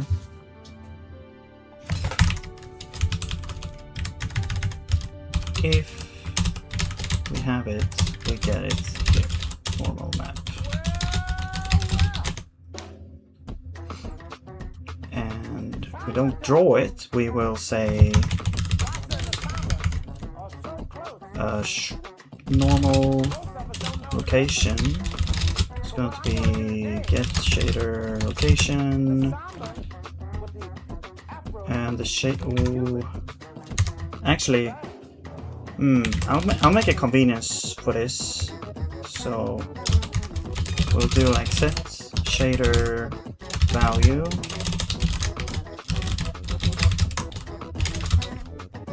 Key is shader key. Value is, I'm gonna say probably any type.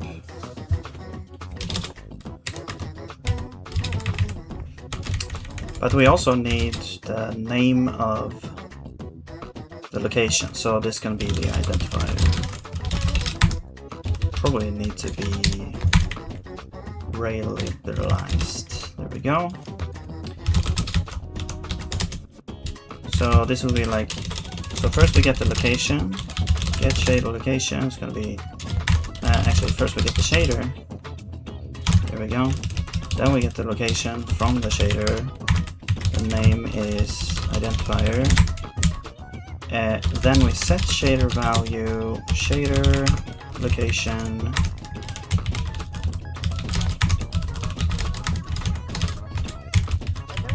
Value is value. Type is gonna be like uniform type.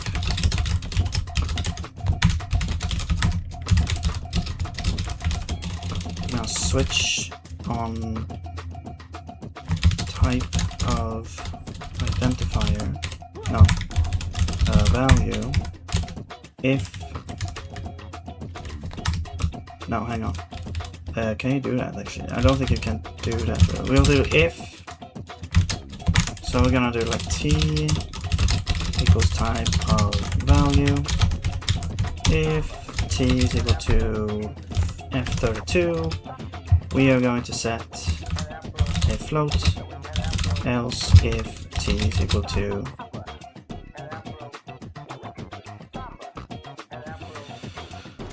vector, it's going to be vec2. Else if t is equal to, I guess, color, then it's going to be vec4, because there's no color, right? No. Else if t is equal to, we could also say like texture as well. Texture, yeah. If it's a texture, then this would be a texture. Is that a thing? Else, I'm gonna say unreachable. Is texture a thing here, or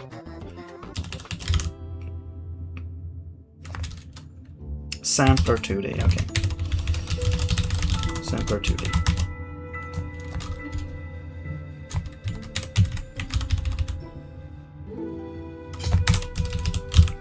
And I want to see, like,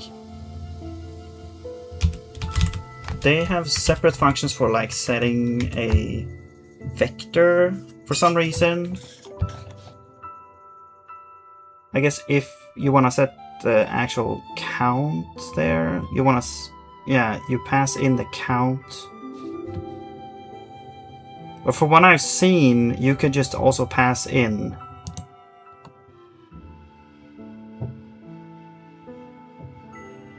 No, I don't know actually.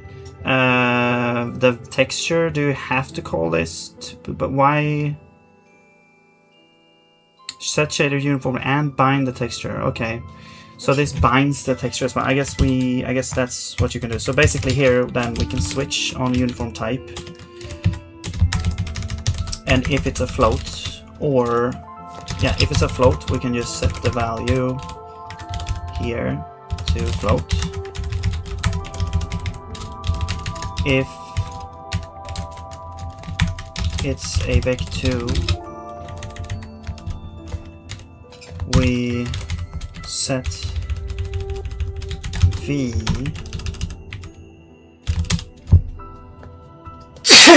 oh, excuse me. And then I think we can pass in an array pointer here. Perhaps.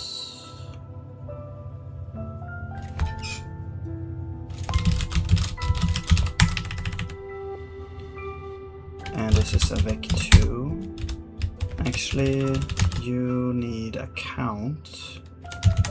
It's strange, it needs a count and a vec2. It knows that vec2 should be 2, right? Also, I don't think you need this, because if you say vec2, it should know it's 2 things we put in. So there we go. And then 4, we have a color, so that's gonna be like value RGBA, vec4, and then text or sample 2D is gonna be a texture. I mean, instead of doing this, we could just say, we could just have an if here, if t equals to f32, we do this, you know, yeah, we'll do this instead. If t is a vector, we'll do this.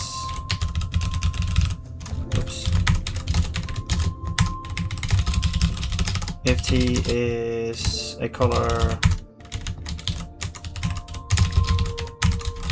no, I will take you.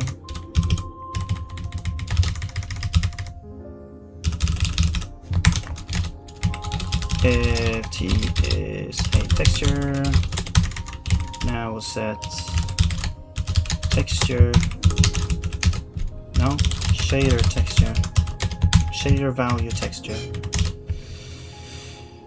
You are location, shader, and texture, which is now not a pointer, but it is actually just a value, because that's the texture that we put in. Okay, cool. So now we have a more convenient way to do this here. So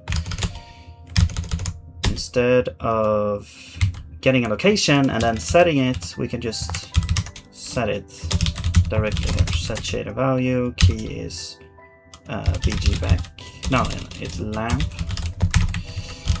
and we're gonna set normal map to the normal map. There we go. So it's like, if it's this one, we know we have a normal map, so we're gonna get that, and then we're gonna do this. So we could do layers. We can also have like, okay, well, we have layers. Let's do, this would be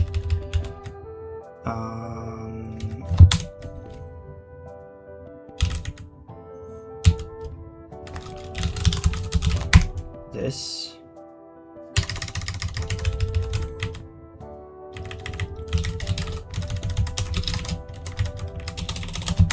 Yeah, let's do this instead.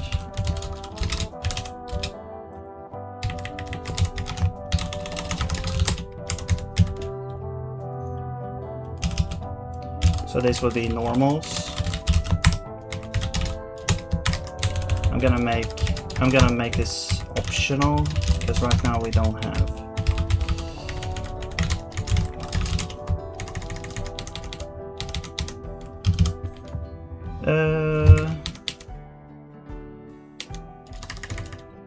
So here, instead of doing this, we're gonna say if normals.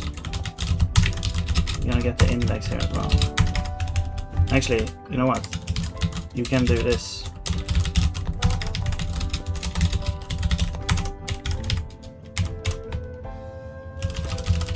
And then we can say if normal, maybe normal. To get the normal key, we will pass it in here. Then we get the normal map. There we go. So now it's generic overall. Great. And we cannot dereference a thing. Oh, because we didn't get. Okay, cool. Alright, so now we should be using that normal map. Okay. However, we need to also set things like the. I still don't know why the things are drawn at the top left there. But we want to set things like the the location of the set shader. I'm not sure if we need to do this every time we render something, or if it's like one time per shader mode. I think they kind of keep around their things around. So I'm gonna set shader value. This was. Let's see, we need to set the distance. Oh, now this is a kind of like an issue here because now, because the background is so large, it makes more sense. Because the distance, I mean, it's gonna depend on where, on the coordinate here. So I think if we have the size of this object, we can calculate this.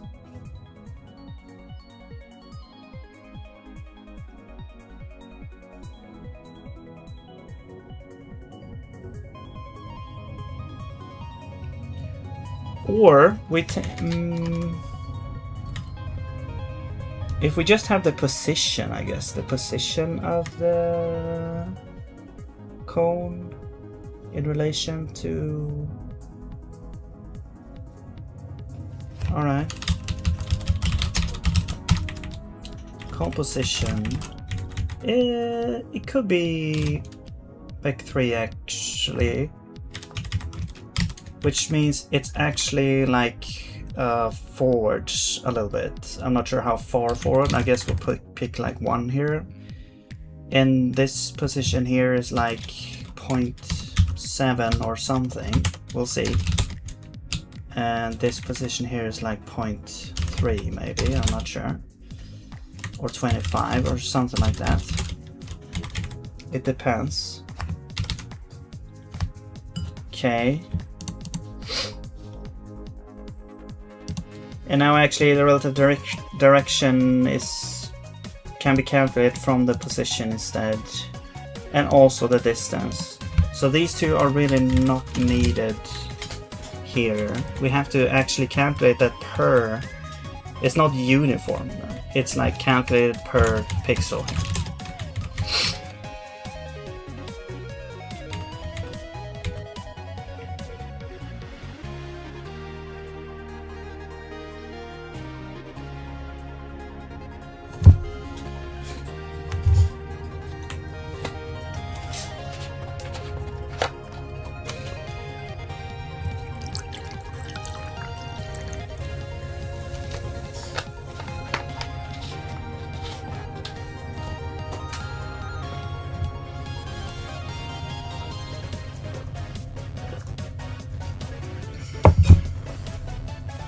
Okay, so we have to do a little bit of maths.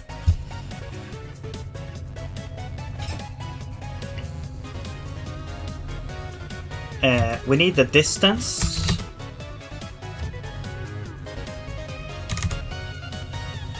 The thing though is that the coordinates that we need, we can't really, the thing is like I want the pixel to not be gradient. If we just took this and try to calculate what's the distance to this specific UV coordinate, it's going to be a gradient, like a gradient, or it's going to be a resolution higher than our actual resolution, and I don't want that. So what I want is each pixel to be, you know, illuminated fully, and there's no gradient inside the pixel. There's no like high resolution thing inside the pixel. The pixel is uniform. But I don't think that's the case if so, but we could try and do it the way, the gradient way first, because I think that's like the easier calculation here, and then try to make it like per, I was sneaking in Swedish there, try to make it you know, so each pixel has the same color as itself. I'm super bad at explaining this, but I guess you'll see what I mean. It's essentially like each pixel shouldn't have, there should be sub-pixels of different colors inside a pixel, is what I'm trying to say. Okay. So, this here. How do we get the distance? Well, we get the distance from going by... so distance would be a float. And I guess this is the length of the relative position. So this would be cone position. Actually, we probably need the direction as well. So this would be like vec3 cone relative direction. Yeah, we need that as well. So this would be like cone. So we start out at the center of the object, or the UV, I think. It's sort of the direction from the UV to the light. So this would be the position minus UV. So position is in like, it's like UV coordinates. You could say, like the UV coordinates form a coordinate system here. You go from 0 to 1. 0 means the beginnings, 1 means the end. 0, 0 means top left, 1, 1 means bottom right. Also the Z direction does have, so this might be negative here actually. I don't know. Yeah, this might be negative. I don't know. We'll see. So there we go.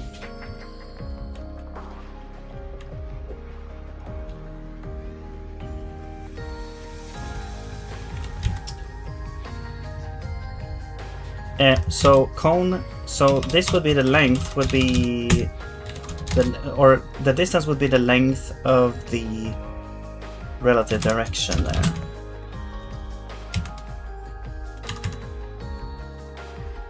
Or this is the relative, actually this is the relative position. And then, yeah. And then the direction is the normalize of cone relative position. There we go. Okay. Is that all we need here?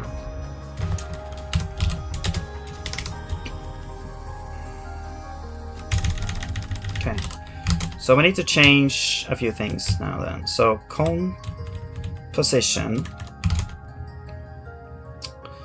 This is also interesting because we have 2 lamps now.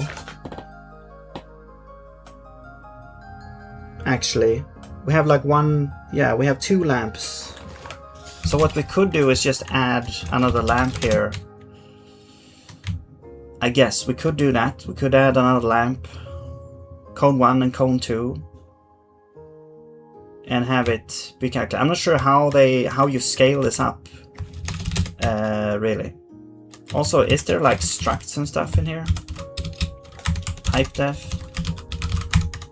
I don't know. I'll have to research this a little bit, but yeah, let's just start with one of the lamps. Maybe the other one is broken.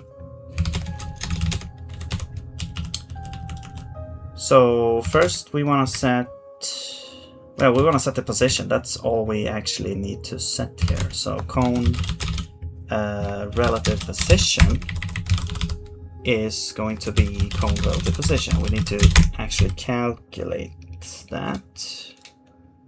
But it's always going to be the same though. Actually, let's not set it because I'm just gonna use this because it's always the same, so it's not ever gonna move.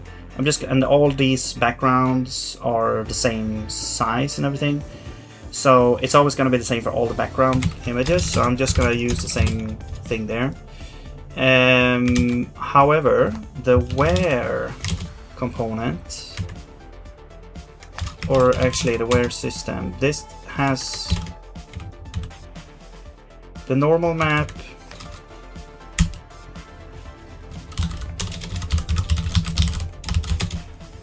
so this would be is normal. No, this is the lamp.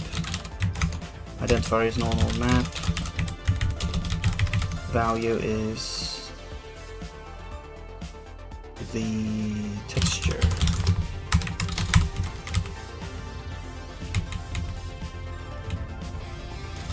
And we do not calculate the distance.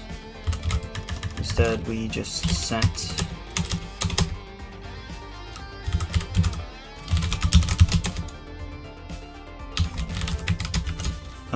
cone relative position to be cone relative position, which is going to be, I'm just going to pick A. A is then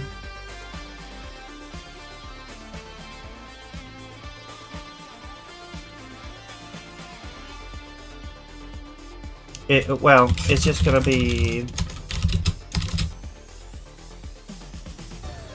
position. No, wait. No, is it lamp A minus position?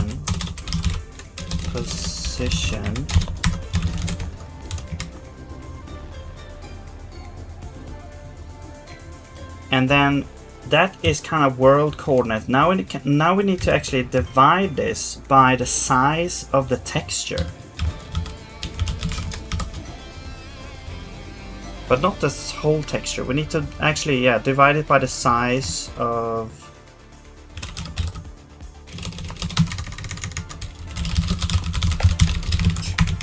this.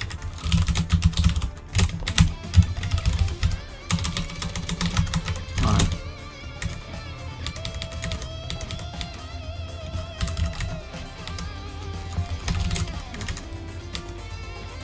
Oh, we get the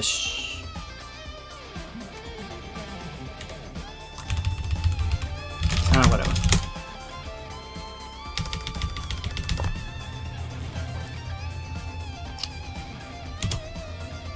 Will this work? Okay, there's an error. Cast from Vec 2, Vec 3, 33. Cone position is Vec. Cone position. Oh. Oh, composition. Okay, let's. I'll rename you to relative position, and then this is I mean, it's also a relative position, but it's like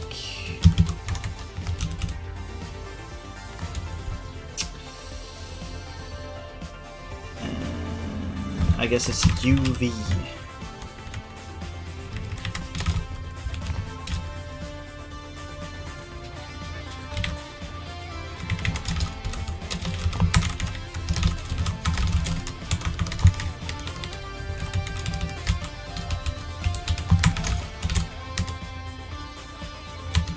Another error.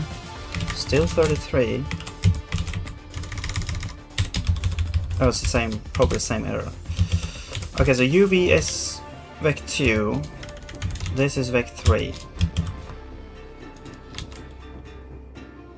Yes. But we do want to keep the vec. We do want to keep the Z length because the distance does make sense. Does matter. So this is I'm gonna do 0 there.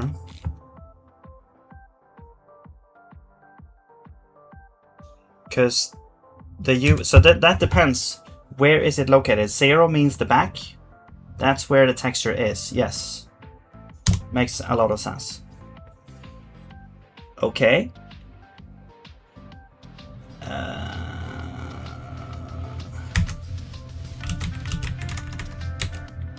Failed to open. Oh, did I not copy it over? I did not, probably. Whoa. Okay, I mean, you can see it kind of does sort of work.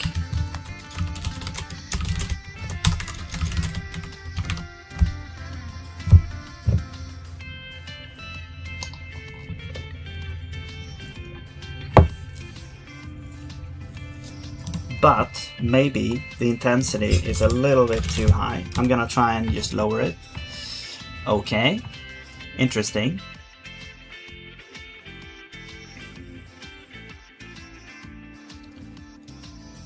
Huh. It also looks kind of weird. Some of the wares actually don't. Oh, maybe it's all. I was thinking, yeah, it's weird. Only some of the wares are actually getting the shader applied. That's very strange. Also, the light is like down here.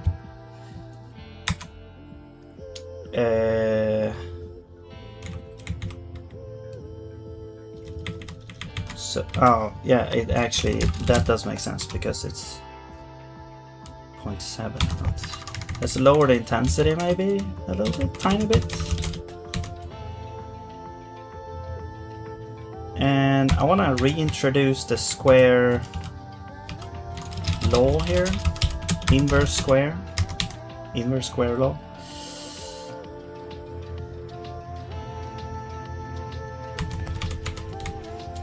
Man, that is bright.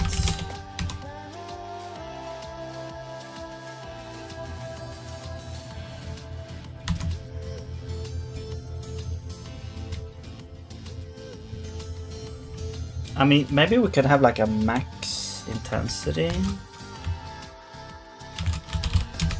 Oops, wrong language. Min.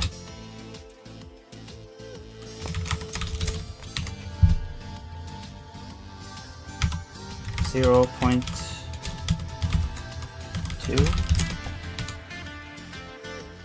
What the hell?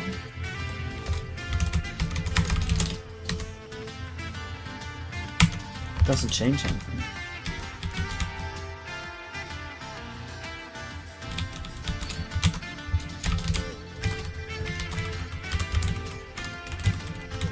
Okay. What about this? Does that change? Okay. So the specular does something now.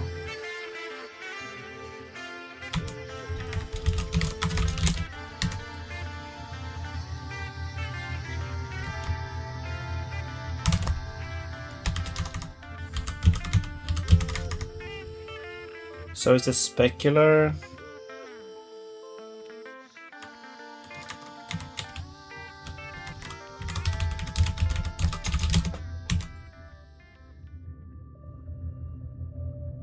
Okay.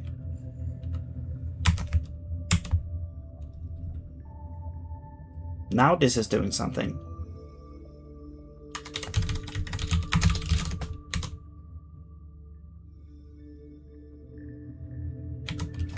Right. The light, the view direction, yes, that should be, that looks correct.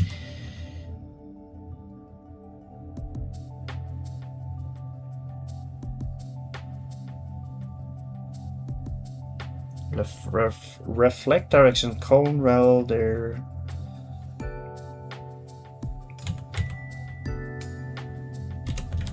What if we lower this? Okay, then it's more. What if we raise it? It's gonna lower the things.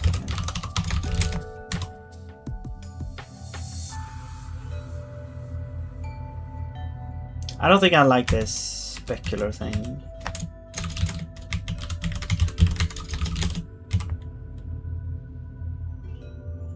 We're just gonna take diffuse times intensity.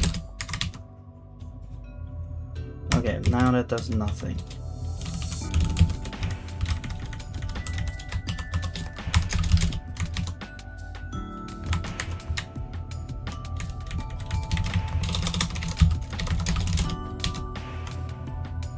Okay, now we're back. Okay.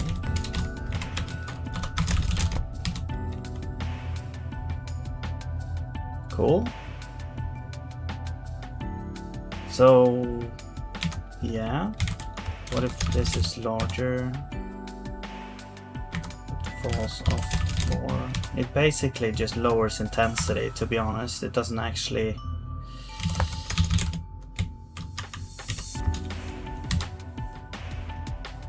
Okay, but now, should we try the cone equation? So basically we have a direction of the cone, we have an angle. So we're trying to take this into account. So basically, so we could check the direction. If the direction is, well, we could just take the cone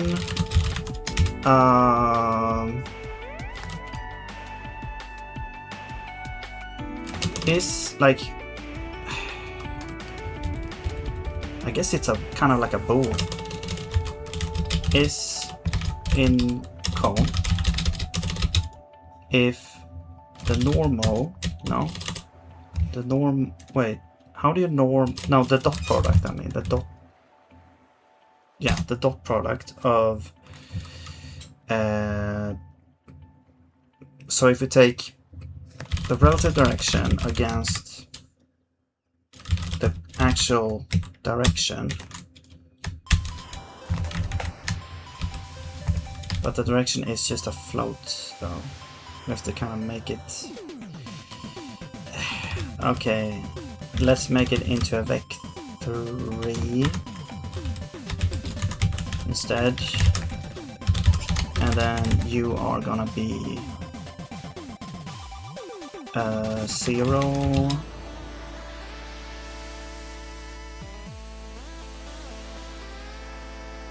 no, wait, you're gonna point downwards, I guess, so it would be like 1 here.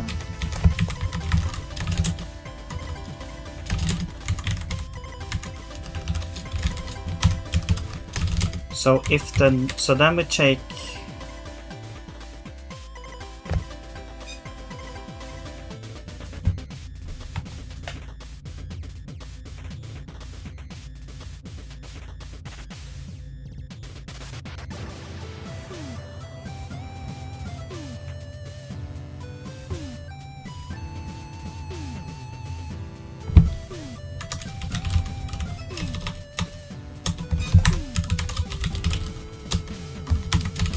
wait, arctang, is there no arctangent too?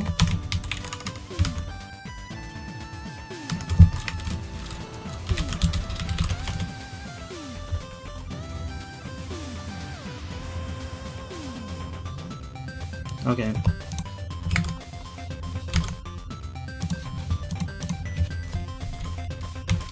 Okay, I guess we'll keep the direction.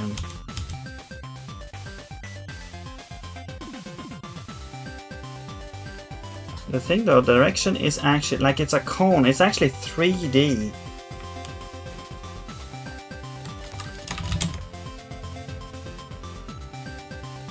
And then I actually don't really know how to do that.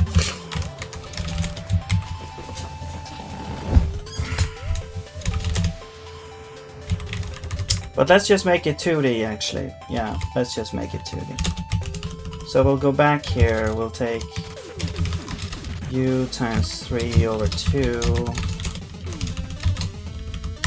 And if we're in cone, it's like we don't take the dot product, we take like, we need a tan 2 here, so basically actually it's a tan arctang gent, and that's the relative direction x and y, and then we take, I guess we take the difference to the direction, and we take, I guess we take the abs of that, and if that is less, then can you, is there a way to normalize or take difference of angles? Sine, cosine, rep, subtraction using mod.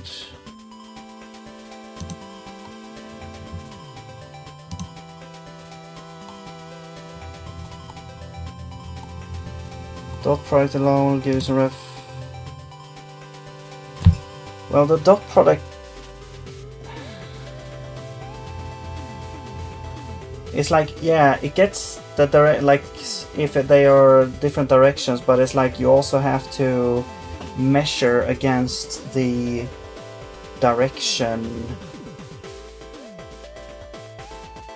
I guess because the direction is always going down, it's kind of easy to calculate maybe. Because then it's like if the magnitude is gonna be 1, let's say, then it's 90, it's just pointing down, so that's good. But if it's like, let's say it's 0.5, I guess then it's pointing, then it's 45 degrees, right? Or no, it's not. It's gonna be like points. It's like the it's like 0.7 something.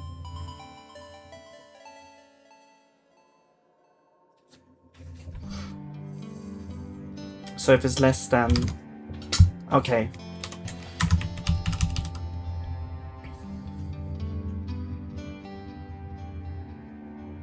But it just feels like a stupid, like why not just be able to, like there's other ways, there's other interesting things to find, like an angle, not between two vectors. I just have two angles and I want a normalized difference between them.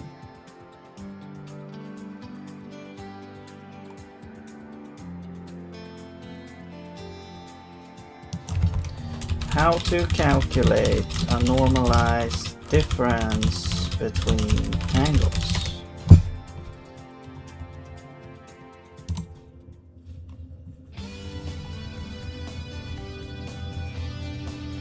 Delta angle, I mean, okay.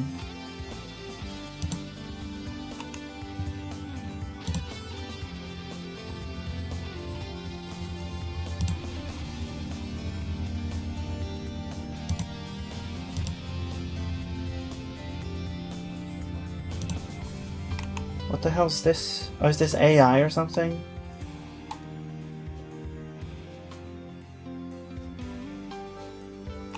What? Where am I?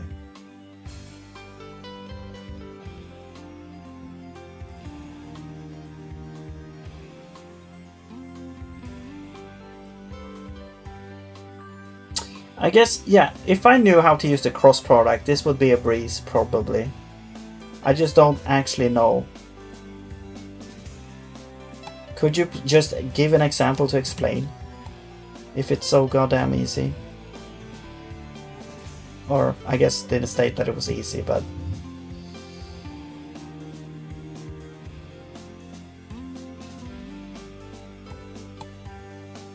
just answer the goddamn question.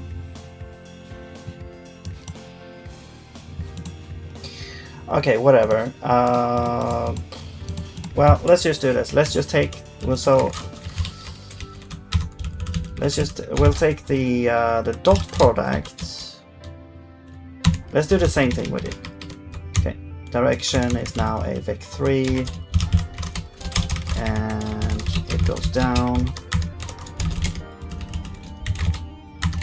Okay, so we take the direction. No, we take rel direction against direction. So this will give us kind of like a negative. So I'm gonna actually negate it, and then I'm gonna divide it by the length of relative direction, which we already have. No, it's normalized. Oh, so we don't need actually to do that. Okay, so actually what we do now is we say, so if this is less than like 0.7 or something, then it should be within the cone. Because if this is 1, then it's like 9. I think that's like 90 degrees. If it's 7, actually, if it's more than, we could say, then it's in the cone. No, 1 is. No, yes. No, it should be. Yes, that's true. 0 is 90 degrees. And then negative, it starts to go the other opposite. Yeah, and this only works because cone direction goes straight down, I think. Yeah. And actually, it only works because this is normalized, I guess. Anyway. That should be good, maybe? No. Wait, we're not even using this. Okay, yeah. So, if it is in the cone, is ternary a thing in GLSL? It's gonna be that, or it's 0.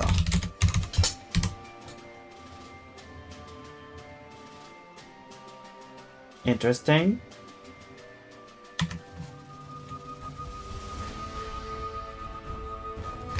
I was expecting to get at least something here.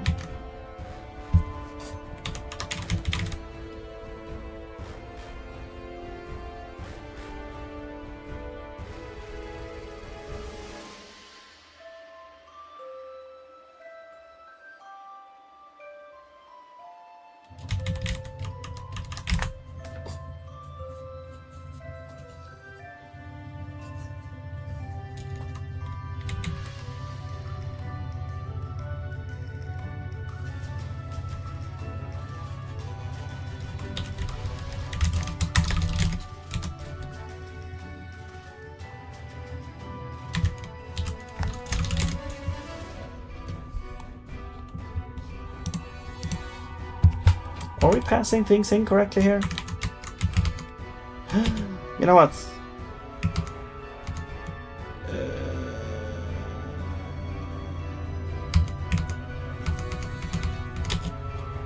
No, I think we are.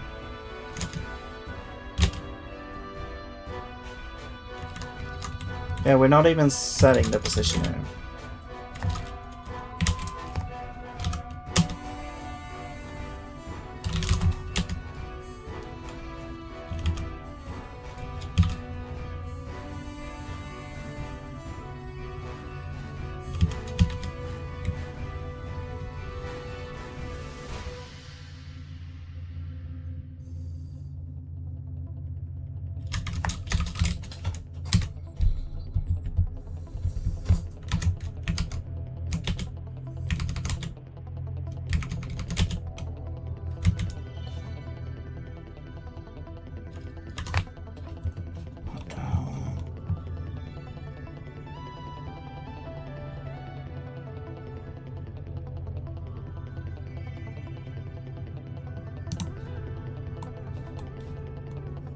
What if we just make this cone 2? Because I don't. I'm just gonna ignore. Or I mean, back to. I'm just gonna ignore that. It's in 3D. I'm not gonna do like a 3D version. So.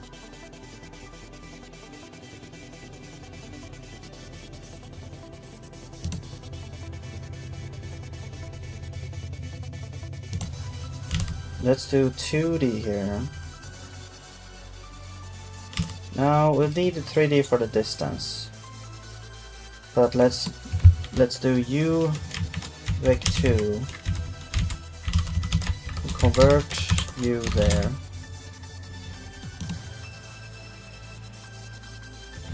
Actually, no, U should be vec 3. But when we do this, I'm gonna make you a vec 2.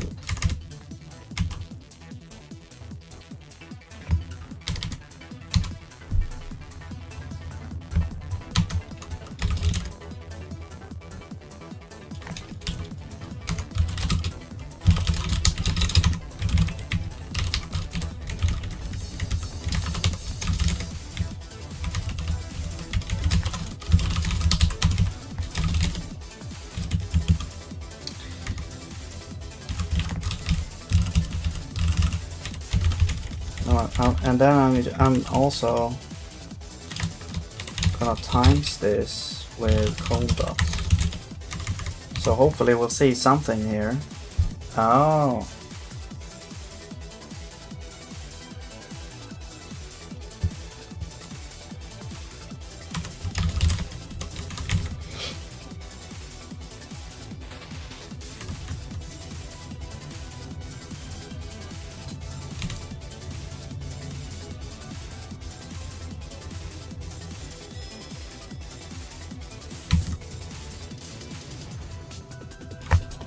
One second.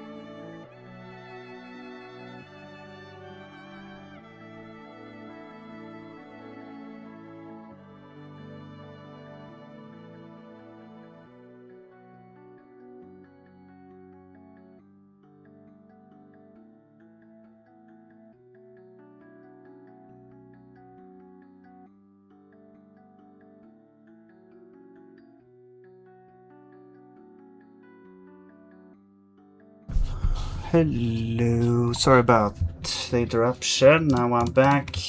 Had a little episode, or well, maybe I should call it an episode. I don't know. It's just my son was gonna go away to be with his grandfather a little bit, and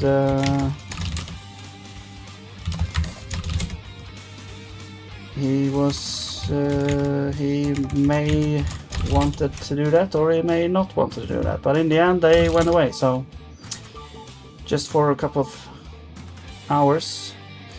But anyway,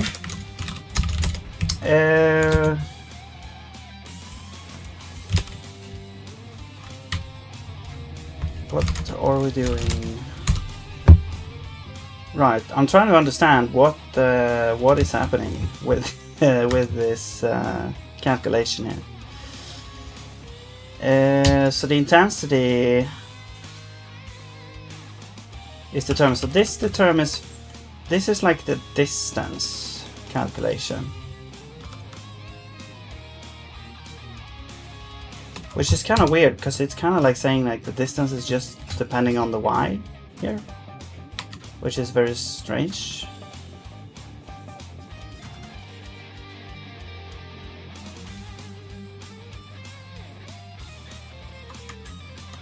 So we take the relative position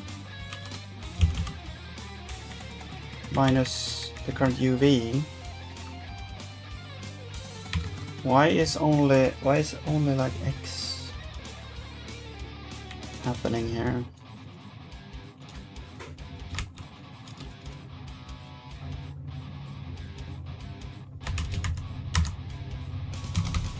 I don't know.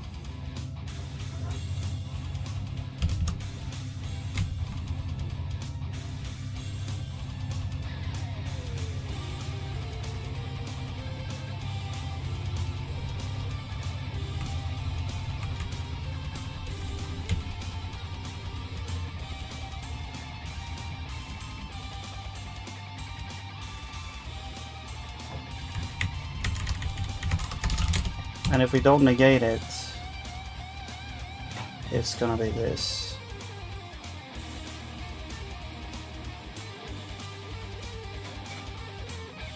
I mean, technically, it is kind of brighter here than it is over here, though. But it seems to go fall off quicker down there.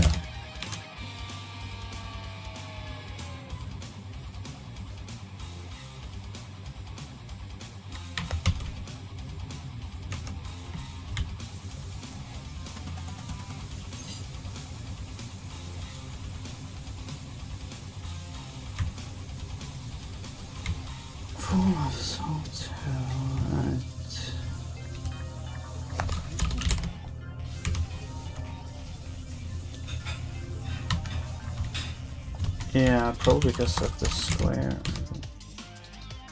No, it's the cone, it's the dot. Cone direction.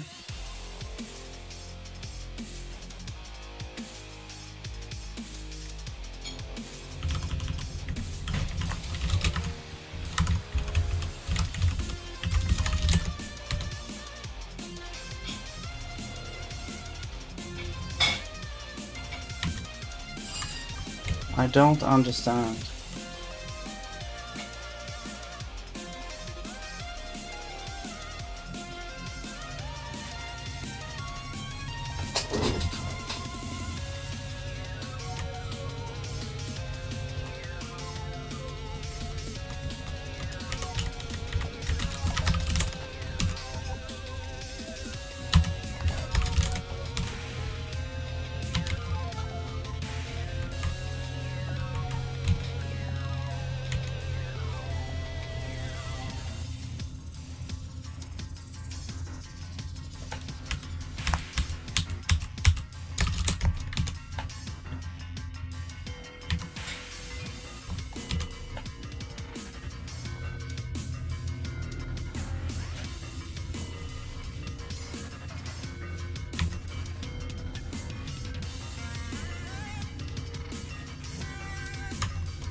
Oh yeah, actually, let's do one thing. Let's do like the wheres.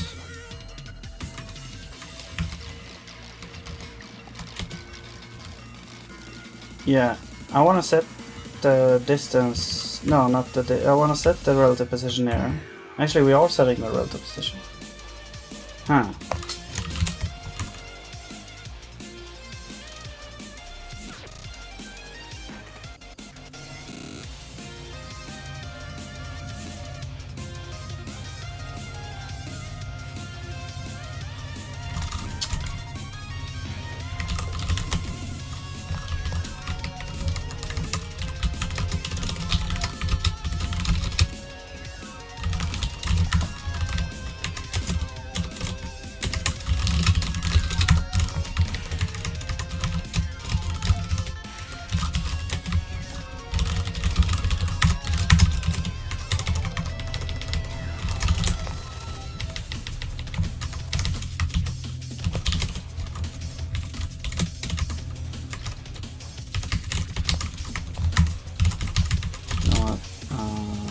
If let's go setup.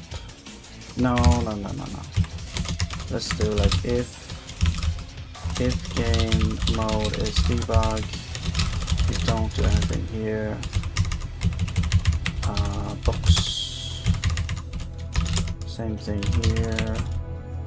Where.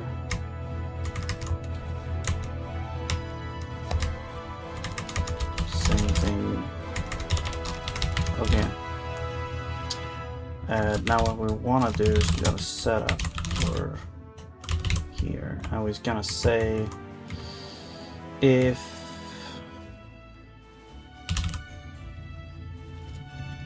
yeah, let's do like, well, I guess we need the player. Okay, let's do it like this. If game mode is debug, we'll do setup debug here.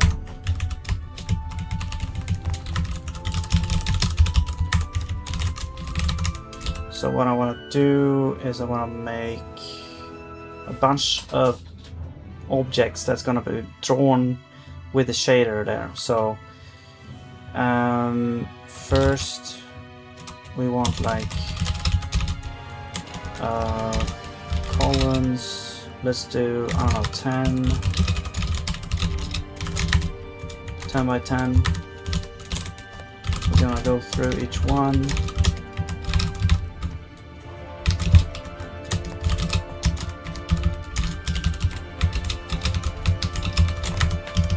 And we're gonna spawn a where.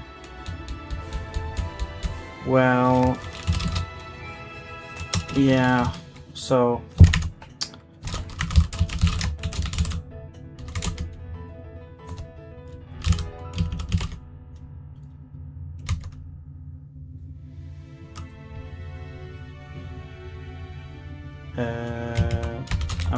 I'm just gonna I'm just gonna copy this function.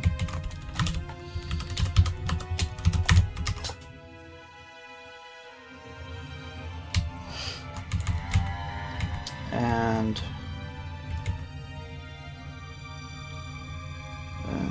shipport. Yeah, this doesn't actually matter.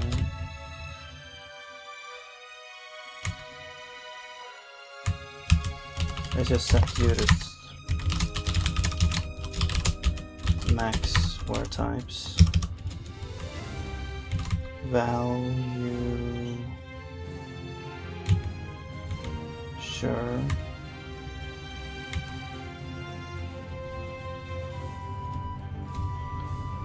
This prepare shader is on game as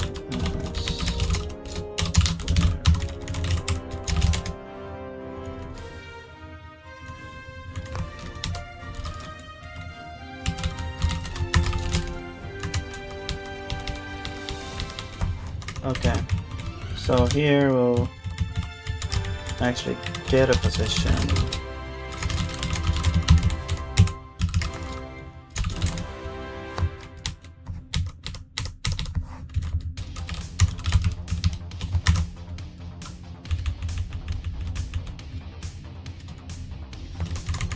Actually, let's just get a cursor.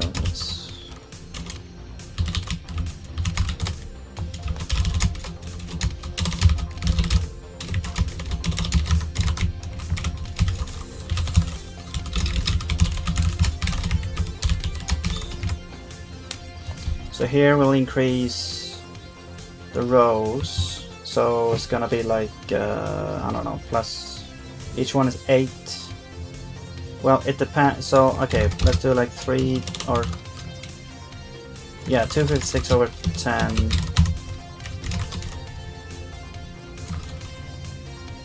Okay, and then over here, Y.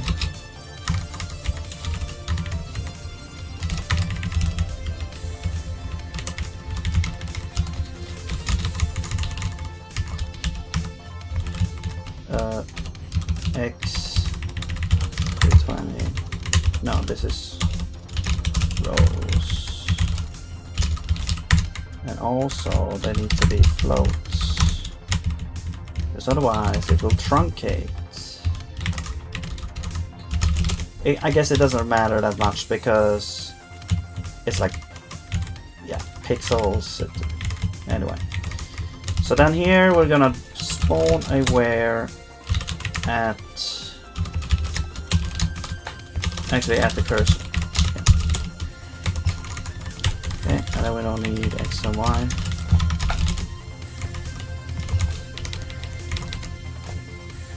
You're not marked public, sure, let's do that.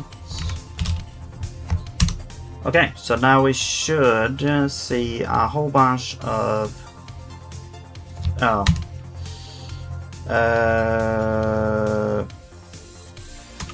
right.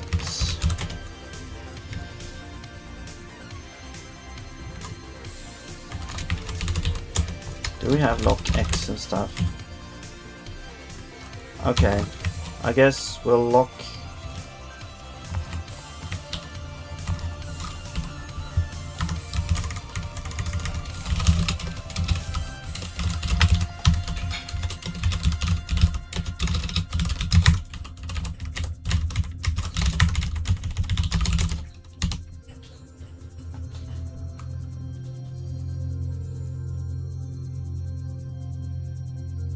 Yeah, they got pushed around still. So sure, let's remove the grid, I guess, as well.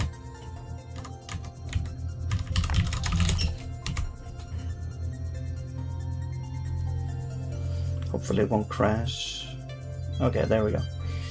Okay, so this is all of our stuff here, and now, last thing I want to do is I want to go to draw, and we'll just not draw the background for now. I just want to see how the lamps or how the things are affected. So for some reason, when I did that, actually these are gray now, but when I do this they are actually not gray. What the hell?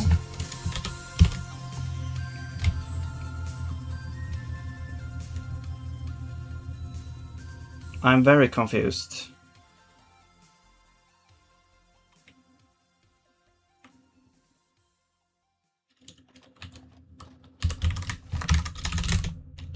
Yeah, that is very strange.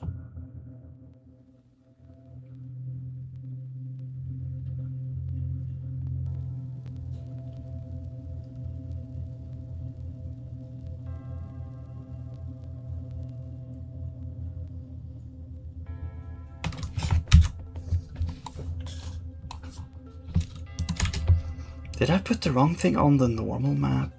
This is normal map.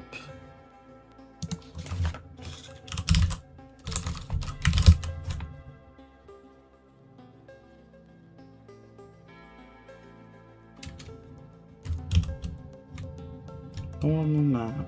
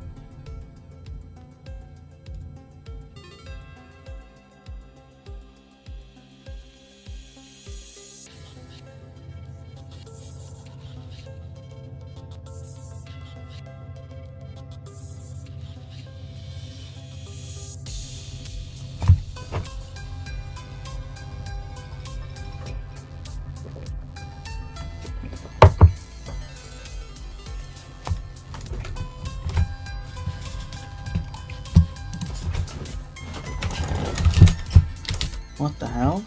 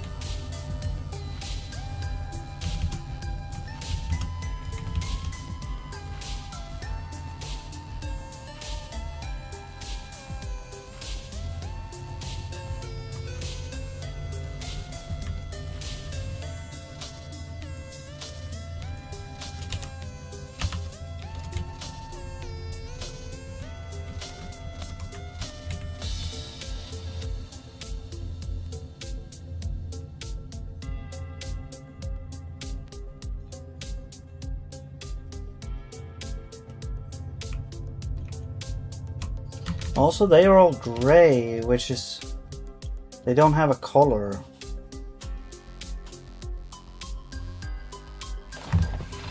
Am I crazy?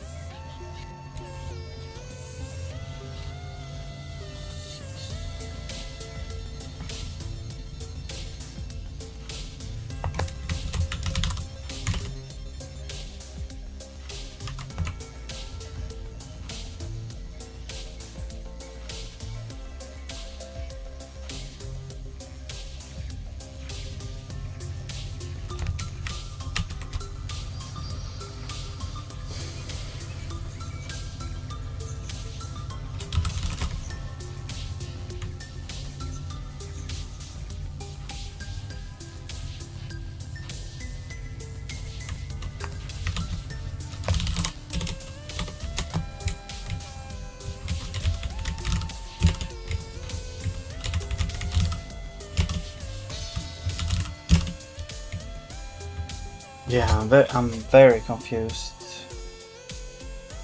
I'm confused both because now it doesn't work, and if I start to draw the background, it actually does work. But as far as I can see, I mean, I have to be missing something here. We are like, yeah, we have the shader mode lamp.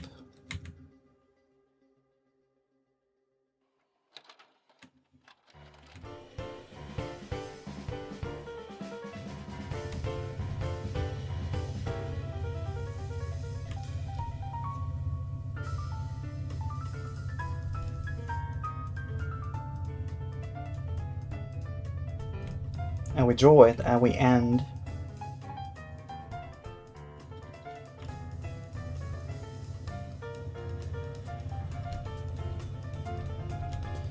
We should defer end. Because there is a small chance that this actually returns. I'm pretty sure it shouldn't, but...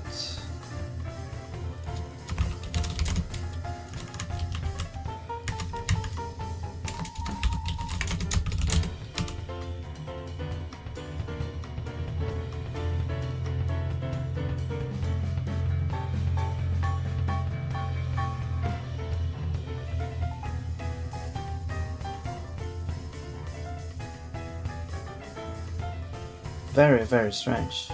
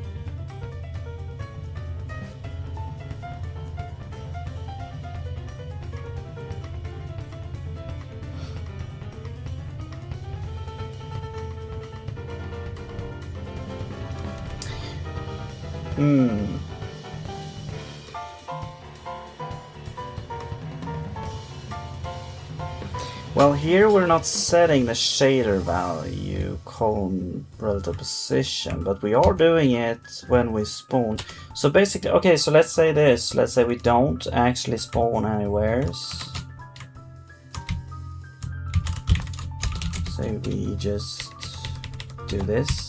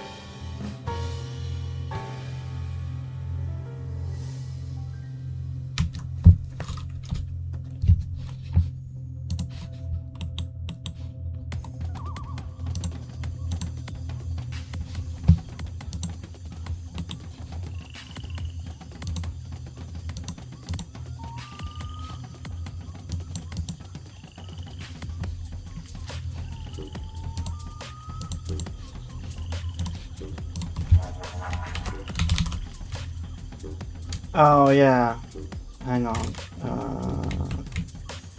Here's, we need to add one here and two there. There we go. I was like, why is there a bar on top of the triangles? But I forgot I didn't actually modify the spacing or incorporate the spacings. Okay.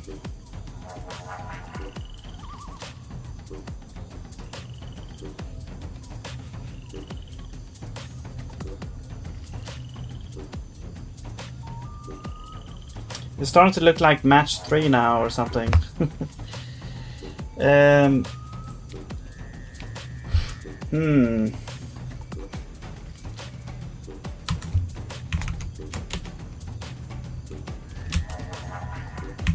Yeah, I am puzzled here.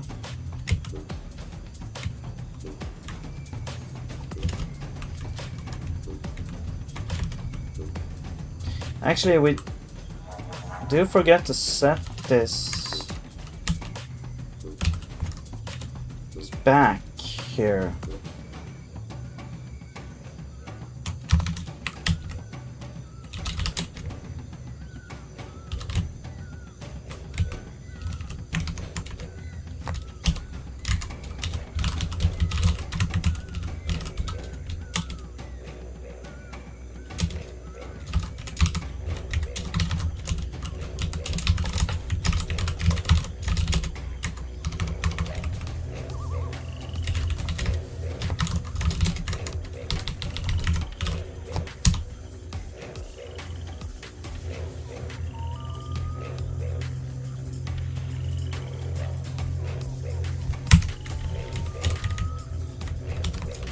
Just gonna check if this actually works.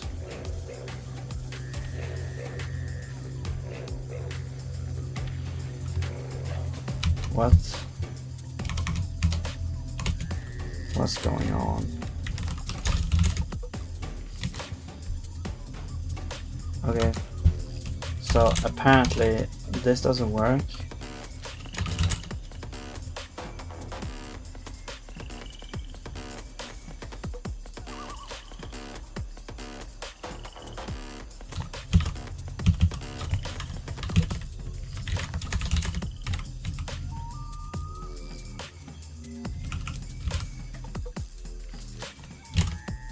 Oh, because we don't actually do anything. Okay, what if... Okay, else if...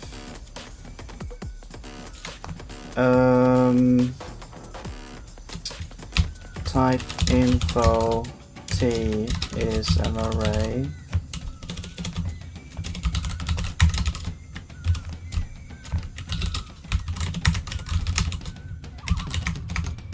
And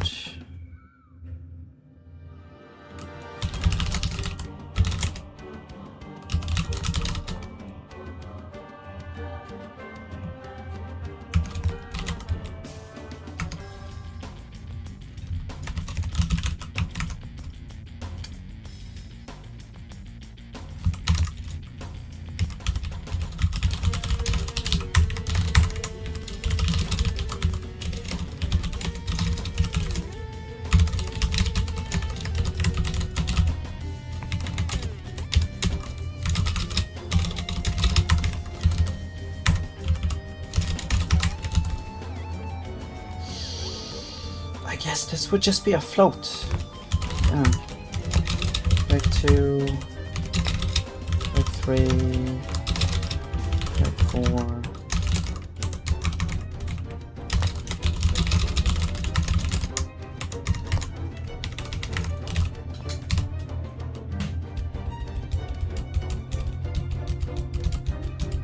Okay, now that works. Cool.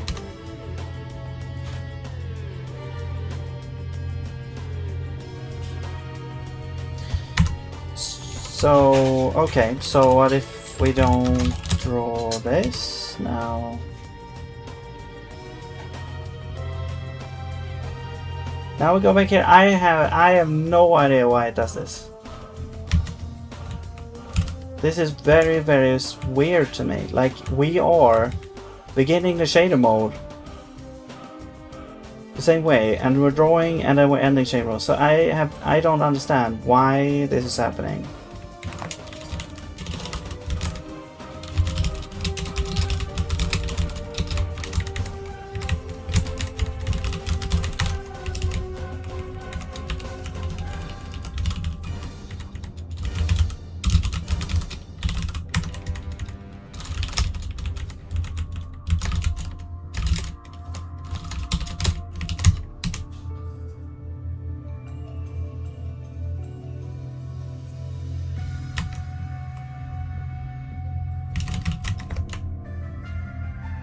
Yeah.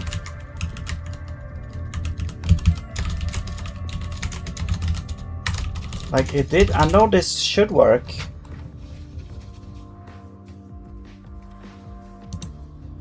And then we called prepare.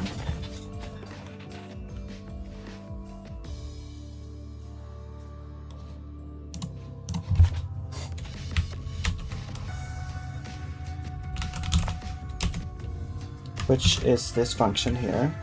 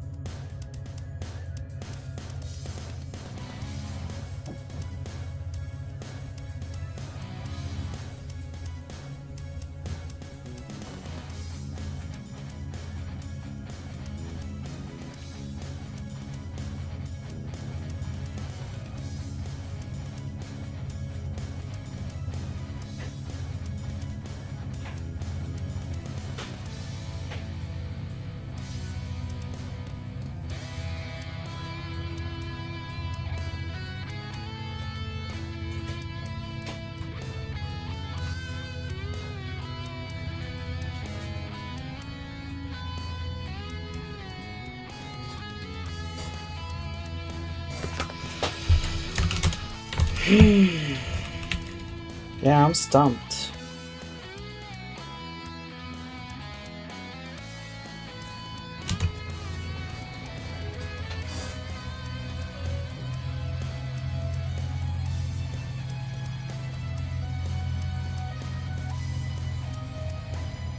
Like, why are they all gray now?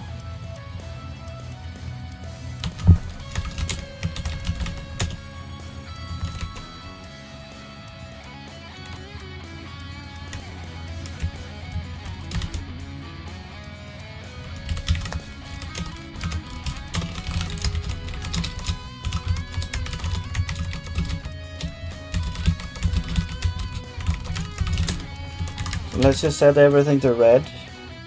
That, so the shader is running for some reason.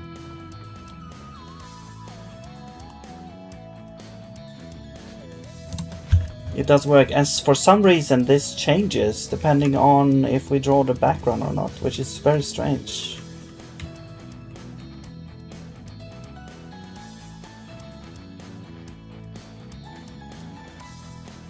Super strange.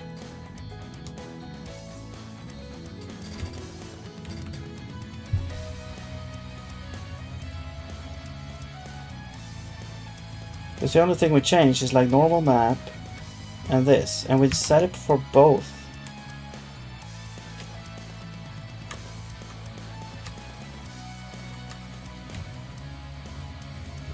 Do I have to set these after I begin the shader mode? That might be the case. I mean, it makes sense in some way. I thought... Okay. Okay, sure, let's try it. And there we go. Okay, now we're getting somewhere. Oh my god, I can't believe that was part of it. Okay. So, yeah, now it looks like kind of the light is like always at this side somewhere down here. It doesn't matter where you're looking at. Everything seems to have the same direction, which is not great.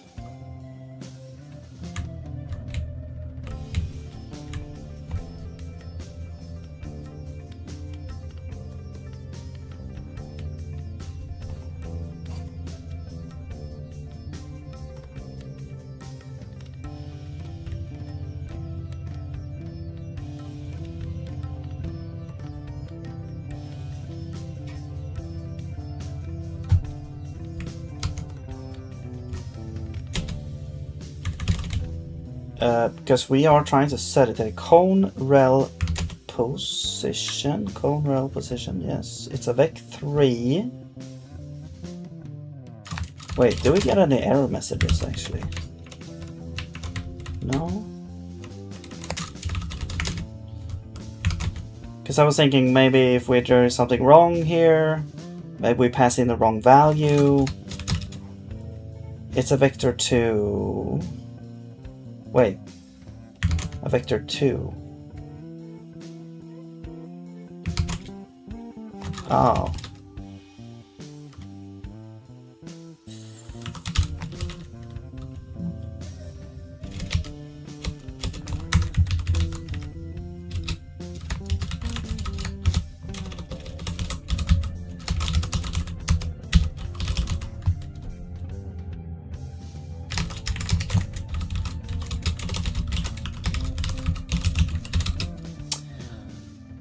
Right. Now where is the lamp in relation to the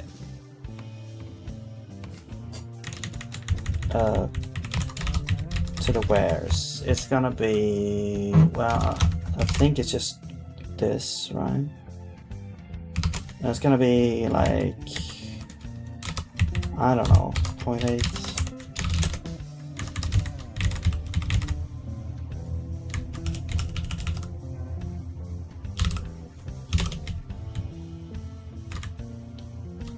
Okay.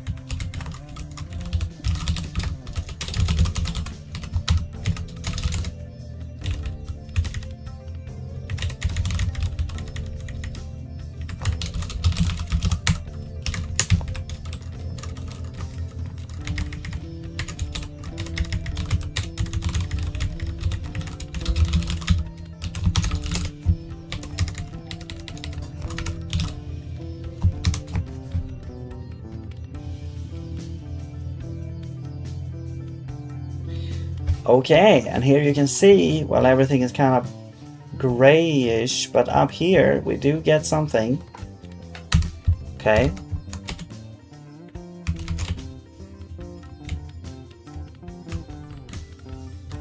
Cool. What if we remove the dot, the cone dot thing? Now we get more like a circle thing here. So we see that this is where the light actually is supposed to be. I'm gonna go back to draw BG, only enable basically the lamps.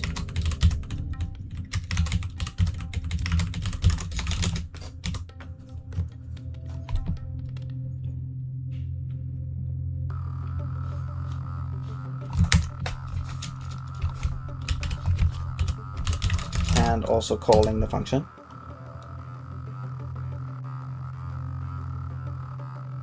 Okay, so we get the lamp. Right, so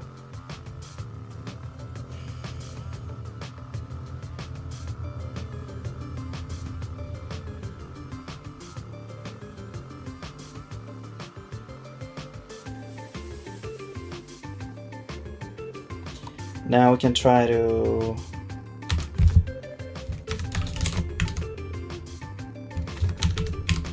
I'll go to setup, increase this a little bit.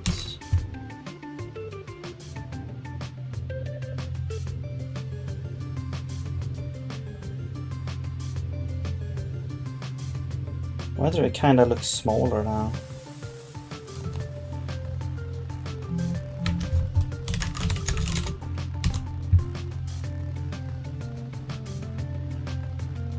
It was just a perspective issue. Okay, so now we can try to kind of figure this out here. But we're getting somewhere. Just taking me a while, because this is like the first time I'm doing something like this. But it's really cool. Alright, so well, doing it from scratch anyways. Sort of.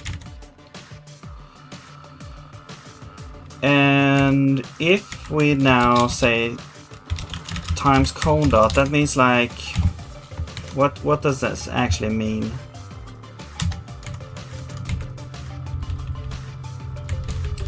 If we do negative,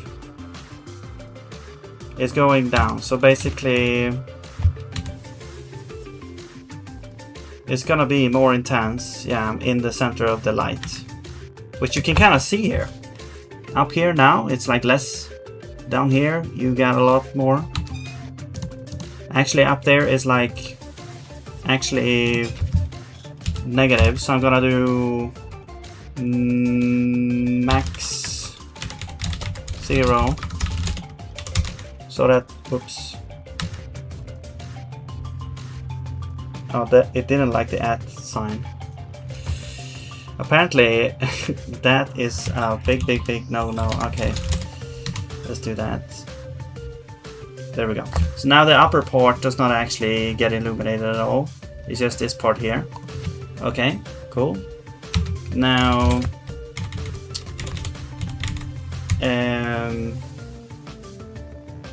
we could do a cutoff, or we could do this. I'm just gonna let's just go back here. So we're back to this, and we'll do like a cutoff now instead.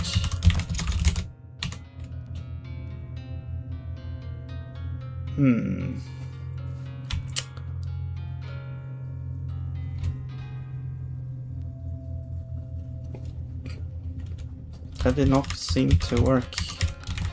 Okay, sure, let's just do this. Why not?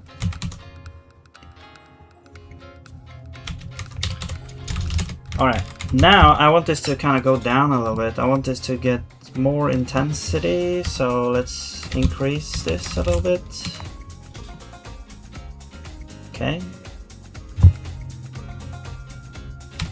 Cool, that's great.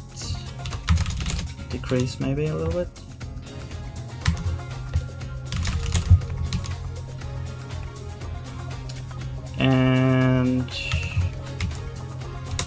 we'll remove the squared inverse square, and now it reaches way further, which I really like.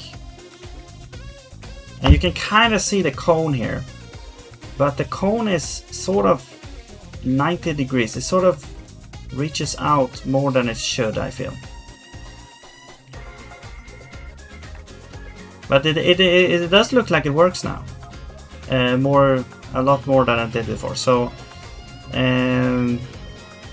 cool. And maybe we'll increase ambience a little bit.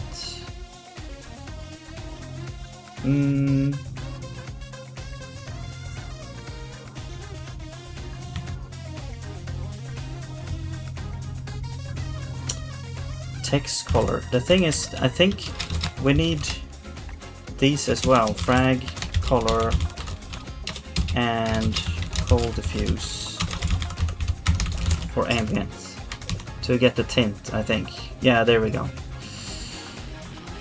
Okay. We can even lower this a little bit. Cool.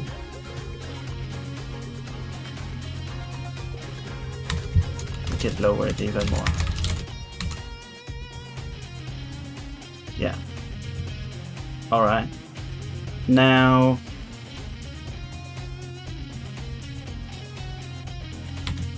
Cool. I guess we can try to make the lamp visible.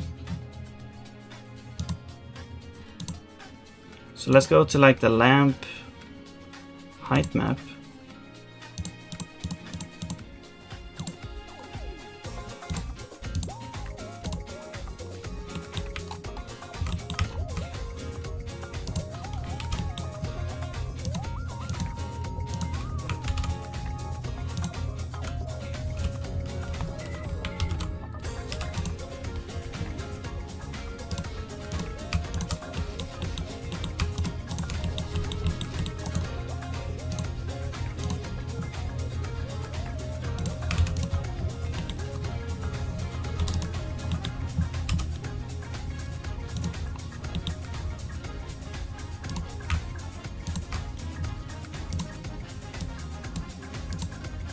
I guess it's gonna like decrease here. It's kind of like a dome type thing.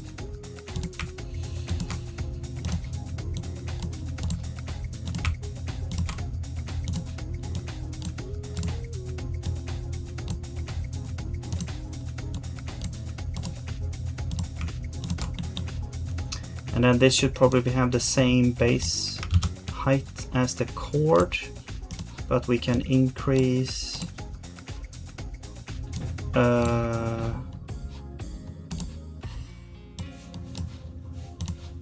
center a little bit. Oops. Actually, let's go a little bit more bold there. That's probably better. Alright, that's the lamp. Let's go over and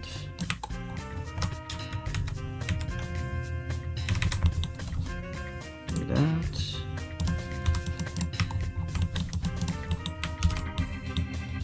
Okay.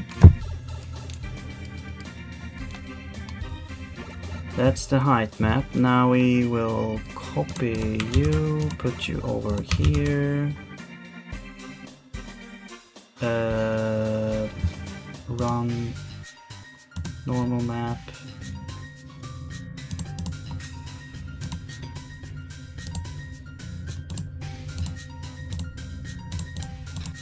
And I guess I'll delete this. You are. And I'll just rename it.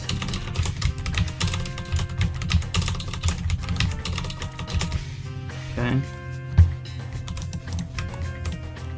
So this is the lamp normal map. Now it's not super optimized, you know, but whatever. because there's a lot of dead.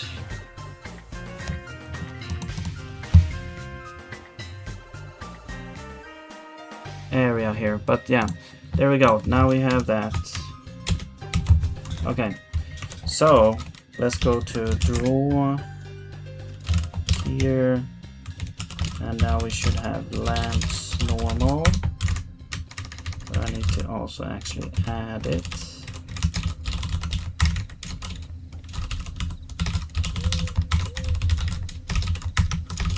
Okay.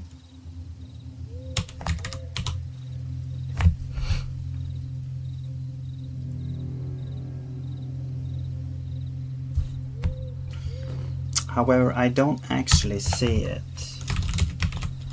Let's go back.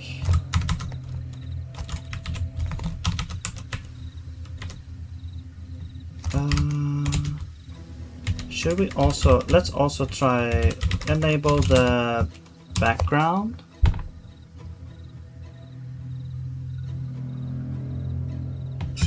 The background is really strange with the equation here. Like these things work perfectly, it seems, but the background does not really work. So let's see. Oh wait. Okay, I have to check something later, but let's see.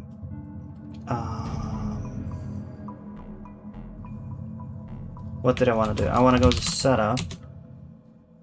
I mean, but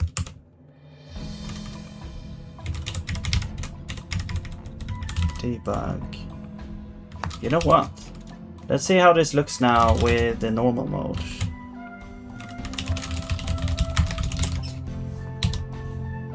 Because the wares should have correct lighting on them now. Oh, I need to create. Okay, I need to.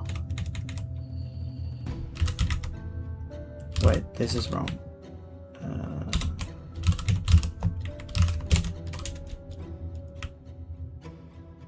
No, we don't have this either. We could look how this works with the CRT shader as well later.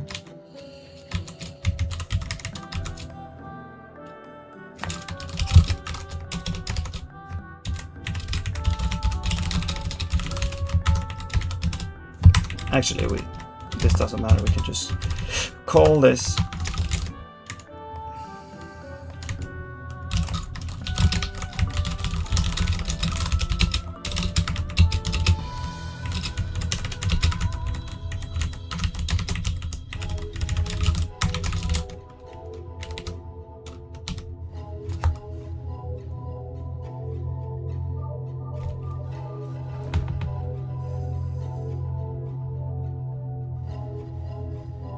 Hey, there we go, looking good. And I'm not sure if it actually blends the pixel. It looks like each pixel is actually like uniform color. It doesn't like try to put more colors into one pixel. At least that's what it looks like. I guess that's all that counts. Okay, now let's see if we can make the background work. So what I'm gonna check out it, because the thing, where is that? Prepare shader. So here, the relative position of the thing is like, I don't think this is the only issue, but this is like the difference of position. It's like the position from the ware to the lamp. And then we divide by the size of the ware to get like a unit less distance. And also like a unit less relative position, really. So the units is like in how large the texture is, essentially, that we're drawing. And when you're in the shader, the texture beginning is always 0 and texture end is 1. So that means that now we're mapping it to the same coordinate system as that. But it also kind of means, I guess, that the distances get stretched out maybe then. It's like the calculations for distance here is going to be worse. So we do need to have some kind of absolute unit to go by, I think, for this to actually work. So I think the relative position has to be yeah, it has to be kind of like it has to be like in world coordinates and not in these other weird coordinates that depends on the size of the texture.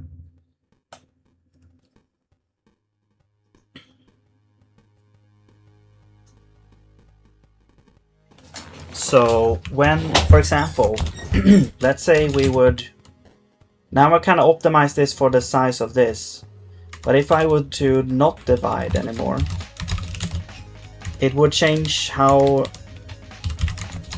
the lighting is now affecting the wares. See? It's like they are more, it's like they are further away.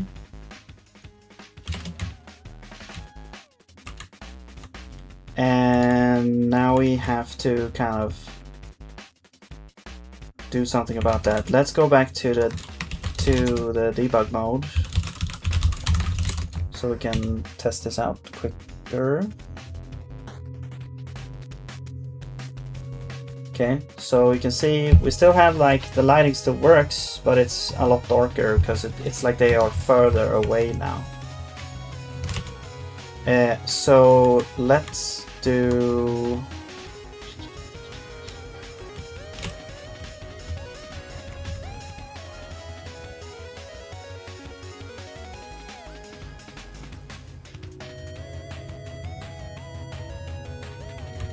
we could increase intensity by, I guess if we increase it by 8, should we get to the same place we were before?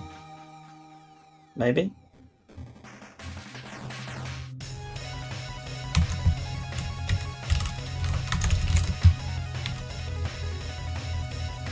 Okay, let's try this. But yeah, the background still, it looks very strange. It has like this weird like thing going on here. I have no idea why this is the case. Oh, I know why, actually. Because the UV, it's like, okay, this is like looking at 1 pixel here. It's like looking at 1 pixel, it feels like. So actually, we need UV, but we also need like texture coordinates. Like we need like object coordinates. Object U coordinates. It's gonna be like UV times the size of the object, which we do want to have. So we're gonna say like object size is a vec2. I'm just gonna put in a default value here. So object size. This is gonna determine how big our object is. I think that is then important because we're trying to determine a position here. So then this would be object chord and not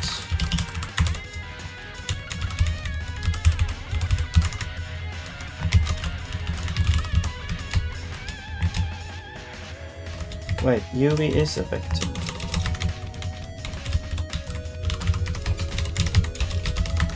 Right. So more like this actually. There's no difference right now. Wait.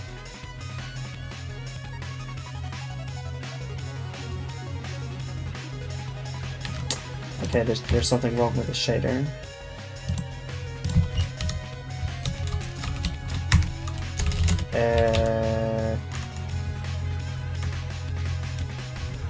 Object size is a vec2.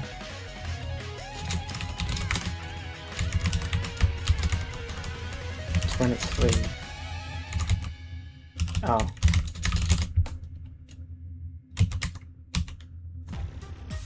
Okay, there we go. But now we are going to say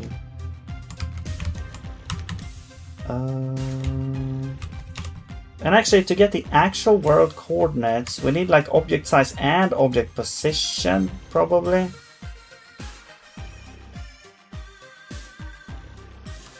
This is the relative position, though. That should be enough,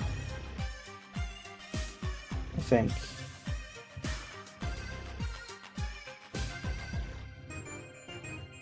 Yeah. Okay. Let's try. So now we need to set the size depending on where we are. So here we need to also set the object size to well, now we actually do need to get this here.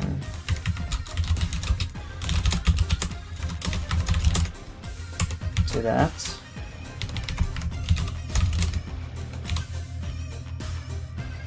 So now it should work again for the objects. Okay, and you can see it changed for the background as well. That's because it also gets the same settings later. The settings aren't like cleared; they keep their settings. So we have to also now go over here, and we have to basically set the value now here to be whatever it is. It's gonna be like the screen size essentially. So I'm gonna go like screen, or yeah, I think it has to be the screen size, right? No, it's not the screen size, it's actually the world size. Well, pixel size is what we have here, so alright, there we go. Let's see if this works now. Hopefully better, at least. Okay, now it's like up at the top left. Oh yeah, because this now actually needs to be scaled by the pixel size. However, I kind of know where this thing is. So what we'll do is we'll go to the lamps. I think somewhere we had like 87. So this is the position here, 8722.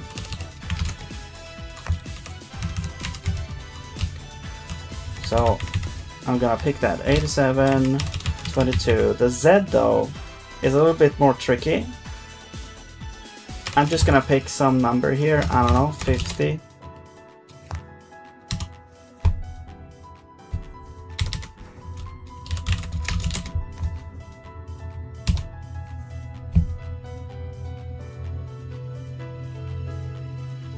And there we go. Now it looks a little bit better. Oh my god, finally. Okay. We can also, let's see, what we could do, we could make ambient a mutable, or something that we can actually decide on here, depending on. So I think we make this uniform called ambient, which is a it's a float. Ambient factor.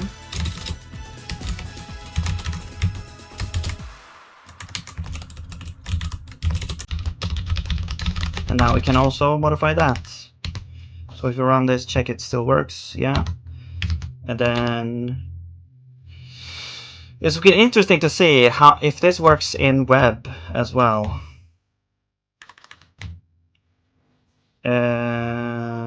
So here we can set ambient now, ambient factor. We'll set it to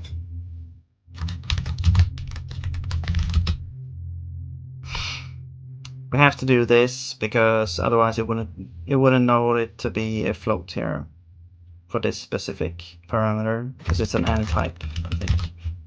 Yeah.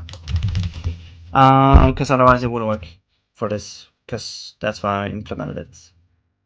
But I could also force things to become F32s if it's like a comtime float, for example. Actually, you know what? If we get F32, or if T is comtime float, or T is F3064, or yeah. Let's also do like comtime int, because it's such a pain in the ass to have to differentiate between these. Because you have to add like dot. So now we can actually pass it to any number and it still works. So the ambient factor. So for the backgrounds, I want to choose a higher ambient thing. But for wait, this is the where. Okay, yeah. For the wheres, I want to choose a lower, and for the background, I'm gonna choose a higher one. 0.1 perhaps. So now the background should be... Oh, what happened there? Segfault address 1.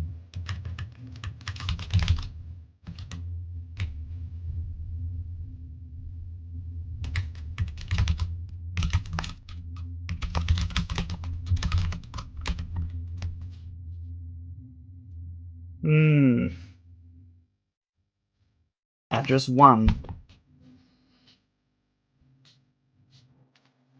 Because it's a count time. Should I check this to see that we need it?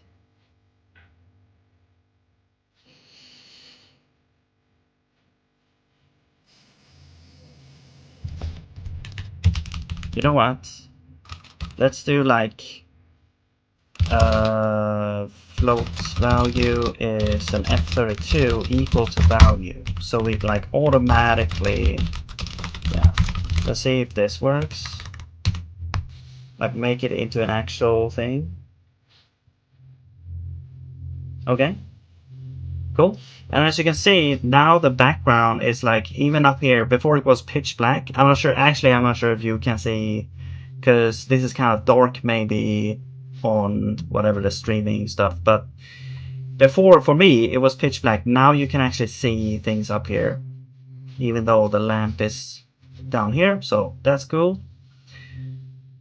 Okay.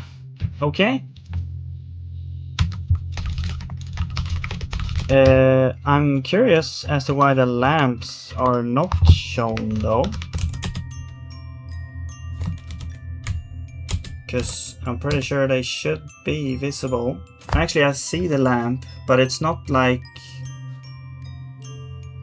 It doesn't have the normal stuff on it.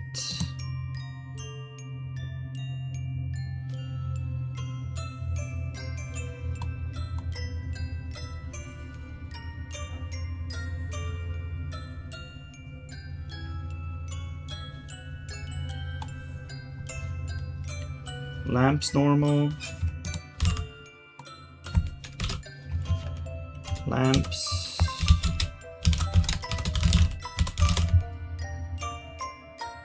Yeah, it should be there.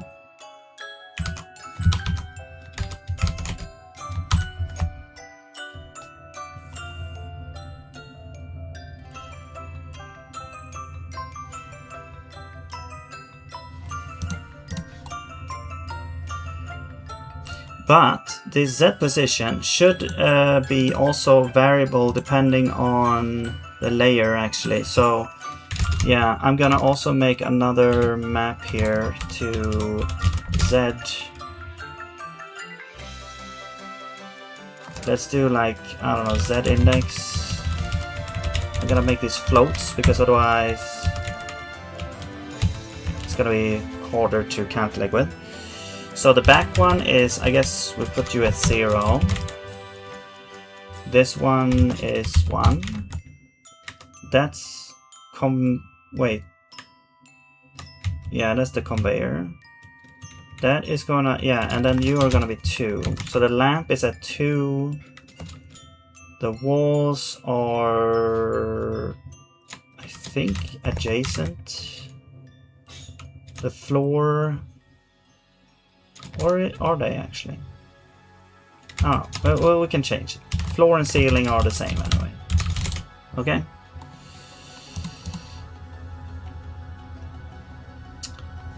And now we have this original position, and we do want to set it. However, cone rail position Z is going to be equal to Z index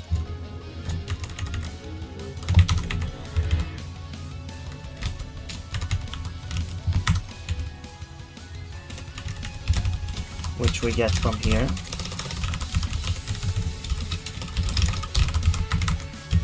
times, I don't know, 50. Okay. So now every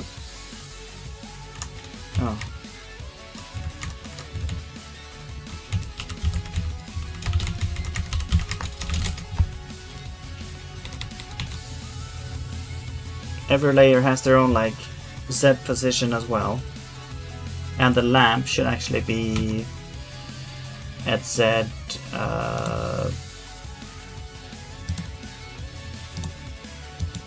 no, this is no longer the relative position.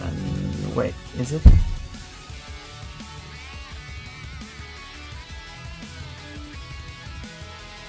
No, it still is. I think it still is relative.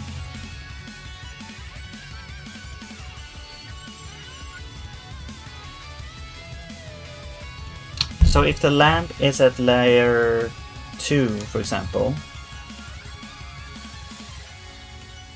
it should start out. So actually, this is like -2. So this would be 0 actually. So everything needs to be reduced by 2.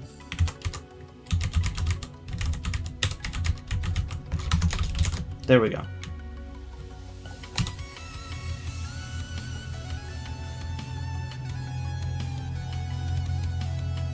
Yeah. But maybe 50 is a little bit much. Not sure.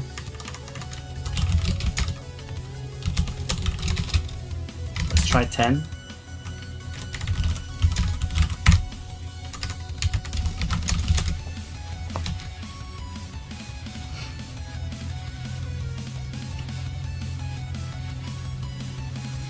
Or maybe it's something else that's wrong now.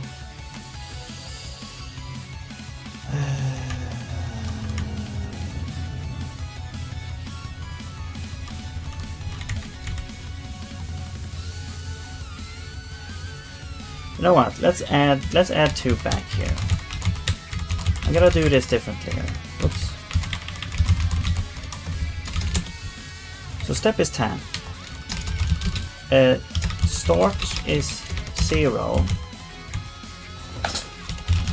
The lamp is at 2 times step. Okay. So you are gonna be that. However, then we take this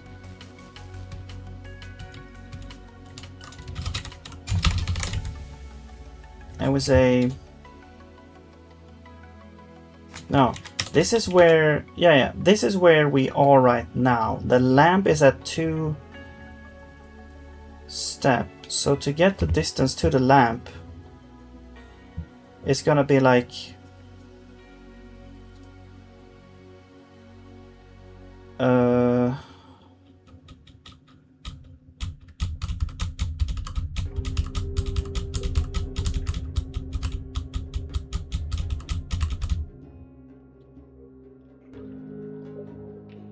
well, it's either this negative the other or the other way around.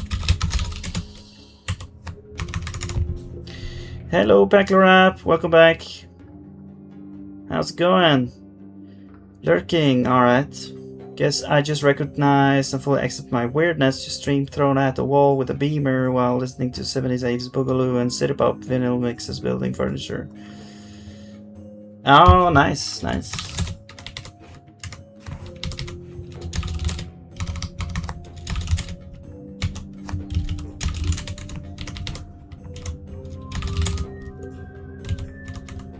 Boogaloo. I'm not sure if I've heard that before.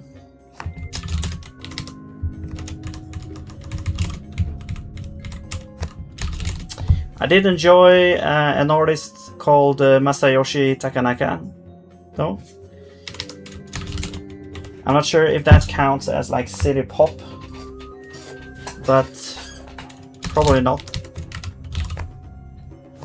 But it was like kind of in the same vein era where that was like big 70s, 80s, yeah.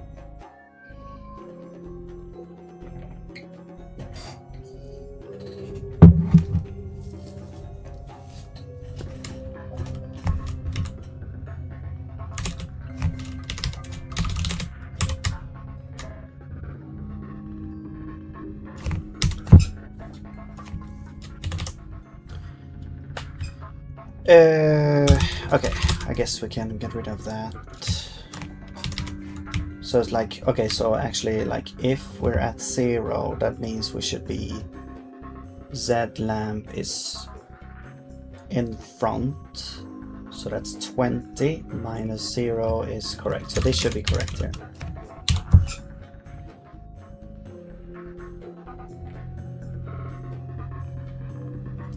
Nice, okay. But it still doesn't work because the wall is still not illuminated. So one of the masters, jazz pop fusion city pop, yeah, awesome music, yes, very very cool.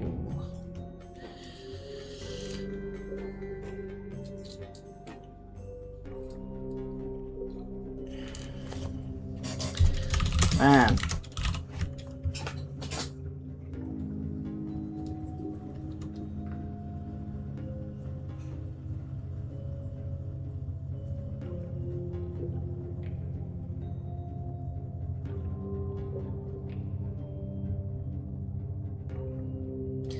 I mean, we had it working kind of before.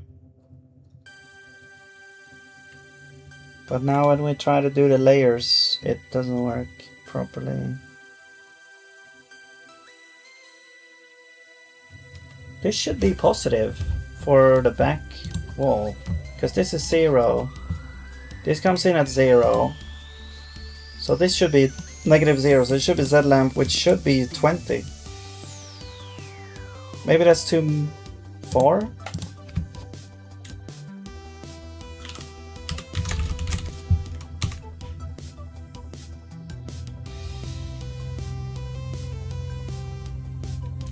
Doesn't seem to make any difference right now. I'm pretty sure this is not the way, like negative. This is not correct.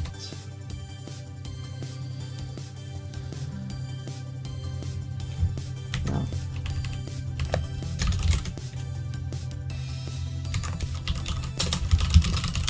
Layer Z. Let's name this a little better here. You are layer Z. Cassiopeia is in that line of master if you ever want to guess. Yeah, I've heard that a little bit. They're really good.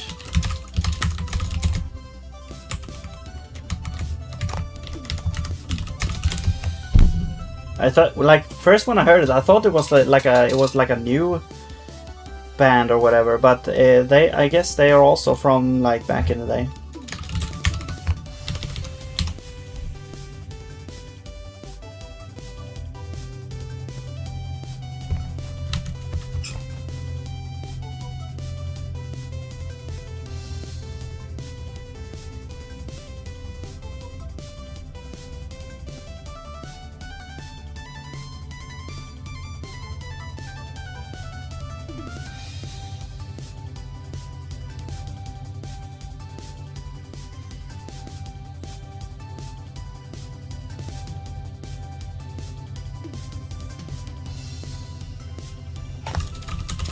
Do we get any messages or anything? No.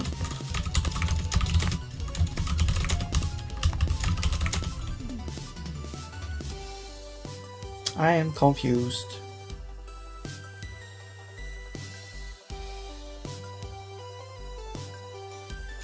Unless this just doesn't work. We're putting in... No, we're putting in an array. I think this should work. This did work before. Yeah.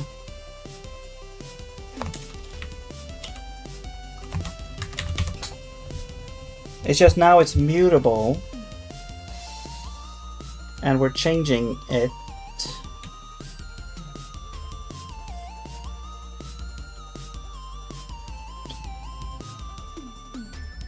So what if we don't change it?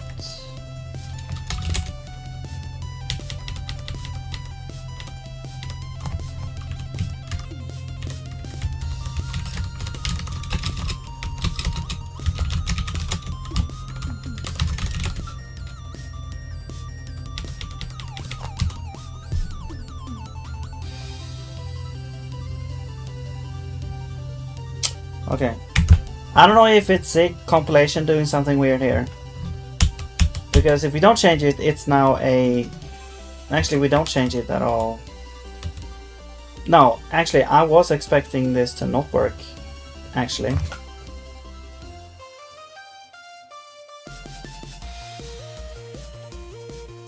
Yeah, because now it's 50. It's always 50. What if we change it to like 10? It's gonna be like right beside the wall. Yeah. So I don't know why. I mean, what if we change you to 20?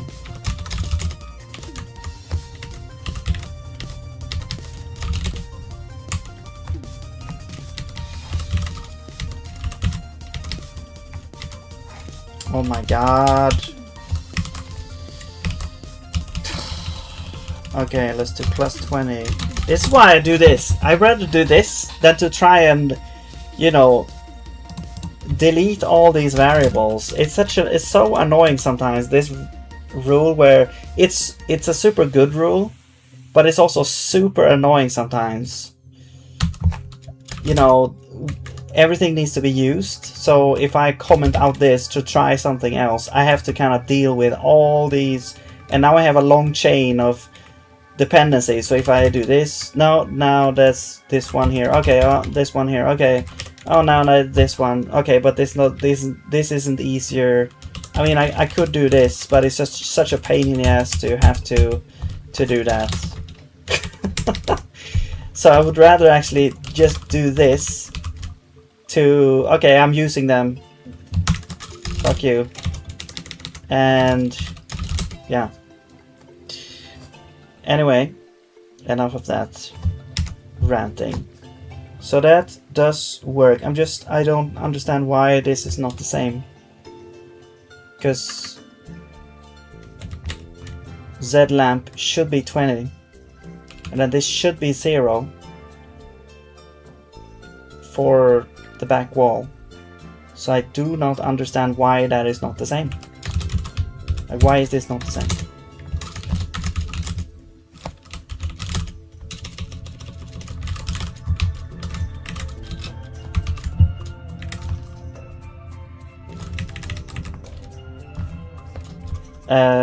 This is the layer, and then clone wall position 2.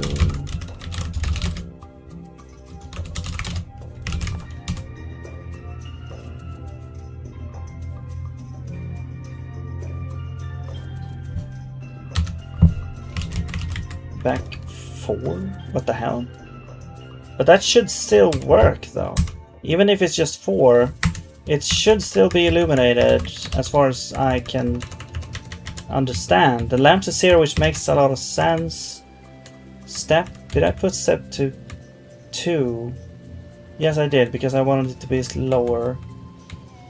Okay, so it's 4. So what if we just set you to 4?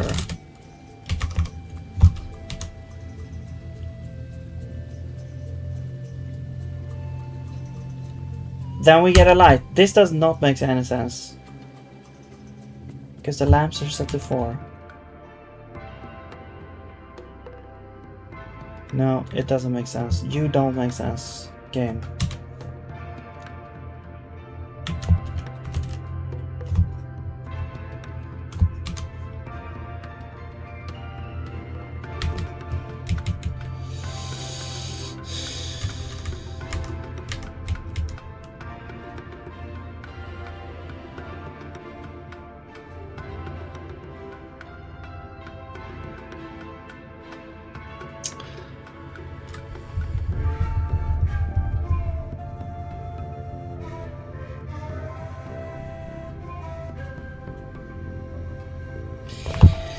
I mean, it's kind of like we're treating the layer as like a wall of texture, and if the lamp happens to be behind that wall, there won't be any light. That's not really what I want, though.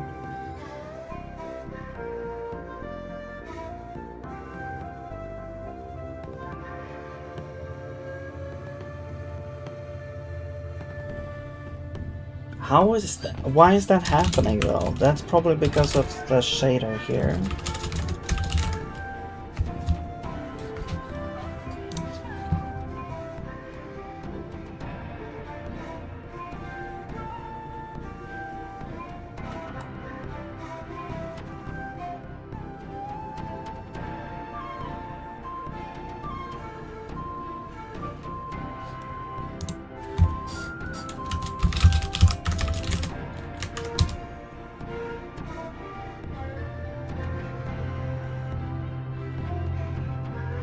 Huh, interesting. We get spec. It's only like in certain specular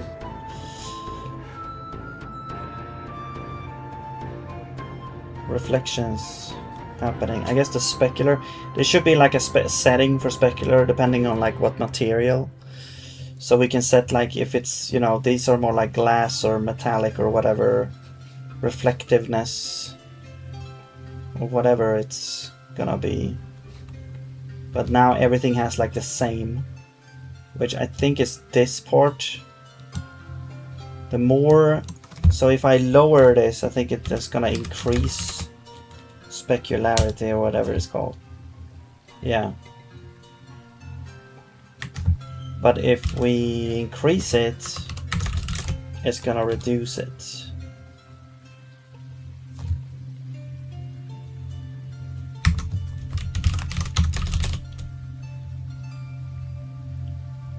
Could have like a factor, I guess. Power factor, specular factor. Maybe it's gonna be, well, the factor, a division, perhaps.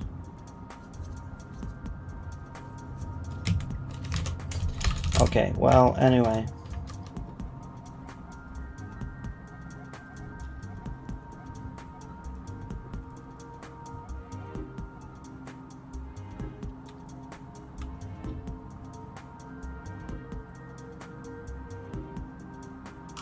Well, okay, I lost the thread here.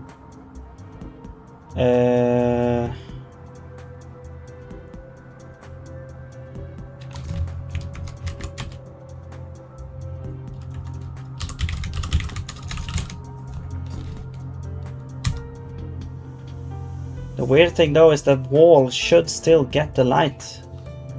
It does. Now I guess that's wrong though.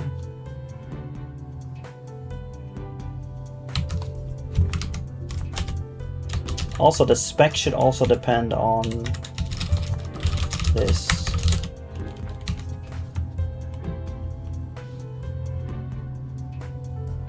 Okay.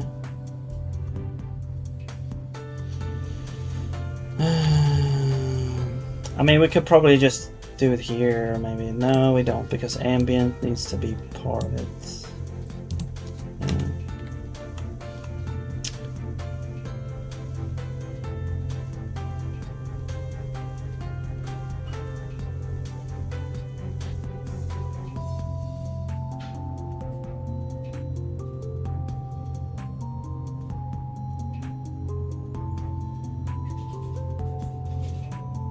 But yeah, if we just changed now, we can look at how this looks now, and we just change the position like 0.01 or something. No, actually, the lamp is like plus 0.01 or something like that, like a very tiny increase. And now all of a sudden we should get like the diffuse as well. There's gonna be a huge difference. No?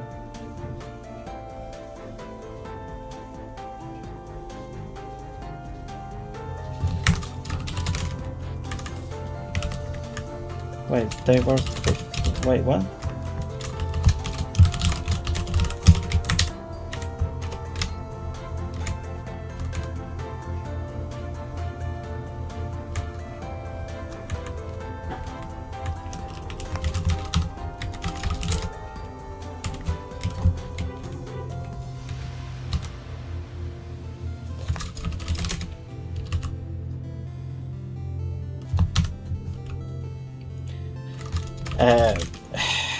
What?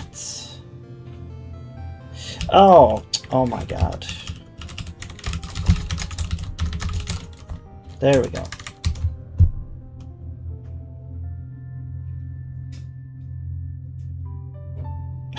And then it goes dark again. And if we look at the positions, it's like almost 0. So it wasn't actually like that. Interesting. What if we add 1?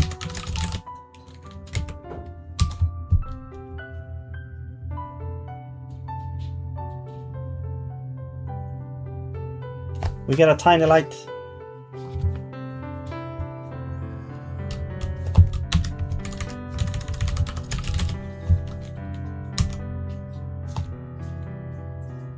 Now it's further away, so it should be less intense. Okay. 10. Now it should be closer. Actually, it doesn't. I don't think it matters, does it? Because it's still. Yeah, the weird thing, I think, is like the other one overwrites it for some reason.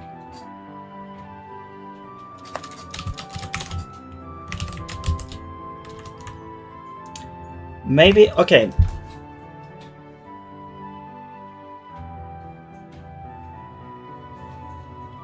I think what could maybe be happening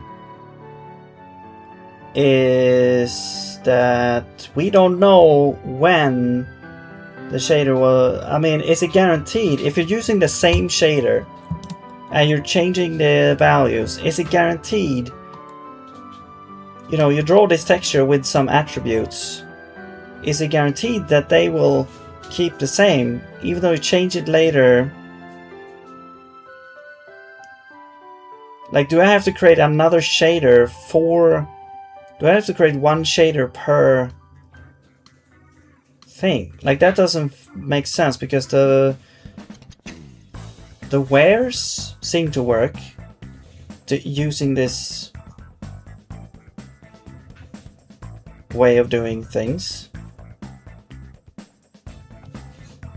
Because what I read from, I think, Vulkan, is that when you send something else to be rendered, this might not be the same thing. This is probably, I don't know, this is probably like OpenGL. SDL, OpenGL, whatever. It's not guaranteed to, like, you don't know when that operation is finished. So maybe changing this will actually change a value for some other draw operation. And now all of a sudden we have like a bad shader value. Or the wrong one. I don't know.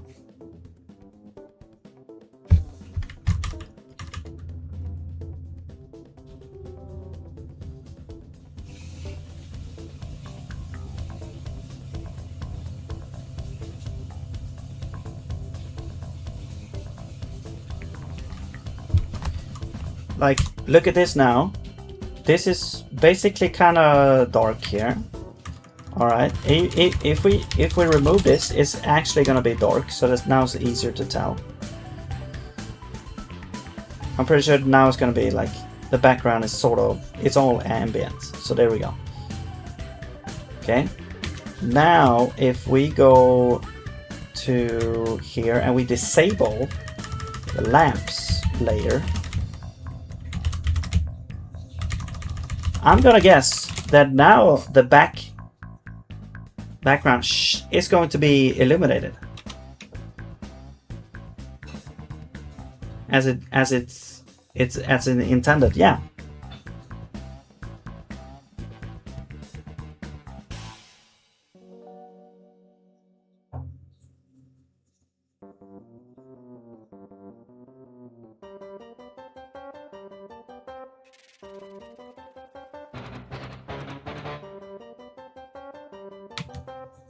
I don't understand why that is. Because we're changing the attributes. These aren't changed. This is changed for every texture that we want to draw. And the normal map is also changed. That might also not work. And then we draw the texture. Is there a way to kind of know when the... do we have to end shader mode in between each one? Maybe that's the issue. Oh, we can't share the shader mode. Maybe we have to end it. Okay, I think that might... we can try it. We can try it, yeah. Okay. And we can also actually put you like this for now. I should probably just test this first, but whatever. That is the constant there. Okay, let's try that. Well, let's just try if it works. Compiles and everything first, okay. And now let's get the lamps back.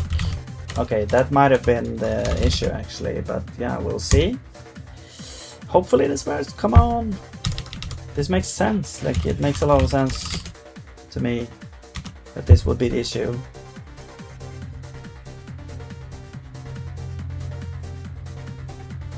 Yeah. Okay. We see the lamps and yeah. And yeah, they are now that it's correct. Okay, cool. So that was the issue. Okay, that makes sense. That makes sense. My bad. My bad.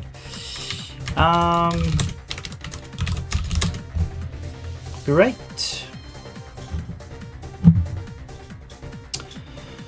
Okay, so what should we do now?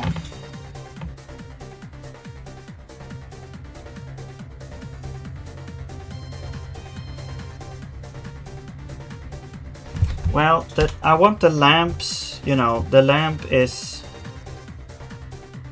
What I'm gonna do is I'm gonna put the light slightly in front of the lamp. It's kind of like the lamp is sort of... I want the lamp to kind of be 3D as well. So really, I want to kind of divide the lamp up in 2 layers, I think. Where the first layer is the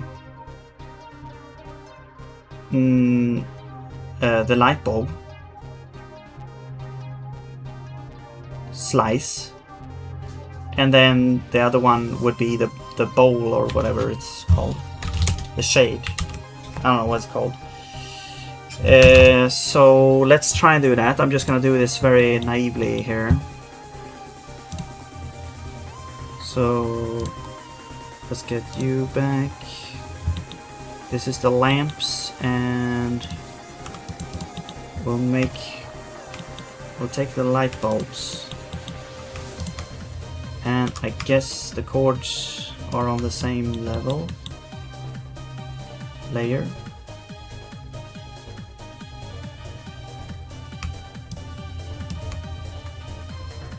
But they are not like illuminated anyway. I don't think it actually matters.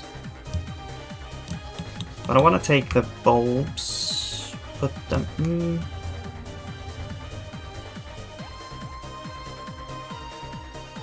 Maybe it doesn't. Maybe it doesn't matter actually. Maybe we can do this because it's only gonna illuminate downwards anyway. So yeah, let's put it in slightly in front of the lamp. 0.01 or 0.1 or something like this.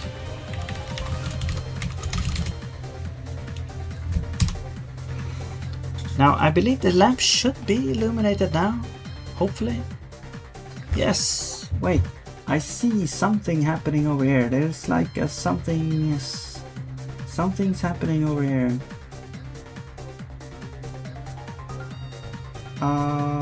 It looks, I don't know, it looks weird though. Why does it look so weird? Is it because it's too close?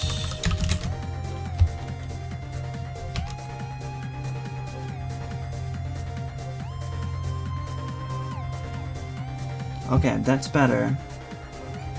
Maybe. Let's put it a little bit closer actually.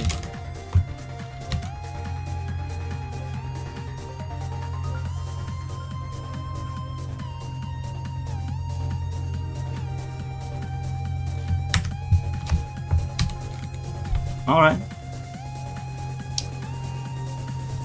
Cool. Yeah. Great. But I do want a little, man, in my head, I wanted to have a little bit harsher fall off.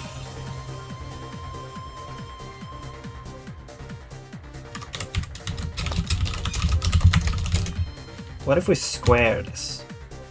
What's gonna happen then?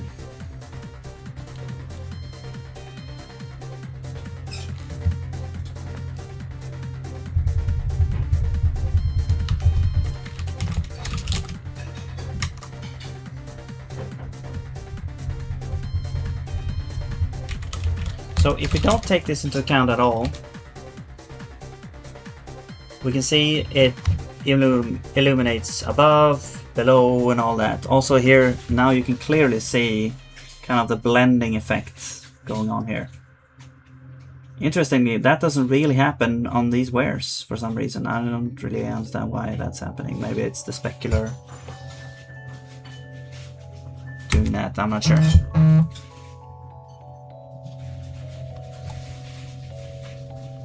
Which I don't like, but whatever. So that's that. Now I want some way of making this work here.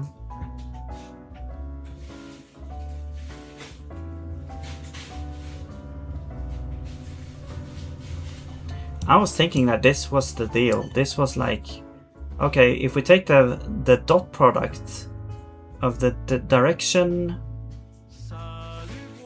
of the thing against the direction of the cone. Now since this is normalized, it should go from 0 to 1. Shouldn't go over 1. 1 is the largest it can be. And if it's like pointing straight down, that means it's currently aligned here. So that should be 1. If it goes like 45 degrees, that should go to like y like is like 0.78 whatever. That should be like 45 degrees. So I don't really understand why this doesn't work. Because if I say that if we are in the cone, we do the normal calculation. Otherwise, actually this is squared now. I'll delete this. We'll do this. I don't understand why this. Oh, it does work. Okay. But it's like this. Also, it's like slightly down. Is that because it's a cone?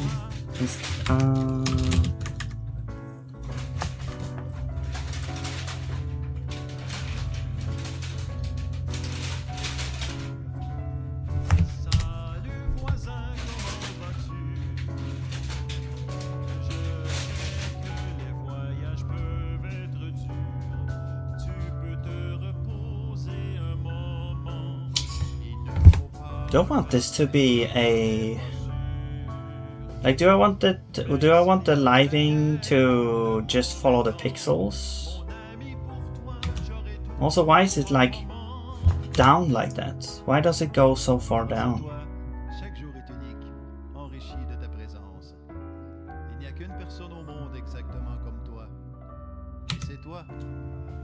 Is it because the 3D-ness is not part of this?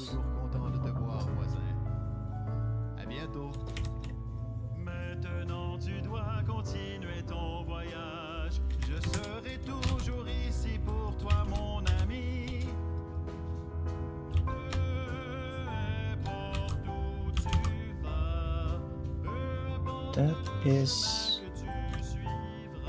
the relative position, yes, to the pixel. I can do that here. Actually, I can say that yes, it's like real,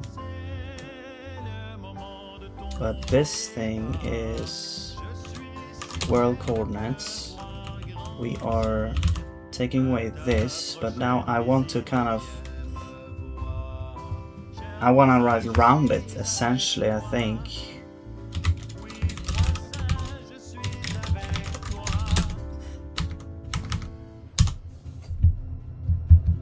Yes, okay. Now it's following pixels.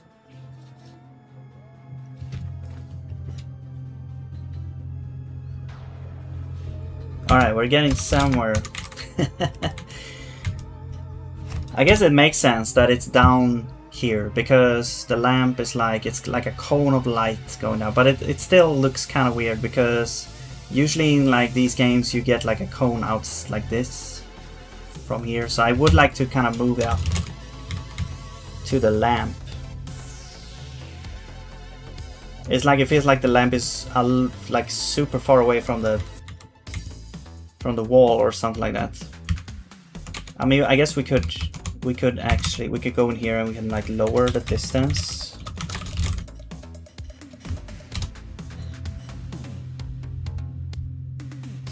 Will that make it move up now? Yes, it does.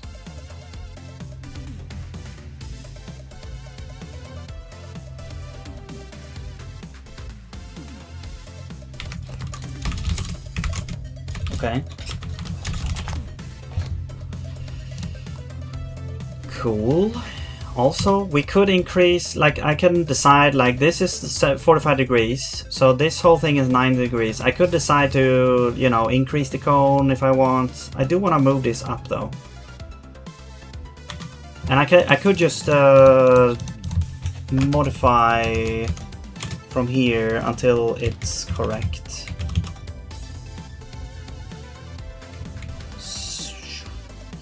I think. No, it's probably best to do it here. I don't understand how the Z plays in here though. Is it because of this? No, this is a Vec 2. Yeah, so it just goes down. And this one,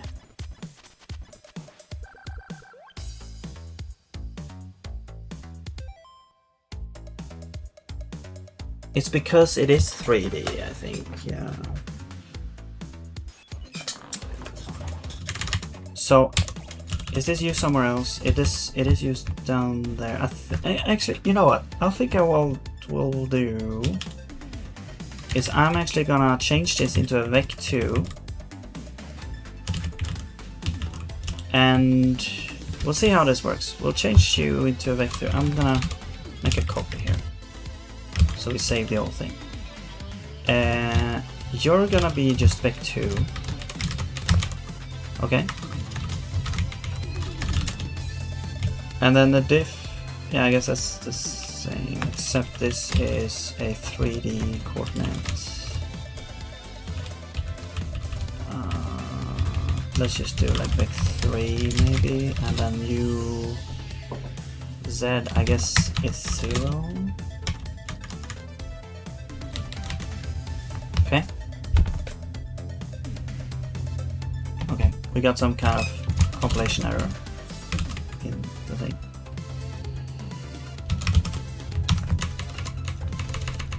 Failed profile. Ambiguous overloader function reflect. Oh.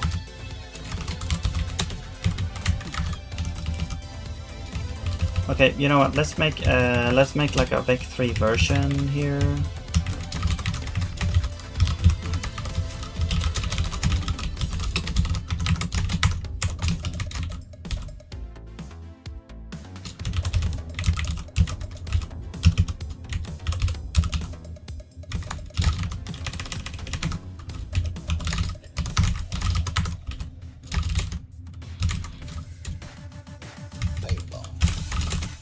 Why is it lagging so much?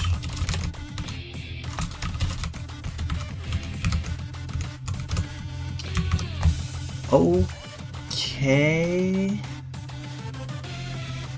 I mean, I guess we could like put it, maybe we'll put it like out a little bit. No, not like 0.1. So we get like a... Alright.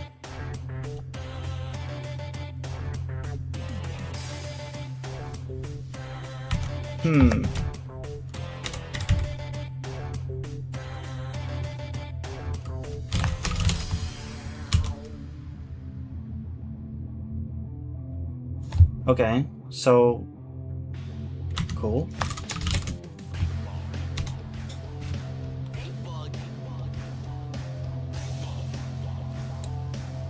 I'll move, I guess. Let's do like 15.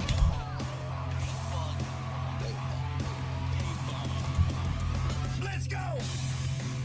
We can put this up a little bit. We'll put you up.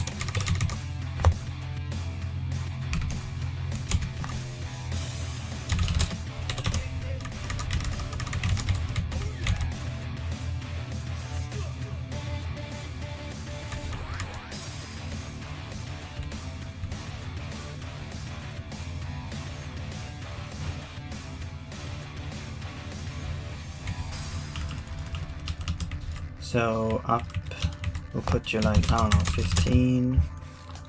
Does that kind of now illuminate the lamp though? That's the question. Because I don't want that really. Yeah, it is.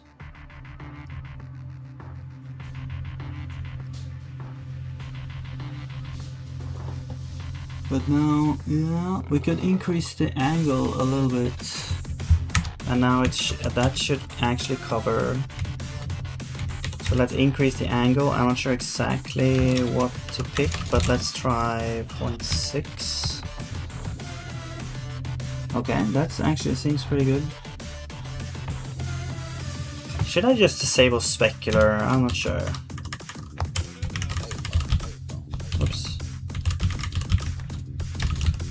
No, wait. Let's copy you and just remove that.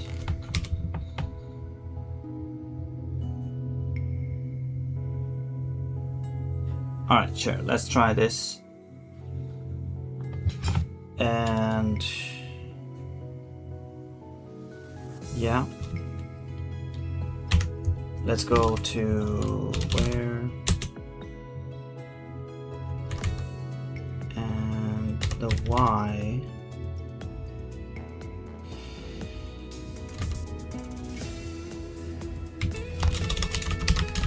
I don't know. This is what the other one is.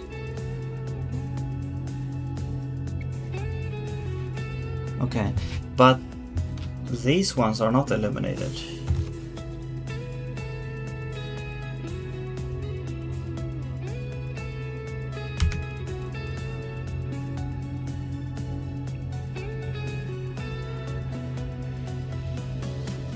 Oh, I need to move this up, right?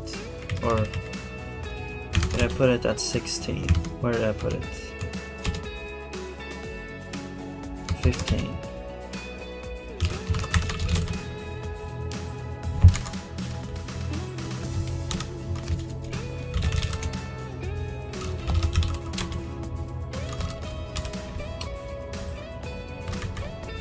Okay.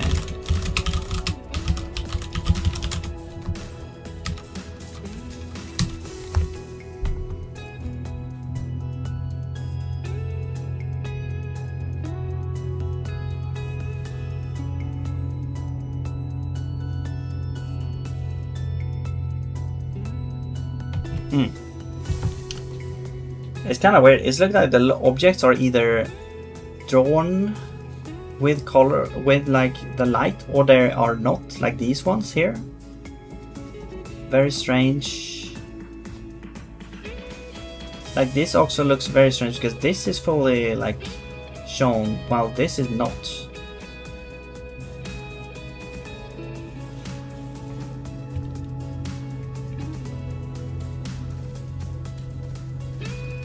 Also, I still can't tell if there are like subpixels on here. This looks super weird up here.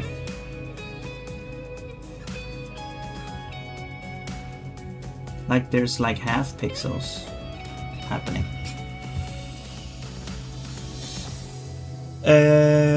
Yeah.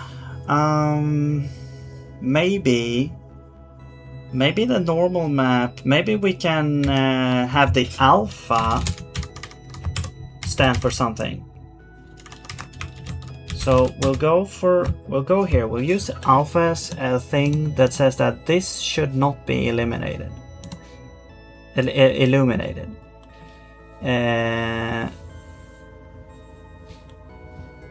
So basically we take the normal. The normal is like vec3 RGB, it says here. But I want to have the normal alpha is a float, which is A here.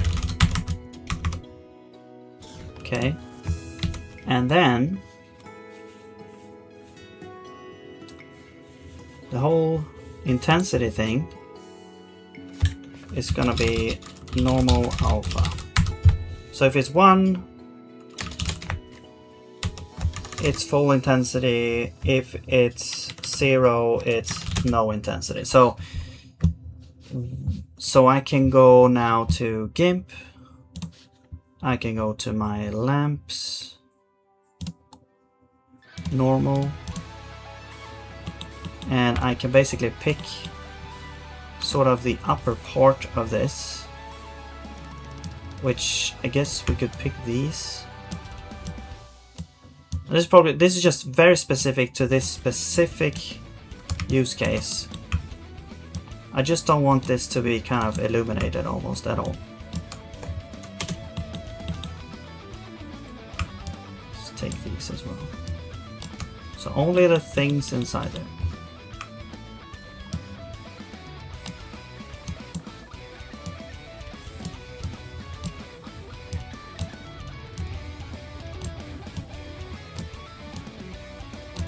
And of course another way to do this would be to actually have like another layer or just proper 3D item, 3D stuff. But yeah, what I'm gonna do is I'm going to do something. I'm gonna set, can I just set the alpha?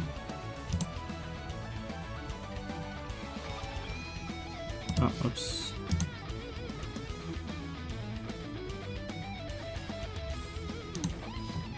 Is there a way to do that? Channel alpha.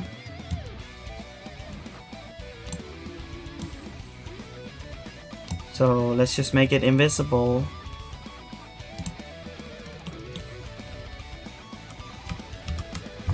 Or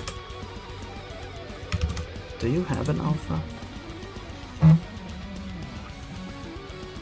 Yeah, there is an alpha on this one.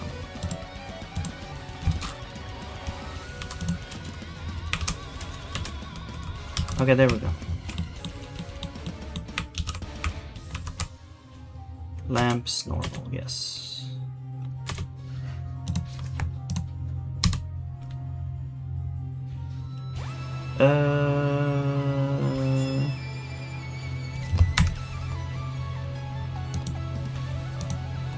Wait, what? It should be 0.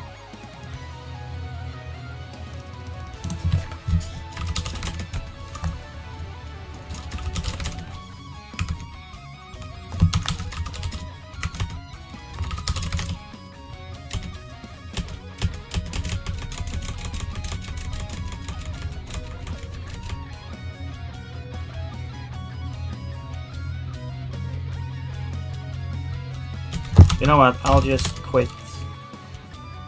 Reopen. Yeah, it was starting to lag quite a bit. Okay. So...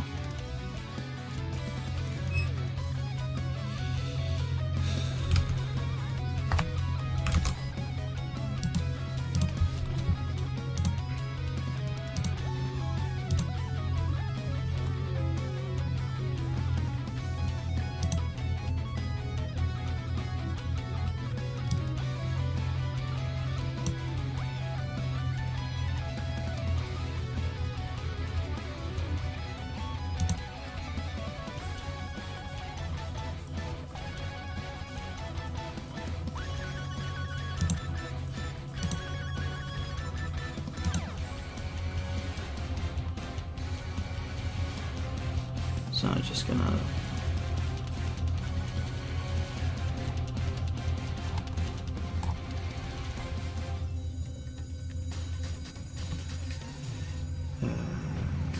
that.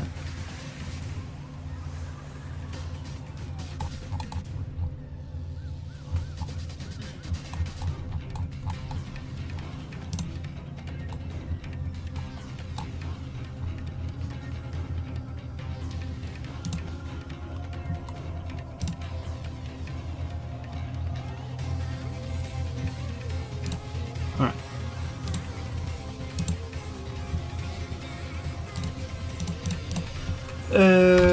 Okay, so I don't really understand why... Oh, whoa. Okay, I know why. Because I, again, forgot to copy the image. There we go. Cool. I also want to remove this lock here.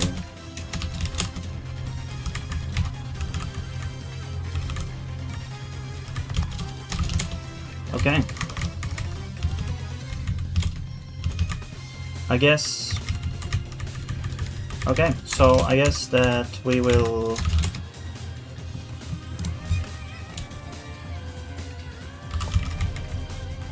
Yeah, we'll just get these back. Yeah, the other huh? Oh.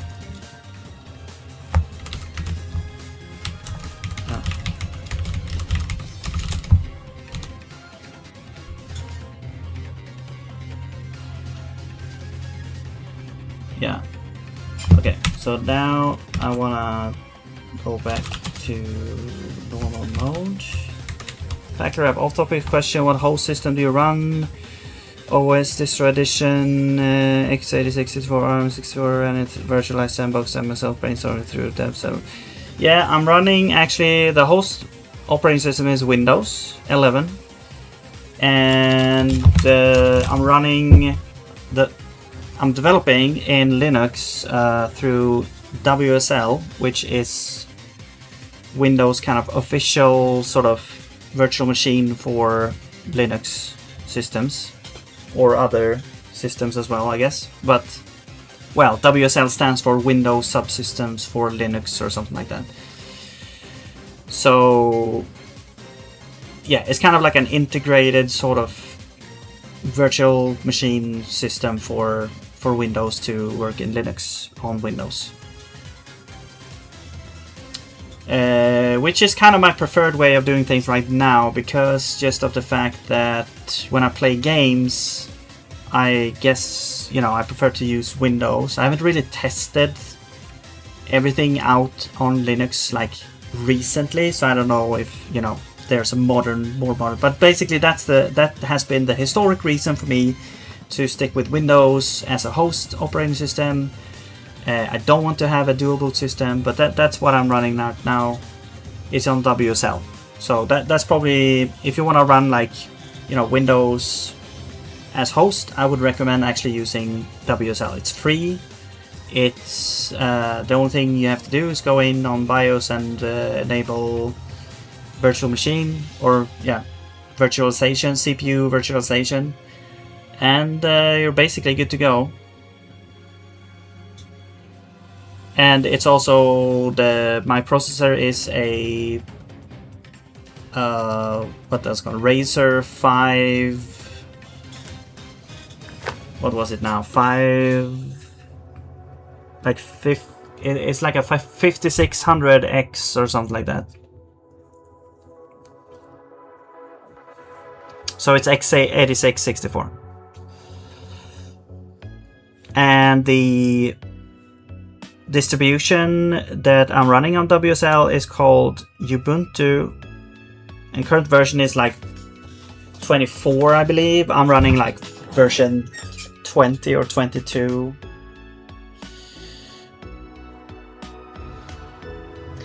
Thanks for sharing Windows. I try to avoid since Win 11.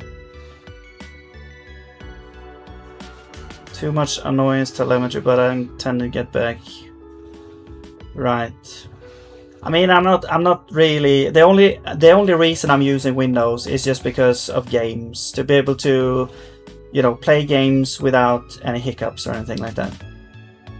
But again, I'm not sure if, you know, modern Linux handles games well now or not. Like, I don't know, because it's not. I mean, I know that Steam went into Linux like a long time ago, and games are encouraged to work on like Linux as well, or if they have to work on Linux, I don't know. But Steam is not the only, you know, game thing. I'm also playing like, you know, BattleNet stuff, so I'm not sure if those work on Linux. I actually don't know.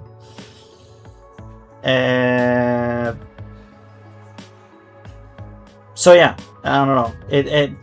Yeah. I mean, if Linux nowadays works like with games full time, then it's like, okay, maybe I'll look into changing. But in my like previous experience, that has been not really the case.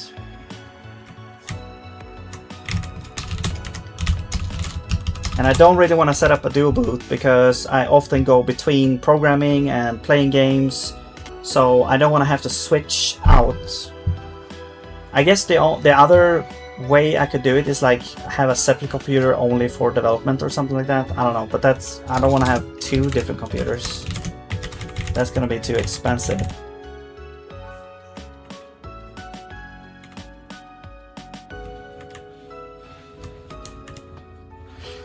Okay, what the hell are we doing? Right, so I went back to normal mode.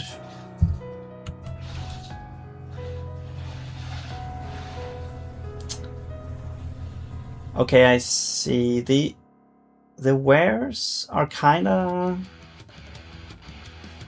like all or nothing.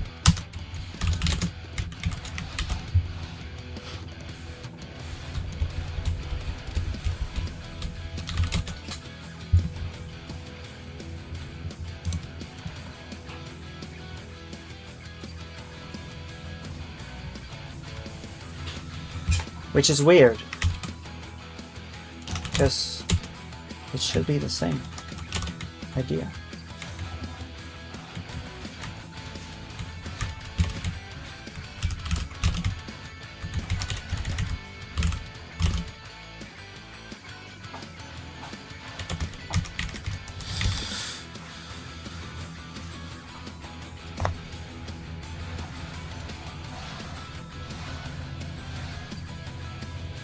I mean, I do have a laptop, but that is only when I don't have access to my computer, or, you know, yeah, I'm off somewhere.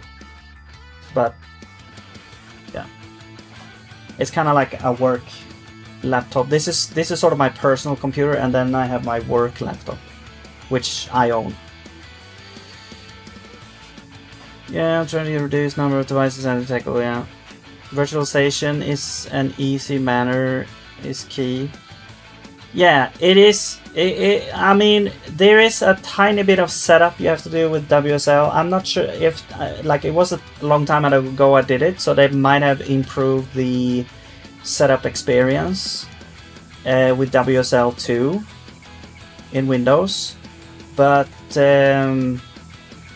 it's not that big of a deal. Like, there's plenty of tutorials to set it up. Just look for a newer one, I guess, or just go in and read the horrible documentation in Microsoft's horrible documentation. But you know,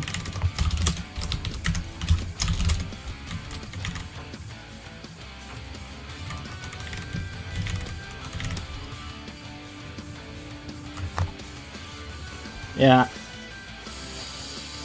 it shouldn't be that hard.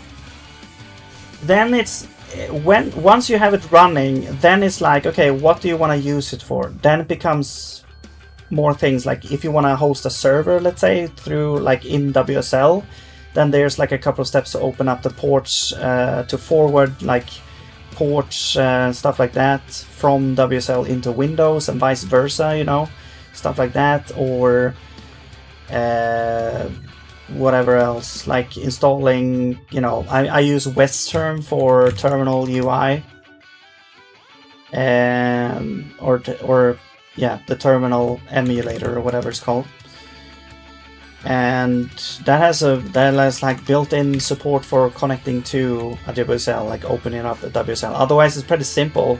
In Windows, you get a WSL program that you can just type WSL in the terminal, and you will actually just connect to the WSL through there. It will start the WSL if it's not started, and it will log you in as a default user in a new shell. So it's actually pretty simple once you have it running and working.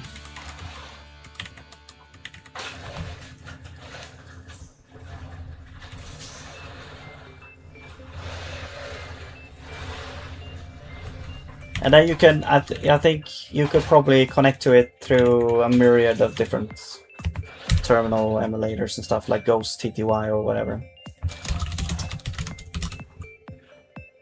Okay, let's see if we can figure out what we want to do now. Yeah, I'm kind of curious why the objects are like behaving like that, why they're like suddenly turning on, as if they didn't know they had light on before that. So it has to be something to do with this bool here.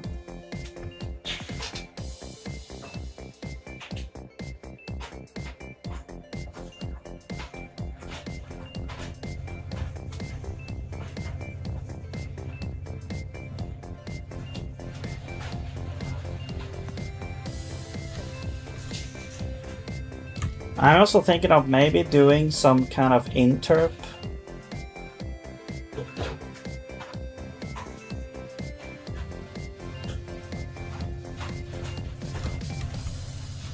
So that you get like a slight fade instead of getting a sharp, like here. There's a sharp, you know, a sharp border here for the light. Instead, would be cool to get like a small region here which fades from full intensity to lowest intensity or something like that.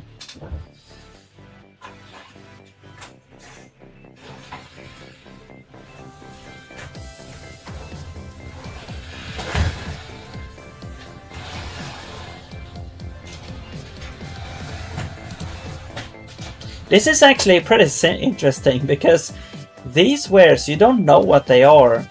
But these ones, you do see that, okay, this is 1, 2, 3, 4. Okay, but on this side, you don't actually see what they are. So maybe one of the things that you need to do is like fix the lights. No, maybe not. I'll just make both lamps work, or we disable the other direction maybe. Actually, you know what? What if we put the lamp in the center, and then when they fall down, you don't see them anymore. You don't see which color they are anymore. You just see them coming in with a color, and then like in the dark you're supposed to catch them. Okay, that's actually interesting, because the shader kind of enables more gameplay stuff than I was originally thinking about. But yeah, I'll probably not do that, but it's like the ambient of the... Maybe the ambient of the wares is too low. I'll just increase it a little bit. Let's do like 4. So we can actually see the color, even if they're not in the lamp, directly in the lamp. Okay, we can't actually see the color now though.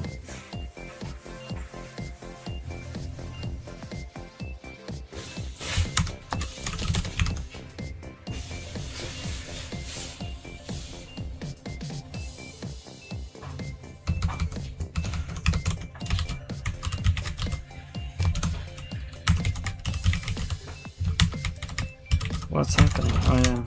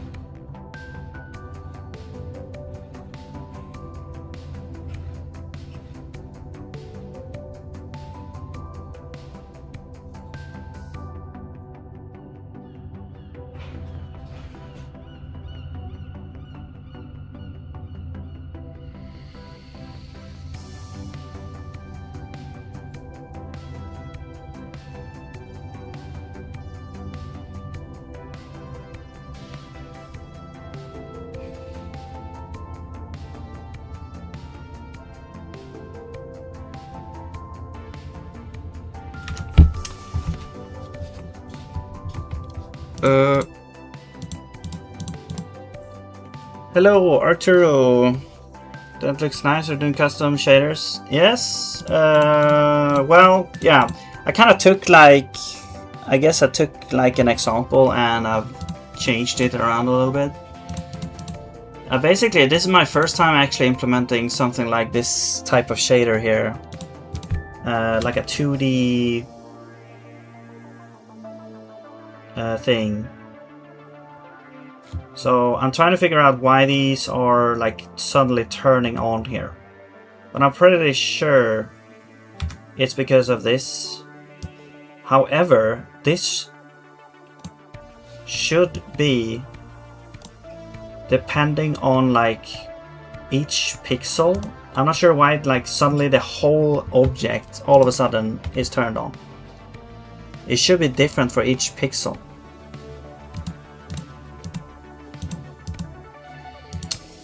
Oh, wait. Relative there. But this is the UV position. Is that? It should be the UV position and not the... Yeah, it should be like each pixel's position.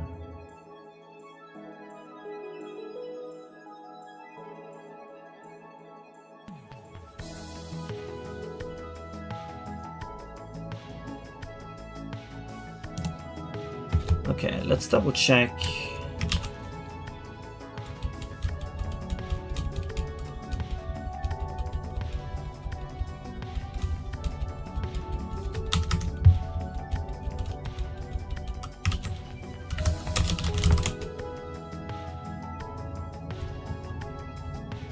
You are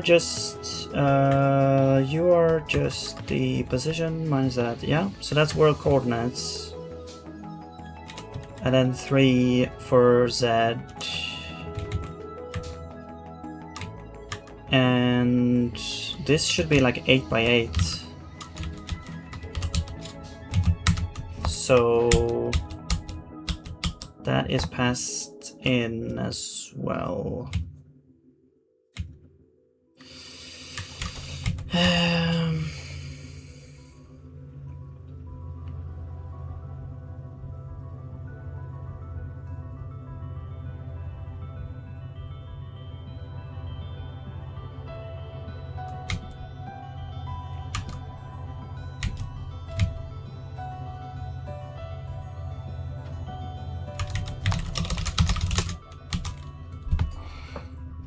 I'm just gonna see how this looks here. Yeah, now we can see the colors. It's easier on the left side, I guess, when it's illuminated, but not sure why that's happening here. I've been trying to make one myself, so shit. It's so shit the screen turns into a PowerPoint presentation. I had that before. The light was like illuminating intensely, so everything turned like white and a couple of lines here and there.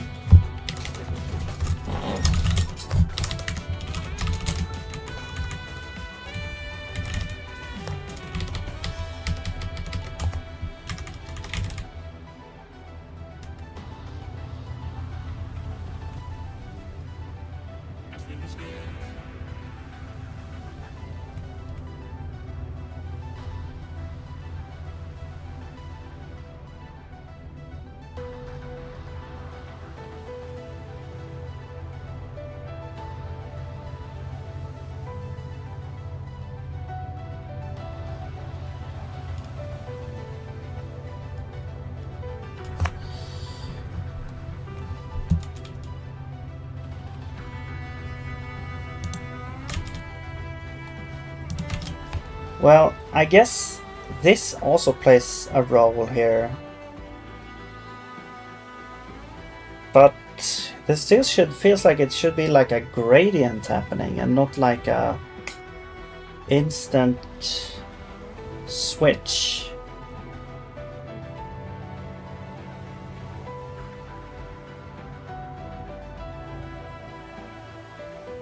Yeah, because if this goes on, if this goes positive, then it should be a gradient increase and not a switch thing.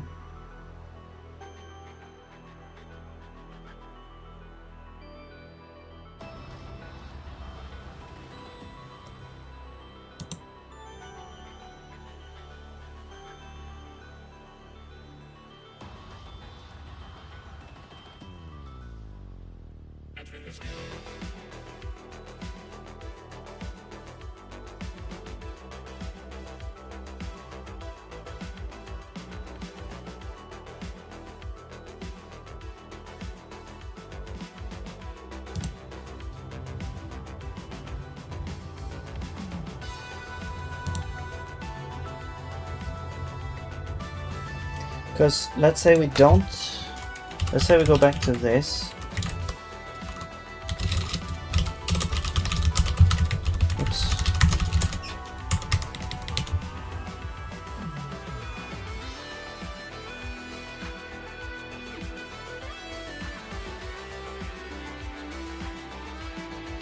You know what?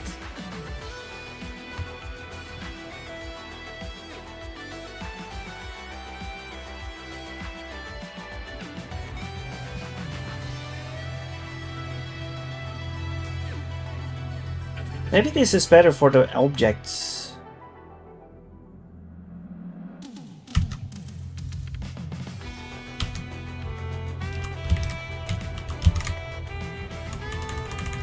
We'll have like a uniform boolean,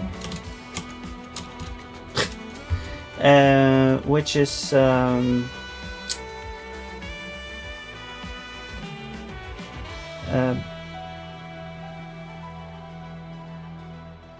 what's it called? Like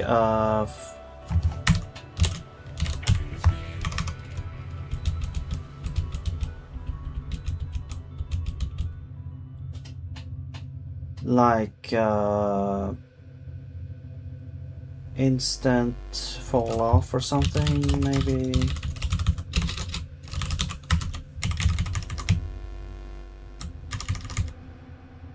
And so here is like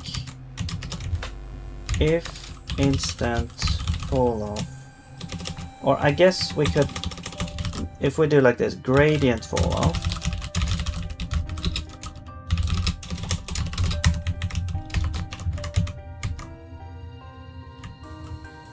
No. Yes.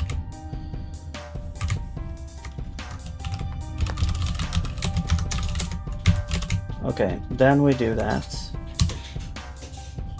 Okay. Wait. But I set it to true.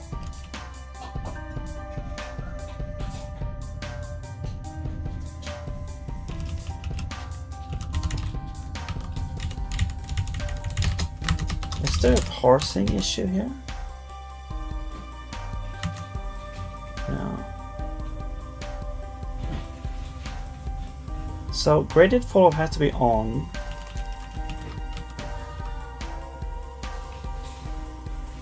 If graded fall, wait. No, it's or. Sorry, it's or. There we go. Okay. And then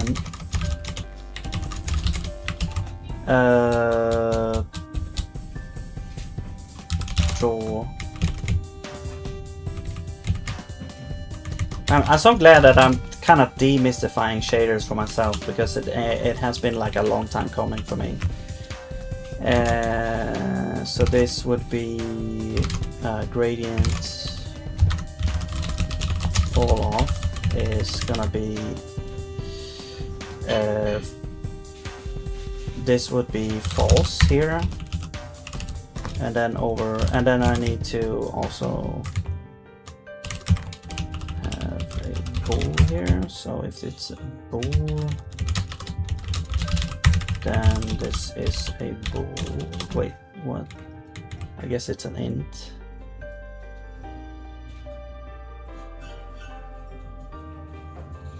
What? Can't you wait, are there bools or?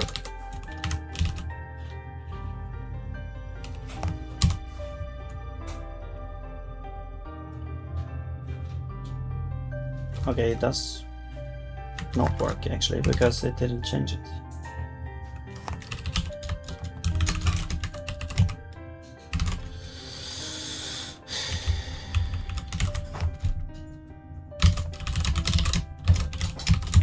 What if we do int from bool?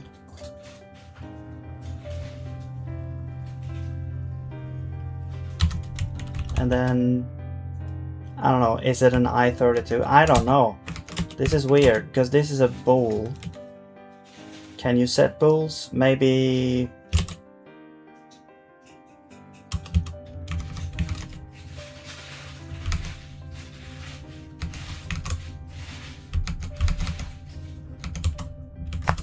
No.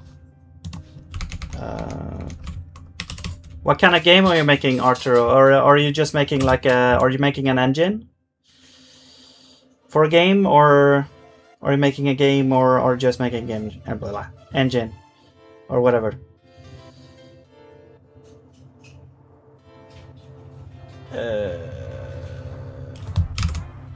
Or are you just horsing around? Okay, raylib shader set bool.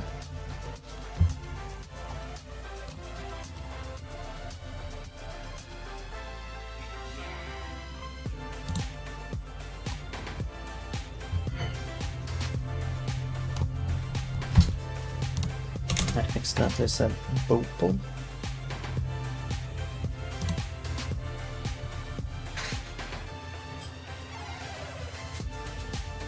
Trying to make Minecraft world generation. Oh, interesting. I really would love to do something like that at some point.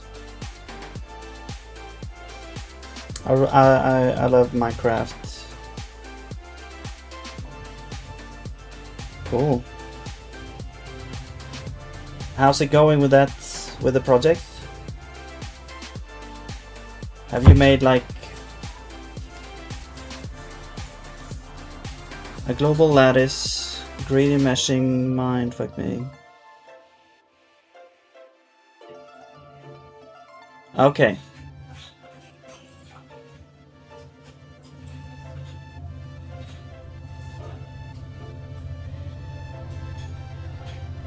I think, yeah.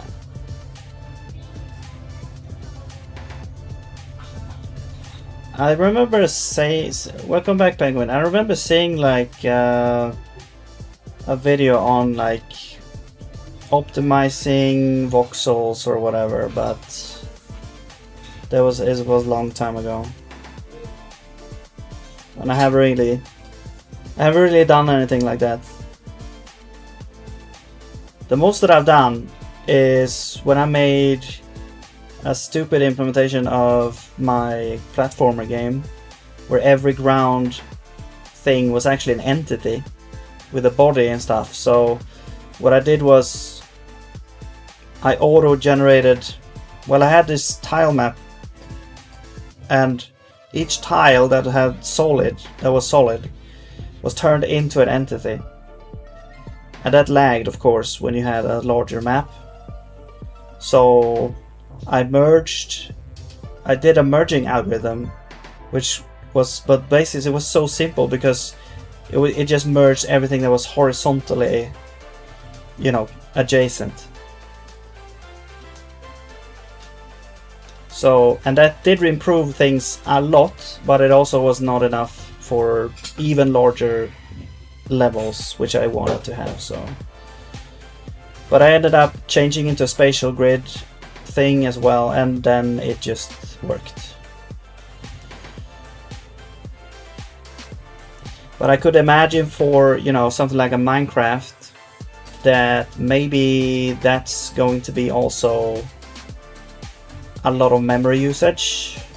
I don't know, especially since it's 3D.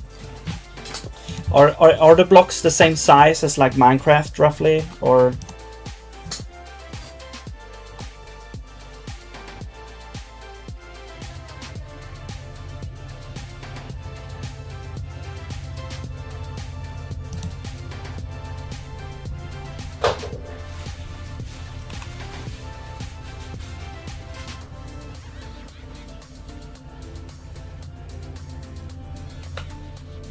Okay, I guess maybe instead of having a bool, we could have an int, and then instead of doing this,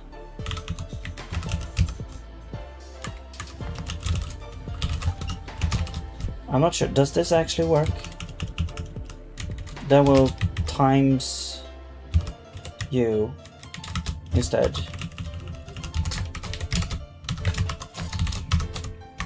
Okay. Does this work? No, there's some error somewhere. Failed to compile bool to int 43. Okay. What if we do this? Does that work? No. Not allow 6-star cast. Oh yeah. So it's like this. Okay. Yes, and then I guess if gradient fall off is on, we're always in the cone.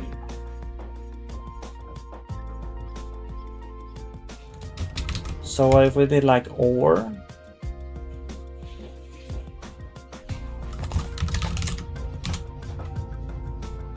Whoa. Here we go. Here's the PowerPoint presentation. I set them to 1F. The bools. Right. I mean, I guess that makes sense as Well, maybe. Can you actually do this? Because now we can't do that bitwise.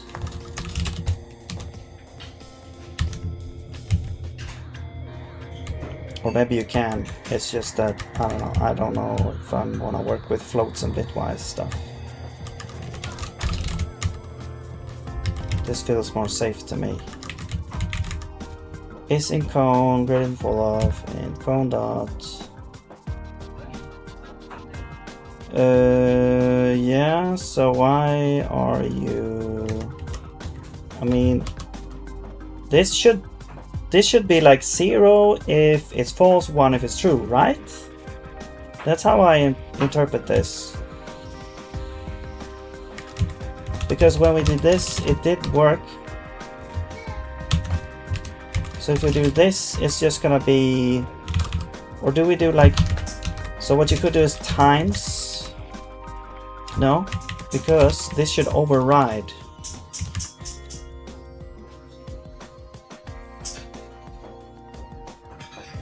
If this is on,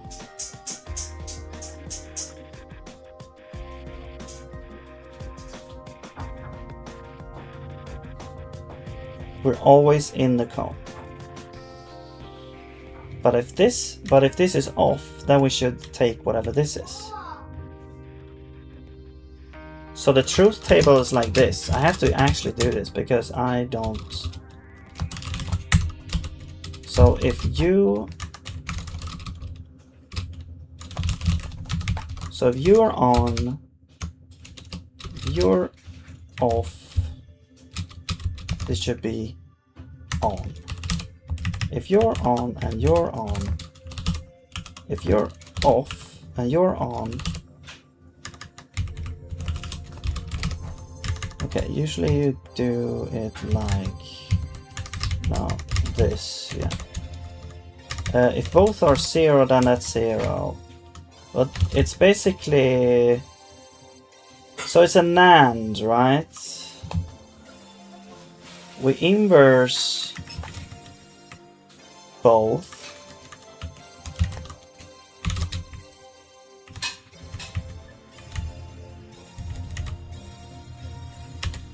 Wait, is it an AND? No, it's not an AND. It's like we inverse both of these first.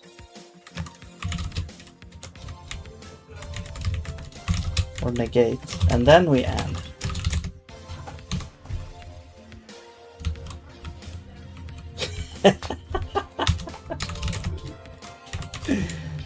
No, because then, okay, I see. Now I'm thinking about the other bits are not part of this here. I guess we'll also AND by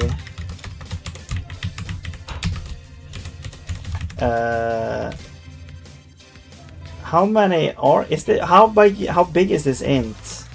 I guess we'll do like -1.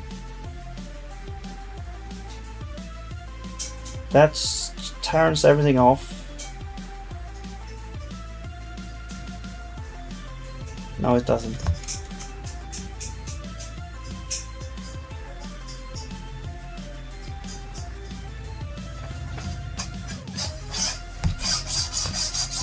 This turns everything off. Actually, and once, yeah. Wait, now it's like the opposite.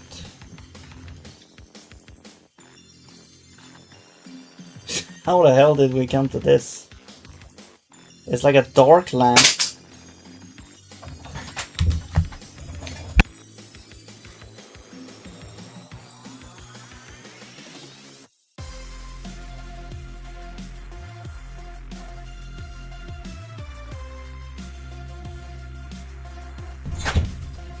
Okay. Interesting. If you want a dark lamp, or like, I don't know what this is supposed to be, but yeah, you got it here.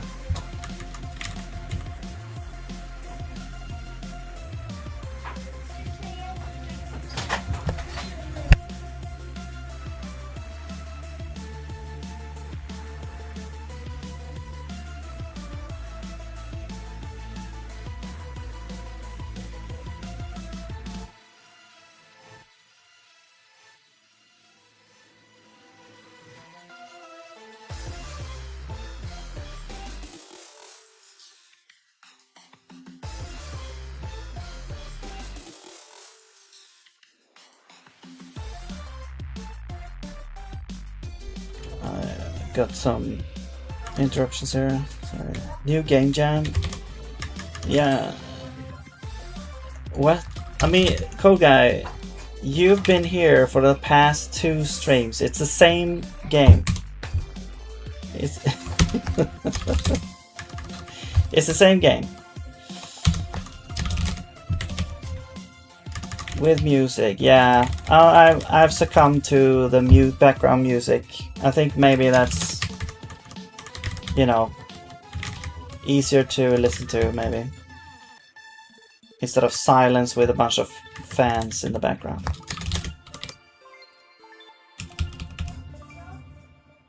Isn't this correct?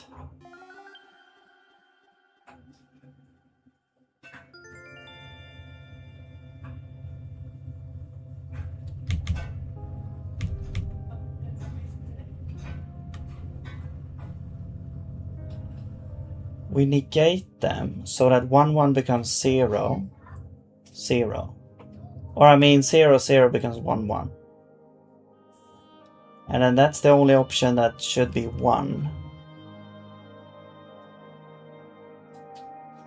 The rest is 0. Okay, then we negate again, right? I don't know what the precedence here, so I'm just gonna do this. There we go. Okay, and now, for example, if we set this to true here, it should change it. There, yes. So we'll go false here, and then we'll go to our wheres, because you want this to be true.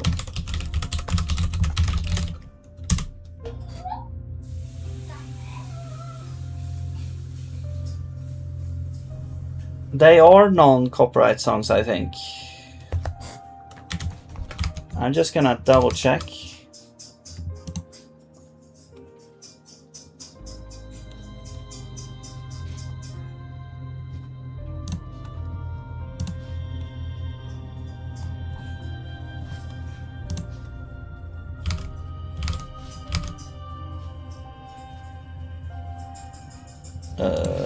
I haven't gotten like any weird things happening. I mean, essentially, what these songs are is this. It's a site called OC Remix, which has been around for God knows how long, or whatever. And it's like remix of game music. Then that people upload to this site here, OC Remix. And I don't actually I don't know about the copyright. Is OC Remix copyrighted? They are copyrighted.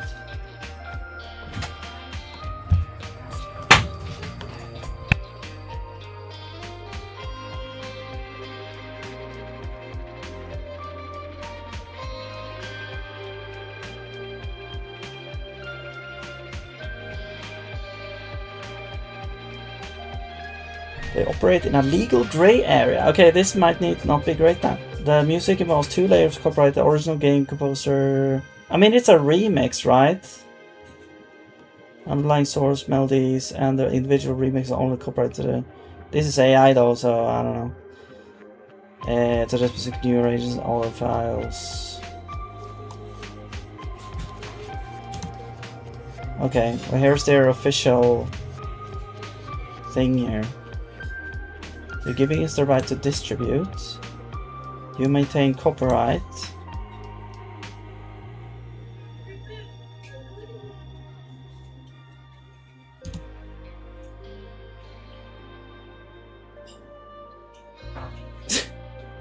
Stop saying vibe.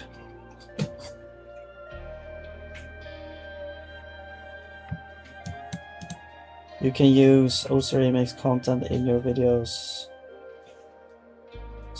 You can use OC Remix content in your videos, streams, podcasts, parties, or clubs as long as you're not profiting directly from its usage. I mean, technically I'm not really doing that. I don't know. I mean, how do you define this? What do you mean profiting directly from its usage? What do you mean by that? Okay, this means that if you're using a mix in a YouTube video switching, for example, you can still have ads as long as the video isn't just the mix and you're actually adding something. Okay, so that's, please give credits to where credits due. Yeah. Okay, so, you know, the music is from OC Remix. The artist, I mean, I'm listening to the radio, so there has been a lot of songs here, but you can go in there and listen to this yourself. So this, according to themselves, there's no problem with this. If I just were sitting here only streaming the radio for people to join my channel and only listening to as like a background for listening to the radio, then it would have been a problem. But this should work. This should work, code guy. Stop screaming.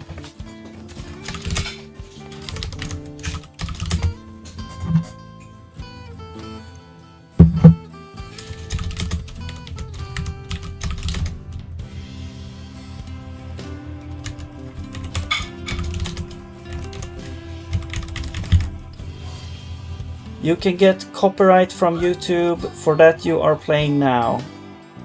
How do you know that? Packer app, actually nice to know. Also Remix fits my future use very well. Yeah, it's really nice. I've been downloading songs from there for forever. It's like yeah, it's a really old site that has a lot of things.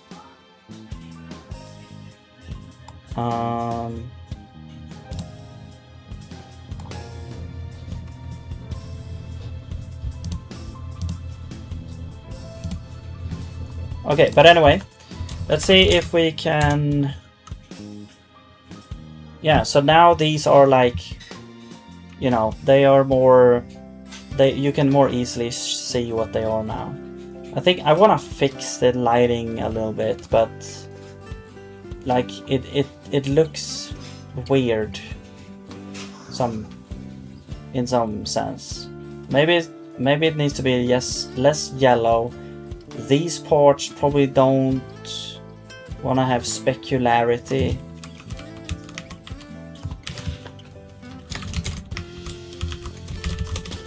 Lamp. I think, no, I have the spec. Let's do like spec factor, I guess.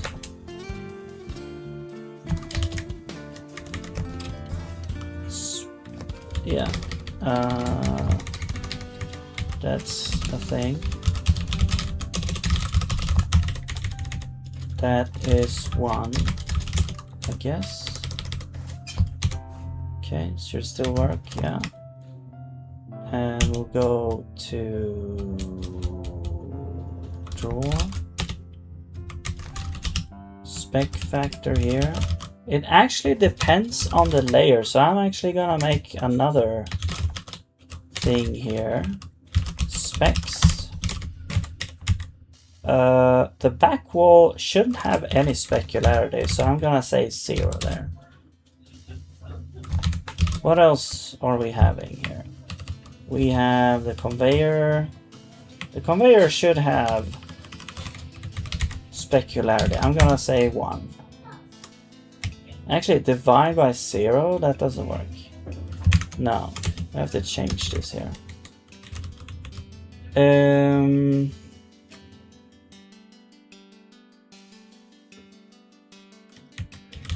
Wait, why don't we just do this?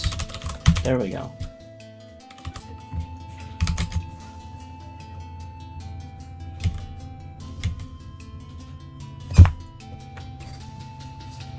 Someone work you're playing without their permission. I mean, Code Guy, didn't you see that I just went to the page where this music is coming from, and I read like their own terms of how to use this music, and it looks like I can actually, you know, play the songs. It's not even required to credit them, but it's like they are happy if we do.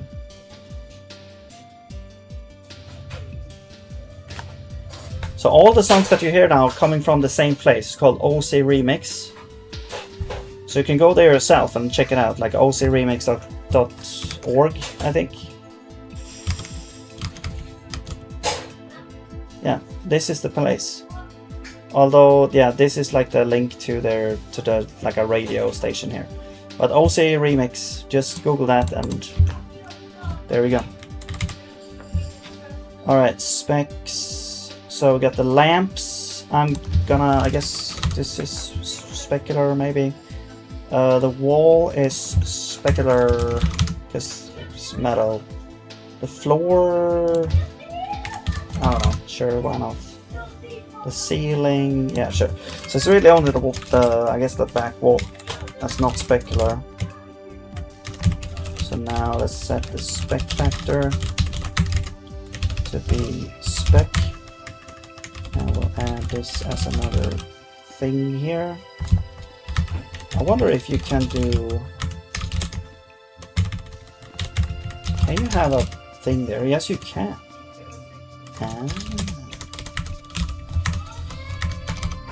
Alright, cool. So now the back wall shouldn't have specularity at all. I'm speculating. Yeah, I mean, it still looks a little bit weird. I'm gonna increase the distance a little bit.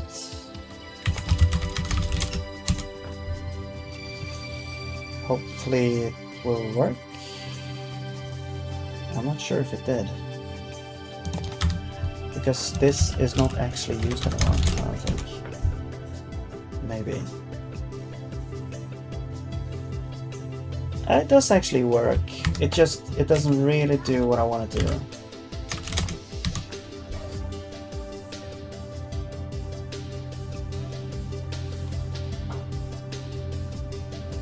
It's like these are two...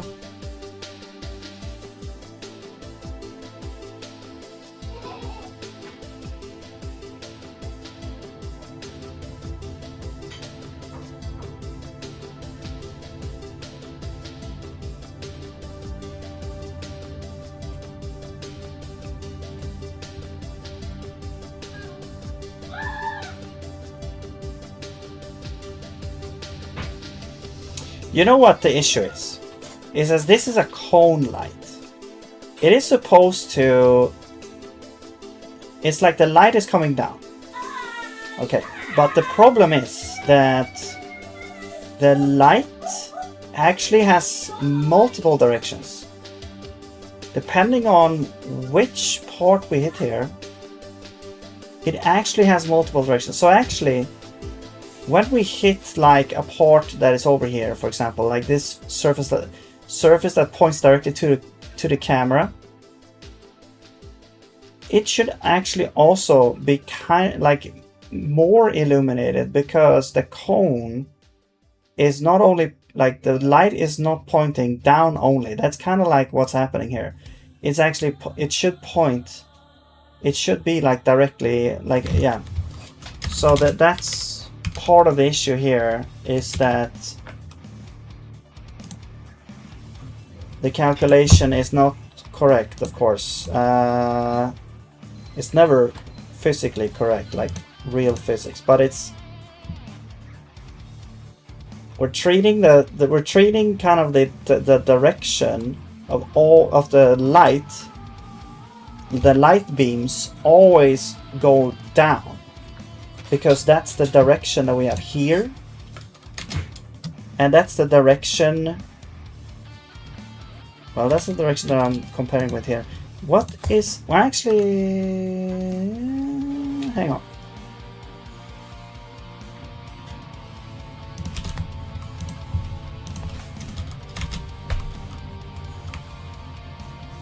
I guess it's this here. It's always 15. Okay.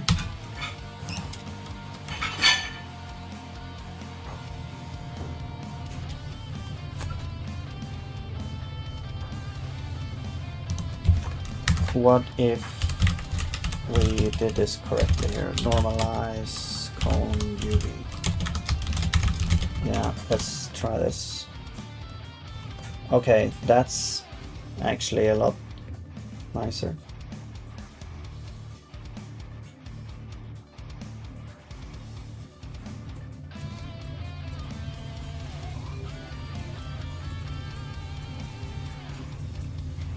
Okay. I'm gonna continue kind of with this. Maybe increase. Yeah, well, I guess yeah, we can go with this.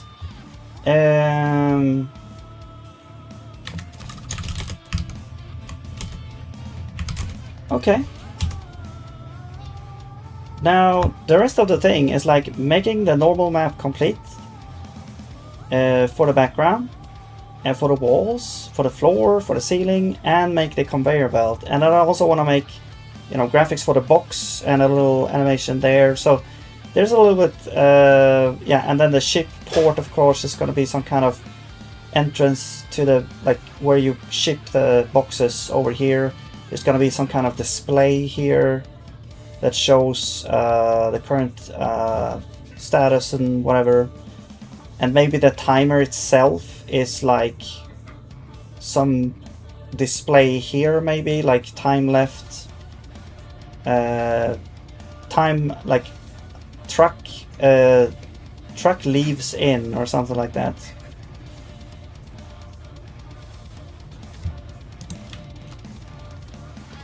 And of course I want to have sound effects when you walk around maybe, and when things fall down into your box, there should be a sound effect for each different types of wear.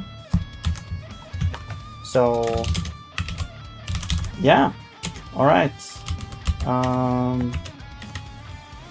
Just gonna reset some. Where is that thing? It's over here.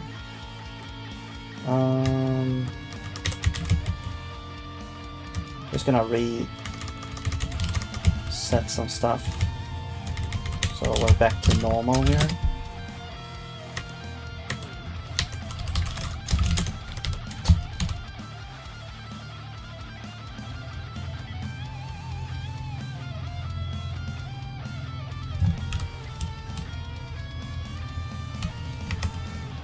Okay.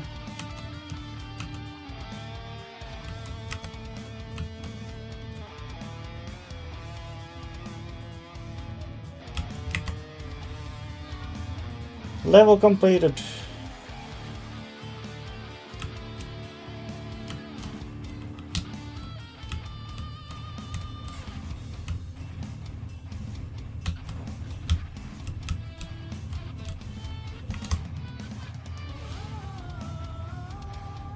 Okay, and of course here it's like, yeah, but I have to fix the graphics of this and everything else as well. But yeah, we've got like this.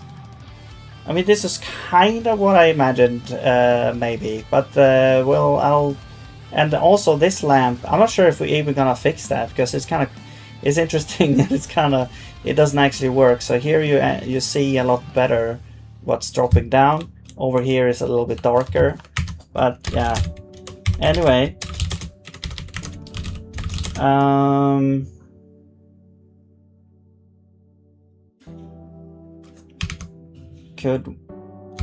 okay, do we want to do one more thing here before?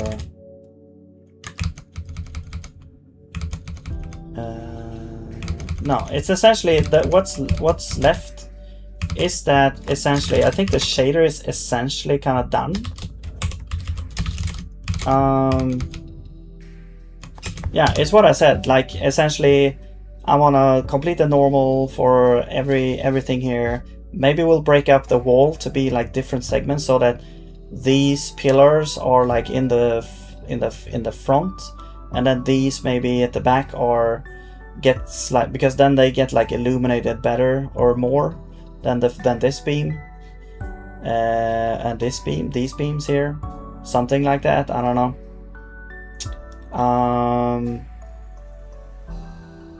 Actually, that could probably be done with just a normal layer, like making the height map, make it just these things more in front than these in the height map. That should work.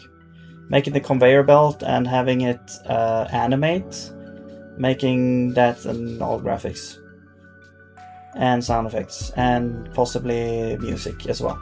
But yeah, so yeah, that's gonna be it for this time. So maybe I'll be back in yeah, we'll see. There's not much time left on this game jam, so what happened to old jam results? Well, I didn't get in the top whatever.